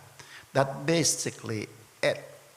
And here we can see, you know, a number of things came out here. So at this point here, I really want to give him a chance, but he's not here right now. So I don't know what, I don't know whether I want to give him another chance, because it's continue. This is another thing that he wants to he texted to me, so I will read it out loud for everyone to hear. Dear Mayor and all members of City Council, at the dais, Mr. Bui request, is it from him? This is from Tony. At the dais, Mr. Bui requests to have a meeting with 4 members of planning commissioners, Alan Hamade, Don Anderson, Nyat Chan, and Casey Warbert. If majority of them decide to remove Mr. Tony Bui, then the city is released the responsibility of wrongful termination with no right cause. The second reason, we should table this decision and waiting for litigation on the city, because there is a legal investigation on the mayor, Charlie Nguyen, had bullied and threatened Mr. Tony Bui at public on July 20, 2025 at Lavender Restaurant, which is not true. So at this time, I'd like to ask City Attorney, is there policy that the council needs to go through the process that asking or having a meeting with other planning commissioner in order for us to decide whether should we remove or should we not remove? So you have total discretion. If you have a majority of the city council vote to remove him, he is removed. If you do not, he stays on. It is not required that you obtain anybody else's opinion. That is your choice. You can choose to do so, or you can make the decision now. It was mentioned that after I talked to him and I asked him not to do it again, but then it's happened again and again. And so, you know, to the point that, you know, what I told him is not effective, or not, he's not listening, or he's not taking into consideration. So at this time here, if there's a motion to, I think we have a motion. We have a pending motion. from Councilmember Okay. Nguyen. I just don't have a second. is there, do we have a motion second yet? Mr. Mayor, I have one more Okay, question. well, you Since can you go went to second round, yes. Thank you. I'll second it. So there's a motion that's been seconded. Thank you. Thank you, Mr. Mayor. So I guess, let me ask staff this. Were there any attachment to this agenda report? No. Okay, thank you. So I just saw this claim from a resident and Mr. Bui, Commissioner himself, just today. When I walk out there, he just handed it to me. And on this, when I read it, it's just a claim against the city. He's stating that Mayor Charlie Ching-Wing chastised me, scorned me for my political opinion. So the thing is that, I don't know, I wasn't there, but then he said, he was harassed, intimidated, and then also threatened from the mayor and emotionally distressed loss of sleep, loss of appetite, and loss of health emotionally. So what I'm saying is that as elected official, we don't ever scorn anyone. I don't know what the mayor did. I don't want to accuse him of anything. But this is what, if Tony has proof, evidence with camera or anything, then you can see proof. But if it's he say, she say, then they should take it to court. That's my opinion, because this doesn't pertain to us. Now, the other thing I notice is that each of us have the ability to appoint our own commissioner, planning, to traffic, to whatnot. And all of us respect who we appointed. We all do. And then for us now, as the council board, to make decision who we remove and who we not giving the ability of that elected official to talk to that commissioner and tell him like, hey, what I think you should, not do this anymore, or, I have to remove you because I just think it's the right thing, you have to step down. That is the discretion of each council member here and the mayor. So when we take this publicly like this on the dais, number one, what it shows me is to intimidate our appointed commissioner. Like, what commissioner would want to volunteer now if they say something out of line that, one of the council or mayor got offended, then we're going to take them before public and chastise them and remove them? I think that is causing a lot of stress, and there can be lawsuit. I think the best thing that we can do to not make a scene is to trust each of us, council, whoever we appoint, to talk to them or to remove them ourselves. But now we involve the whole council, mayor. It looks like we're just bullying and full gang of mob, mafia against one commissioner. And it just looked bad perception-wise. So with this, Mr. Mayor, I'm asking not to motion to approve to remove him today. Let Councilmember Nam Quang. I don't understand when you say ask the motion not to. My motion, Mr. Mayor, is that not to remove Tony from the commissioner, because I ask that we give Mr. Nguyen, Councilmember Nguyen, the opportunity to talk to Tony and to remove him if he deemed correctly to remove. And then there's no public shaming or anything, because what commissioner would, basically we're saying, if you don't get in line, commissioner, we'll remove you publicly to shame you. I think you are repeating yourself again. You are repeating yourself again. Mr. So Mayor, I respect finish? you if you are, if you are Because you repeating asked me to yourself, clarify then it. please don't. I understand that you're trying to substitute the motion. No, Mr. Mayor, I asked the substitute, but you asked me for clarification. That's why I'm trying to explain. You said, what you mean by this, So I said, Mr. Mayor, I said my substitute motion is to allow Councilmember Nguyen to talk to Mr. Boy and to remove him if he deemed the action correctly, not publicly shaming. Councilmember West, let me remind you, whoever we appoint to as a commissioner, you are entitled to choose or select the person that you are appointing. But the council, the majority council, have to approve that. Do you know that? Yeah, absolutely. So that's why if there is a removal, there's also a majority council agree to remove that person. Then we have the policy in place. We have the policy in place. So right now, what I bring up, I just bring it up for the council to discuss and decide on this. Right. So you have the right to defend, or you have the right to, or entitle yourself to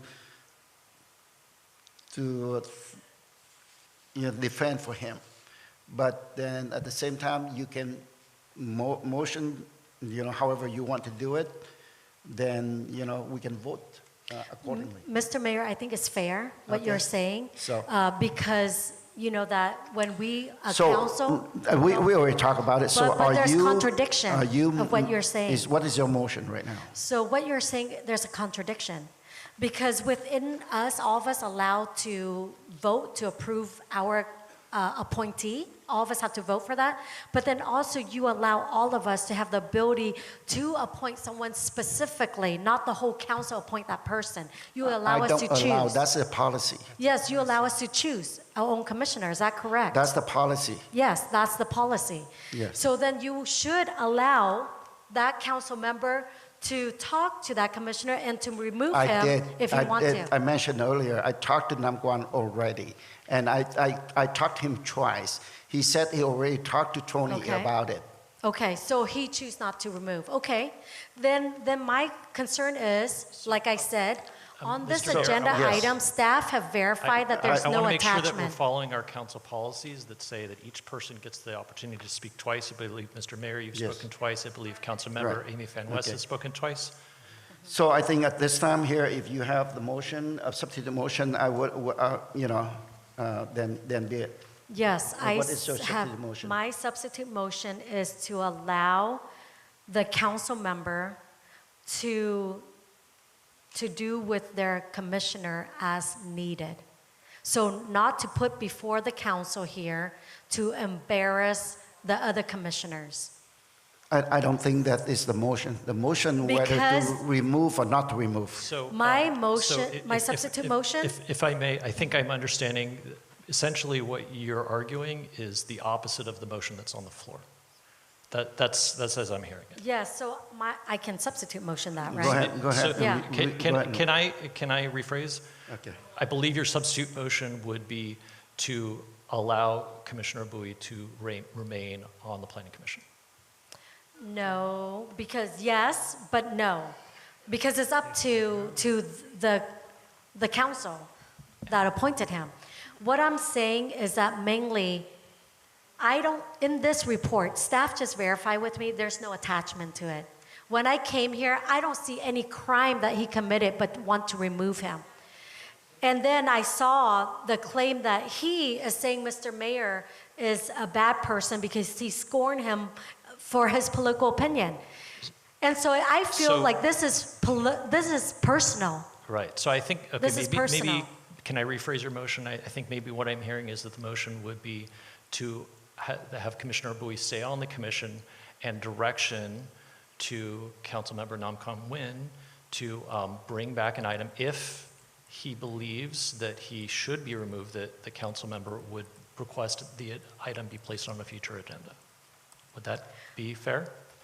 It's fair, but then I also noticed the staff report is not legit. It's very personal attacking. It's very personal. So it's all about personal. Because where did Mr. Bowie accuse our staff? I saw only accuse Mr. Mayor for scorning him. All right. So what is your substitute motion? So without evidence, it is awkward for me as a council member to vote to remove another appointee commissioner of another council member. It's just so awkward. So there's no evidence, but I see a personal indictment. And that's wrong. So That's wrong. So the. Yes, please. This is the agenda today. There's nothing attached. Councilmember West now is second. This is a question for City Attorney and also a request to Councilmember Mark Nguyen.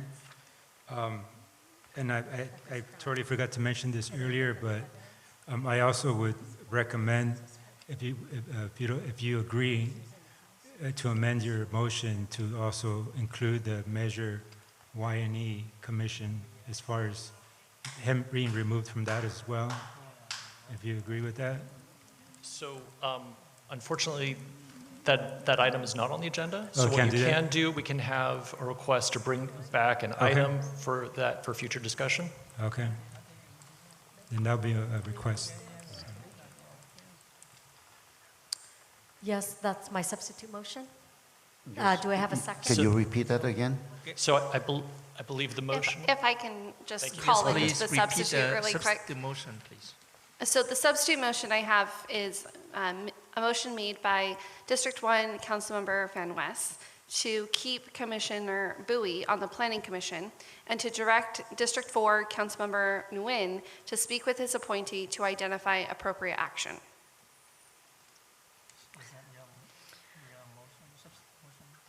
So my substitute motion, from what I'm understanding from you, is that, yes, I asked that for the mayor, the council member Nguyen to go back to make that decision, but to keep Tony Bowie on there and then bring it back with another agenda. Is that correct? Okay, so it's to keep Commissioner Bowie on Yeah. the Planning Commission Yeah. and to direct District 4 Councilmember Nguyen to speak with his appointee to identify appropriate action. Yes. And to come back, like city attorney said, District 4 can come back with an agenda to whatever, to vote on. Right, so that, and it would be to request that Councilmember Nguyen, if he determines that Councilmember Bowie should be removed at a future date, that we request that he bring that item and request that be put on a future agenda. Yes. it's That his does not appointee. limit the council to do it itself in the future, but that is the request. And the reason why I substitute that item, Mr. Mayor and council, is that I just feel like this is personal vendetta. And this agenda item, it just doesn't go. It's just wrong for me to vote something, I don't see the evidence of something he did against all of us and against the staff. It's just he's accusing mayor for being, or scorning him, and causing stress to him, that's it. Mayor, I would like to call for question. I need a second for the substitute. Oh, there's Mr. no. Mayor, can I have call a- for a question at this point. Mr. Mayor, can I have a say? Yes, okay, go ahead. So is there a second to the motion? For the There's a motion on the table. I second. Okay. The substitute. She has my We're second, ready to but vote, let's vote or else we'll call for a question. can I speak now? Yes. Okay. Yes, Mr. Mayor talked to me about Mr. Bowie. And I already talked to Mr. Bowie about this. And, but I also emphasized that, even he was appointed by me, I totally respect his opinion. And to me, if he ever, do something or accuse the mayor of something, then he's acting like a regular citizen. Like you guys come up to the podium and then you just, say whatever express your ideas about the mayor. And I don't think like the mayor going to fire you or do anything, kick you out of some commission. Then, okay, so the thing is, I just want to say what I want to say. Okay, so if Mr. Mayor treated Mr. Bowie as a citizen, a constituent, so that's a big difference, So he's acting, he has two hats. He's a commissioner, and he's your constituent.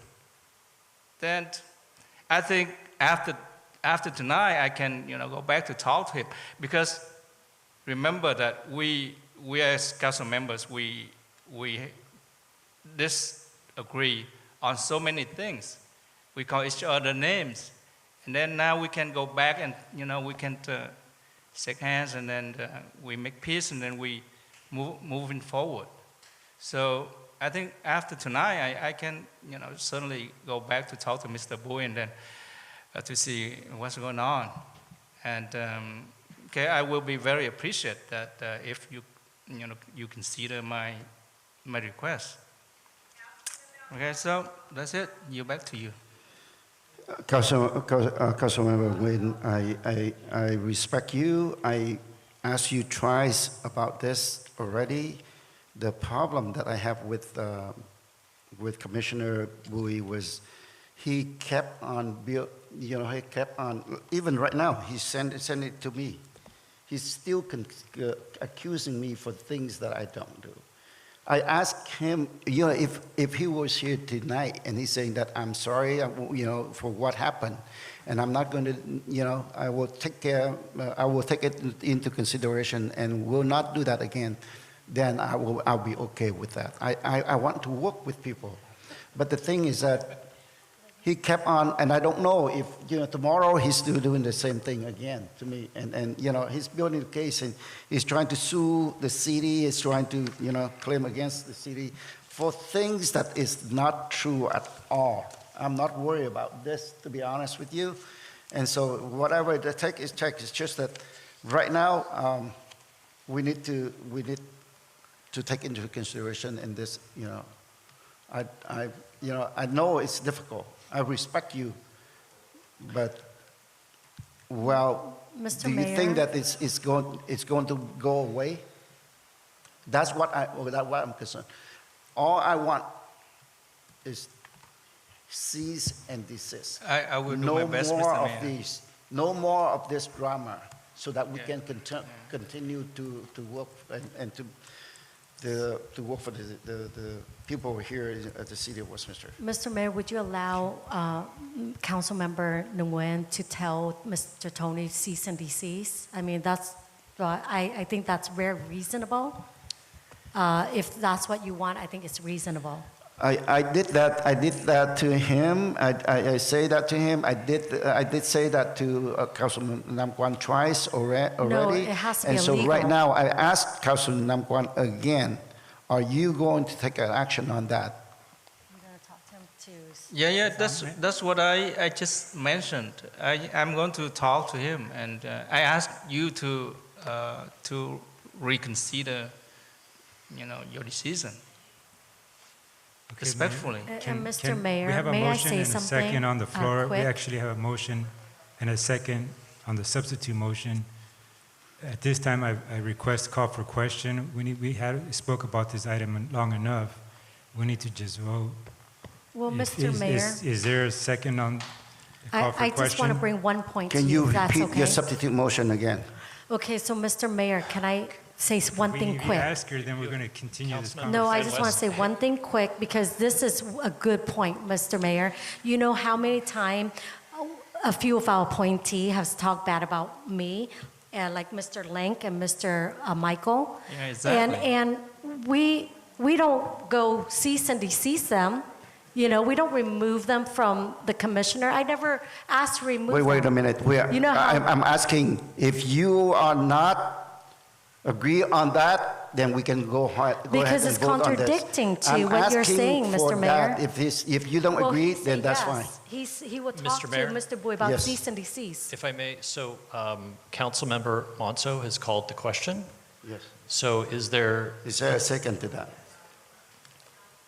Call for question means stop discussion. Is there a second to that? I second. Thank you. I have a motion made by Vice Mayor Monzo, seconded by District 4, Councilmember Nguyen. Call for question. I'll go to call roll. District 1, Councilwoman Fan West. Fan West, no. District 3, Councilmember Nguyen. Yes. Oh, for the second one? I'm Are you doing call for substitute question. motion? This is call for question. Oh, yes, Are you amending it to a yes? yes. Thank you. Councilmember, District 4, Councilmember Nguyen. Yes. Vice Mayor Monzo. Yes. And Mayor Nguyen. Yes. Okay. 5-0 motion carried. Okay, we'll call. Now we'll go to the substitute motion on the floor. I have a substitute made by District 1, Councilwoman Fan West, seconded by District 4, Councilmember Nguyen, to keep Commissioner Bowie on the Planning Commission and to direct District 4, Councilmember Nguyen, to speak with his appointee to identify appropriate action, and to request District 4, Councilmember Nguyen to bring an agenda item at a future meeting date to consider the removal of Commissioner Bowie. And add what Mr. Mayor was asking Mr. Nguyen, is to talk to his commissioner, cease and desist. I add that to that motion. That's Yeah. what I'm going to do. Yeah, so is that okay, to that substitute motion? So are you substituting the substitute motion? I'm not sure I understand what you're requesting. Substitute motion, I'm twisting it a little bit to add an extra, what Mr. Mayor has requested of us, of Mr. Nguyen, is to come back with Tony Bowie and tell him cease and desist. So the thing is that, that's what I'm adding onto that, just that verbiage. So we do have a call for question, which stops discussion and doesn't allow amendments to No, the motions that's on the before- floor. That's after Mr. Mayor City requests. Attorney. So it doesn't allow for any amendments made to the motions on the floor after a call for question. So I know, the but that's already motion, done the before. substitute that was already noted for the record, the substitute motion from you cannot be amended at this time. No, I'm talking about his request, the mayor requests us to No, change. go roll call right now. It's Before just roll that. call. Yeah, go ahead. I think that's the part of the. So Your the city substitute clerk motion, has that's- informed that's you all right. that we need to call, so the question is before the council on to the vote on the substitute motion. So do we want to count the So- votes? Yes, so I'll call for the substitute motion roll call. District 1, Councilman Fan West. Fan West, yes. District 3, Councilmember Nguyen. No. District 4, Councilmember Nguyen. Yes. Vice Mayor Monzo. No. Mayor Nguyen.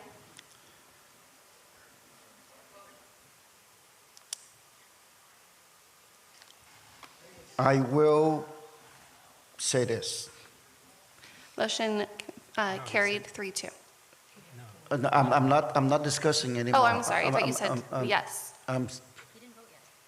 Oh, I I'm haven't. sorry, you said this, my apologies. I will take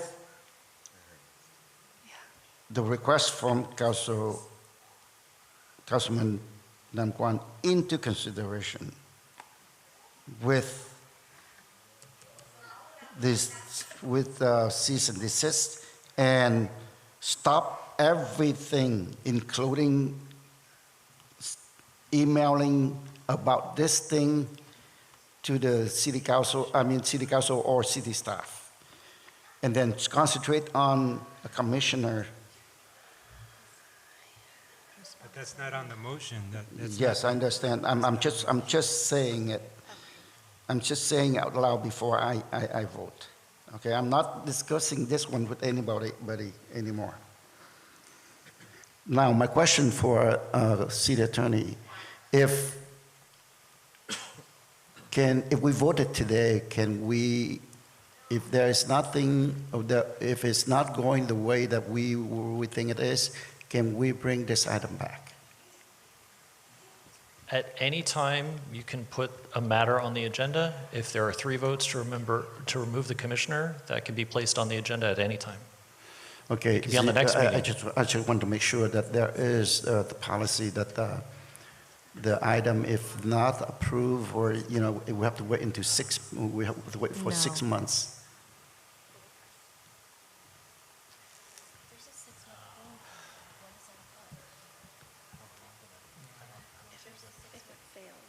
Is 6 months applied to this?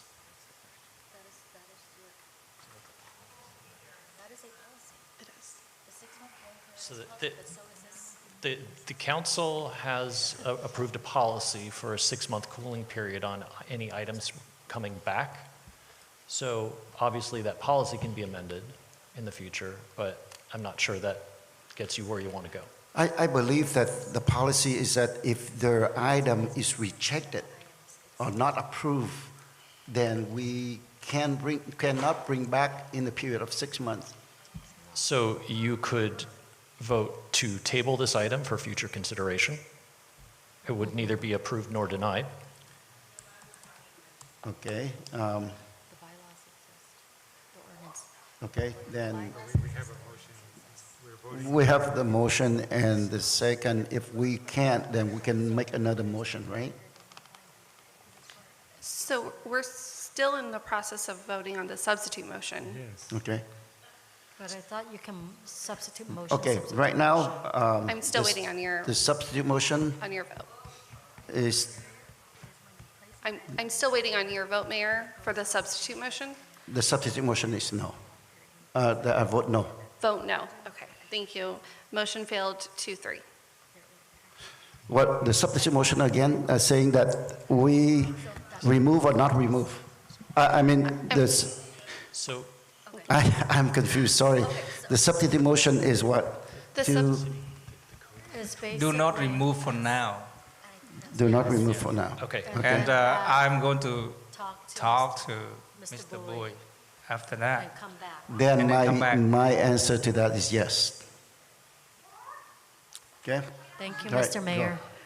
So, okay. So two things are occurring right now. One, wait, you wait. originally voted no, and now are you I- amending you're changing your vote? I'm tired today. I'm very tired. Say that again. Okay, so originally on the substitute motion, you voted no, which would have failed the substitute motion 2-3. And now you're saying that you would like to change your vote on the substitute? No. Okay, now we're moving It's to a the no. regular It's motion. a no. It's a no. Okay, so substitute motion failed 2-3. Now I'm going to go back to the original motion, which was made by District 3, Councilmember Nguyen, seconded by Vice Mayor Monzo, and that's to remove Planning Commissioner Tony Bowie from the Planning Commission. I'll go to call roll. Can we? District, Go. excuse me?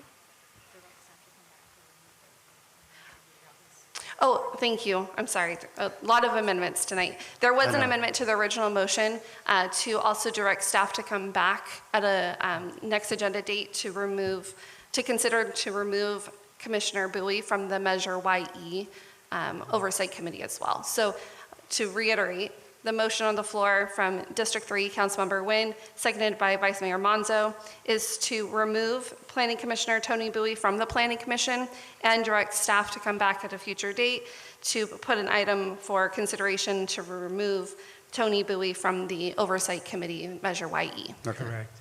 So I'll go ahead and call roll for that. District 1, Councilwoman Fan West. Fan West, no. District 3, Councilmember Nguyen. Yes. District 4, Councilmember Nguyen. No.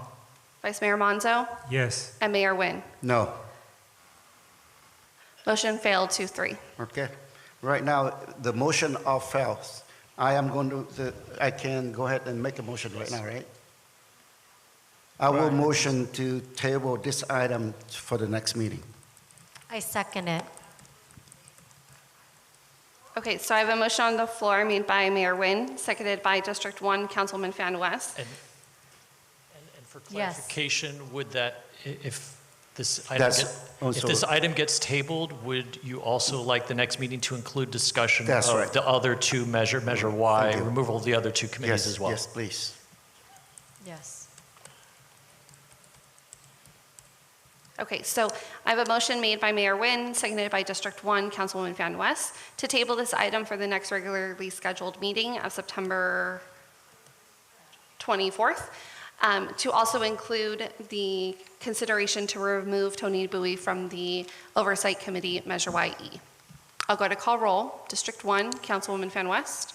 So when is this tabled to what date again? This is October? tabled down to the 24th for consideration of removal from the planning. October 24th? No, September 24th. Okay. Yes. In Fan West, yes. Okay, thank you. District 3, Councilmember Nguyen. Yes. District 4, Councilmember Nguyen. Yes. Vice Mayor Monzo. For the sake of, yes, whatever. And Mayor Nguyen. Yes. Motion carried 5-0. All right, next. Well, we are. We are This is all funny. tired today. I can't even speak. Very tired, but that's okay. All right, next We is have for work to council do. comments. Yes, we are now at the council comments. We can go with, first of all, we can go with Councilmember Mark Nguyen. Thank you, Mayor. Mine's the quickest. Thank you, WPD, Fire Department, and city staff for your continued hard work and dedication to the city. Thank you, everyone here, for being here, even though some comments were not very warm. Thank you. All right, thank you, Councilman Mark Nguyen. Councilmember Nam Quang Nguyen. Thank you, Mayor. Mark Nguyen, huh? You say Mark Nguyen? No, Nam Quang Nguyen. Oh. Yeah, this morning I attended the ribbon cutting of the Bowling Green Park, and that was absolutely a very successful event that staff put together with almost all the department heads and the PD, the president of the PD. And yeah, I'm very glad that we are thriving. We are actually thriving. We have a disagreement with each other, but you know, the main focus is keep the city safe. Thank you to the PD, and make it more. I mean, like a place for the kids to play, and a safe place for business to thrive. Thank you, staff, again, and thank you, PD. All right, thank you, Councilmember Nam Quang Nguyen. Councilmember West, please. Thank you, Mr. Mayor. I actually think this meeting was very productive. Thank you, Mayor and Council and staff. It's very entertaining. I actually have a laugh out of it.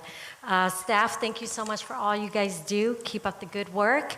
Fire and police, thank you. Also, let me see here. Labor Day was amazing. We get to celebrate all those who work hard for the city and to allow this country to keep running. So I really appreciate that. Now, what I want to agendize, I propose a resolution for voter ID on the next council meeting. Mr. Mayor, I ask for a second at this moment, if that's okay.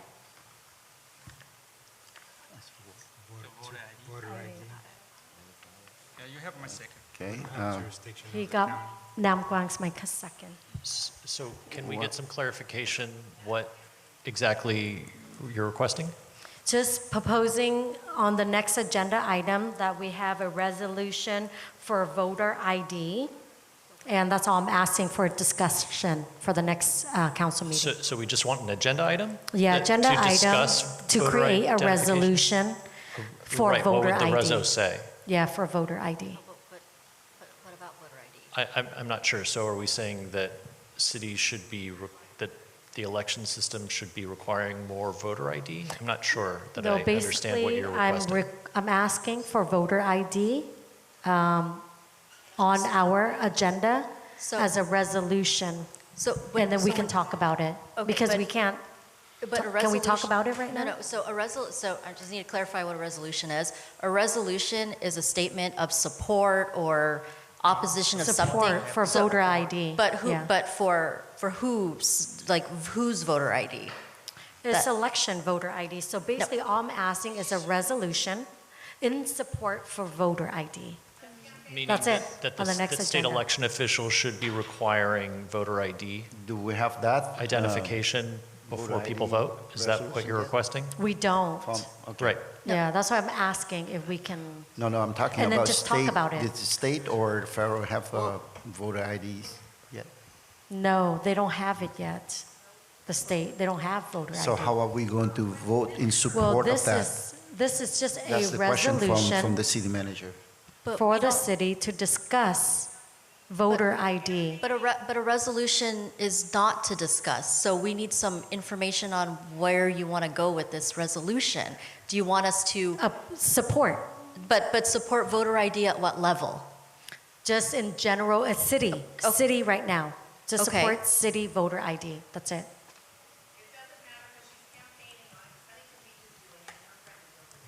Are we gonna listen to public comment now, Mr. Mayor?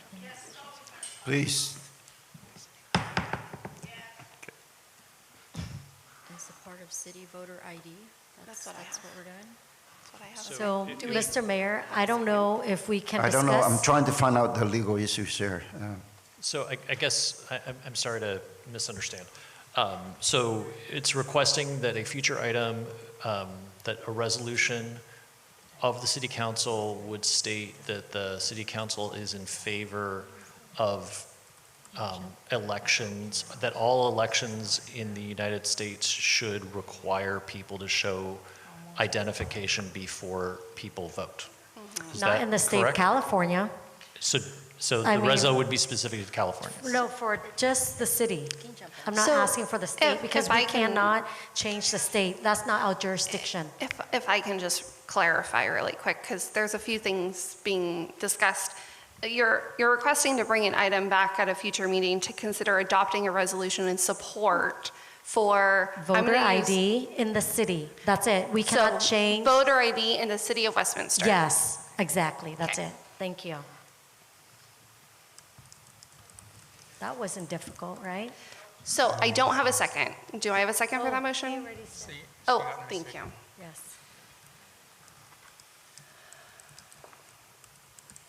Okay, so I have, let me just reread it.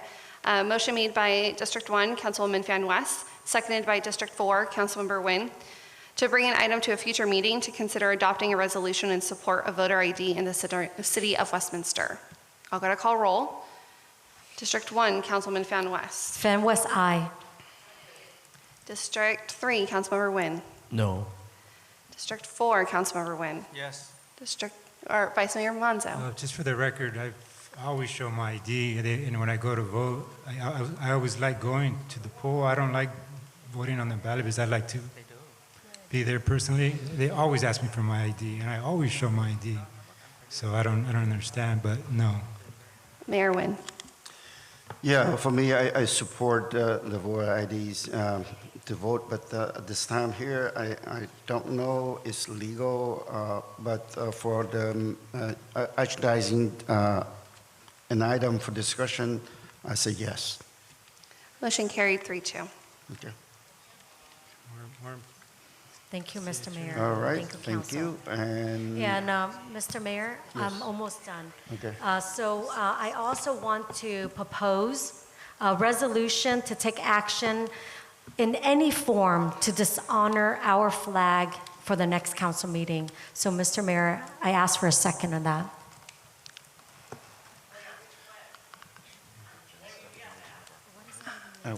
I want to hear that again, please. I'm sorry? Say that again, please. So I It's like propose burning a the flag or what? resolution to oppose any action in any form to dishonor our flag, to be put on the next council meeting to discuss. The American To flag? dishonor. Right, to be Oh, well. specific. It's already a violation of our flag policy. I'll support you. This is if- for the city I- only. I I'm know, not- I know. I support yeah. you if you put something on there that say some type of, if somebody guilty and we have evidence of them dishonoring our American flag, that we're going to do something, that we can legally do here as a city. Yeah, put that on there. Yeah, because I see it all So the what time. I'm saying, yeah, if we can agendize on the next council meeting a resolution to oppose any action in any form to dishonor the flag, our flag. That's all I'm asking for we to discuss. We will discuss in detail. If I can get clarification to what our flag is referring to? Oh, yeah. This is our flag. I mean, what other flag do we have? United States, the state of Well, there's- California, we have a city flag. I just need it The MI, for the clarification. POW1. We have flags out there. So I ask to put a resolution on to oppose any action in any form to dishonor our flag. That's all I'm asking to discuss on the next council meeting. That's where we go into discussion. I think it's just to clarify what flag you're referring to. Because the thing is that I just want flag in general. I'm not Okay. talking about then to if it's just- flags. Okay, you said our flag, which so it's a is singular flag. Which Which is one? what we have. Okay. Yeah. Do I have a second for that?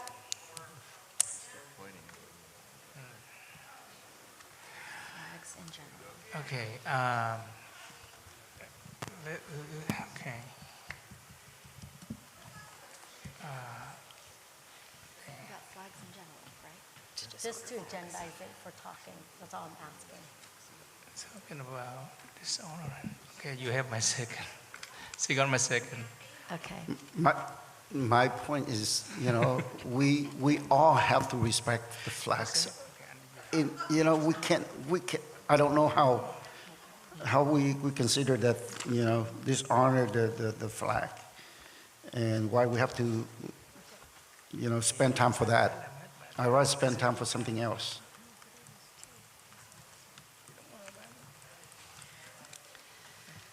So, Mr. Mayor and Council, is it okay for us to put on the agenda to just talk about it for next council meeting? Well, is there a second to that? Yes, you got my second, Mr. Mayor. Okay. All right. So I have a motion made by District 1, Councilwoman Fan West, seconded by District 4, Councilmember Nguyen, to place an item on a future meeting to consider a resolution to oppose any action in any form to dishonor flags. I'll go to call roll. District 1, Councilwoman Fan West. District 1, Councilwoman Fan West. Fan West, aye. District 3, Councilmember Nguyen. No. District 4, Councilmember Nguyen. Yes. Vice Mayor Monzo. No. Mayor Nguyen. I'm trying to understand how are we going to dishonor the flag?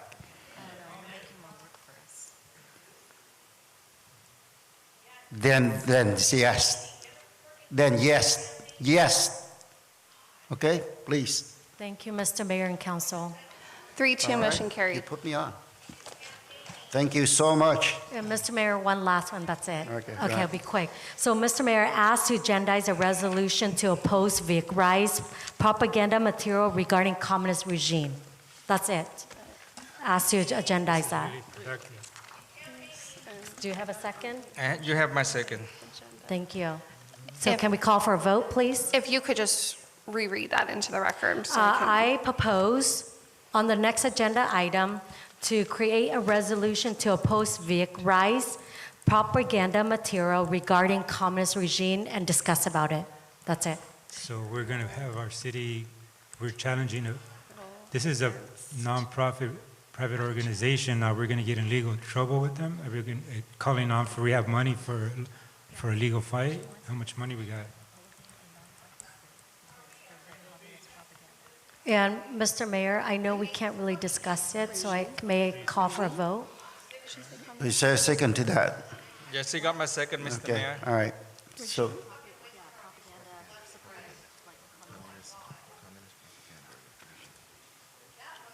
Okay, I'm going to reread it into the Please. record. Do I have a Please. second for Yes.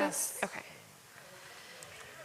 Okay, so I have a motion made by District 1, Councilwoman Fan West, seconded by District 4, Councilmember Nguyen. This is to place an item on a future meeting agenda to consider a resolution to oppose the Rise propaganda material against communist regime. Yep, that's it. I'll go to call roll. District 1, Councilwoman Fan West. Fan West, aye. District 3, Councilmember Nguyen. No.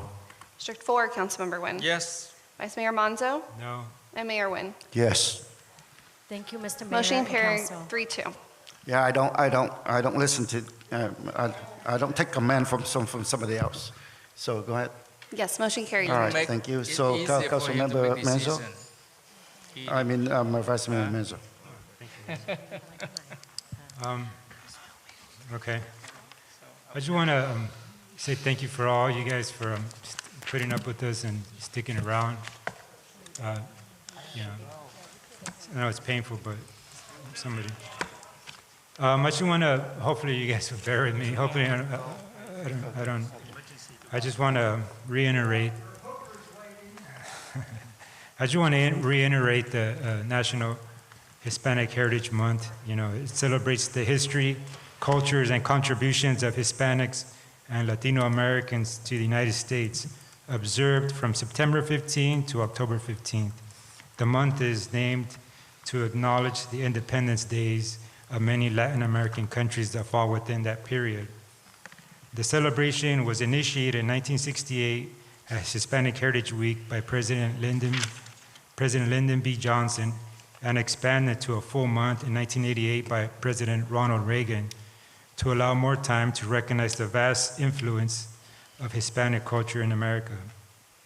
As of July 24, there is approximately 68 million Hispanics in the United States. Hispanics are the largest racial or ethnic group in the United States. Hispanics or Latinos have contributed to the American life since the American Revolution, fighting in every single war since then.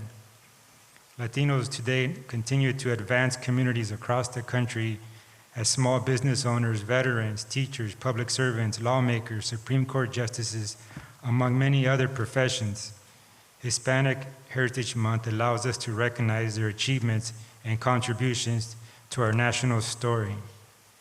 In other words, we ain't going anywhere. So happy Hispanic Heritage Month to everyone out there. So be safe out there. Take care, and let's keep finding the things that bond us together, not the things that divides us. And we need to do a lot of that right now. So I want to thank our police officers, our PD, for keeping us safe. Our fire department, which they don't ever get that love, but we love you. Thank you for all you do. And our city staff for all your hard work. And the city council as well. Thank you. All right, thank you very much. I want to thank everyone to come out and speak, express your opinion. I apologize, I'm kind of tired today, you can tell. But I want to thank staff for everything that you've done for the city. I know that you put in a lot of effort. Congratulations to District 4 that we have the grand opening for the new playground for the Bowling Green Park today. And with that, meeting adjourned in memory of Charlie Kirk. As we bring this meeting to a close, I ask that we take a moment to remember Charlie Kirk. His passion, his courage, and his dedication touched so many lives. While he's no longer with us, his influence and example life on all in all of us. It was very touched. I can't believe when I heard the news, and I couldn't believe that. So anyway, with that, in honor of Charlie Kirk, this meeting is adjourned.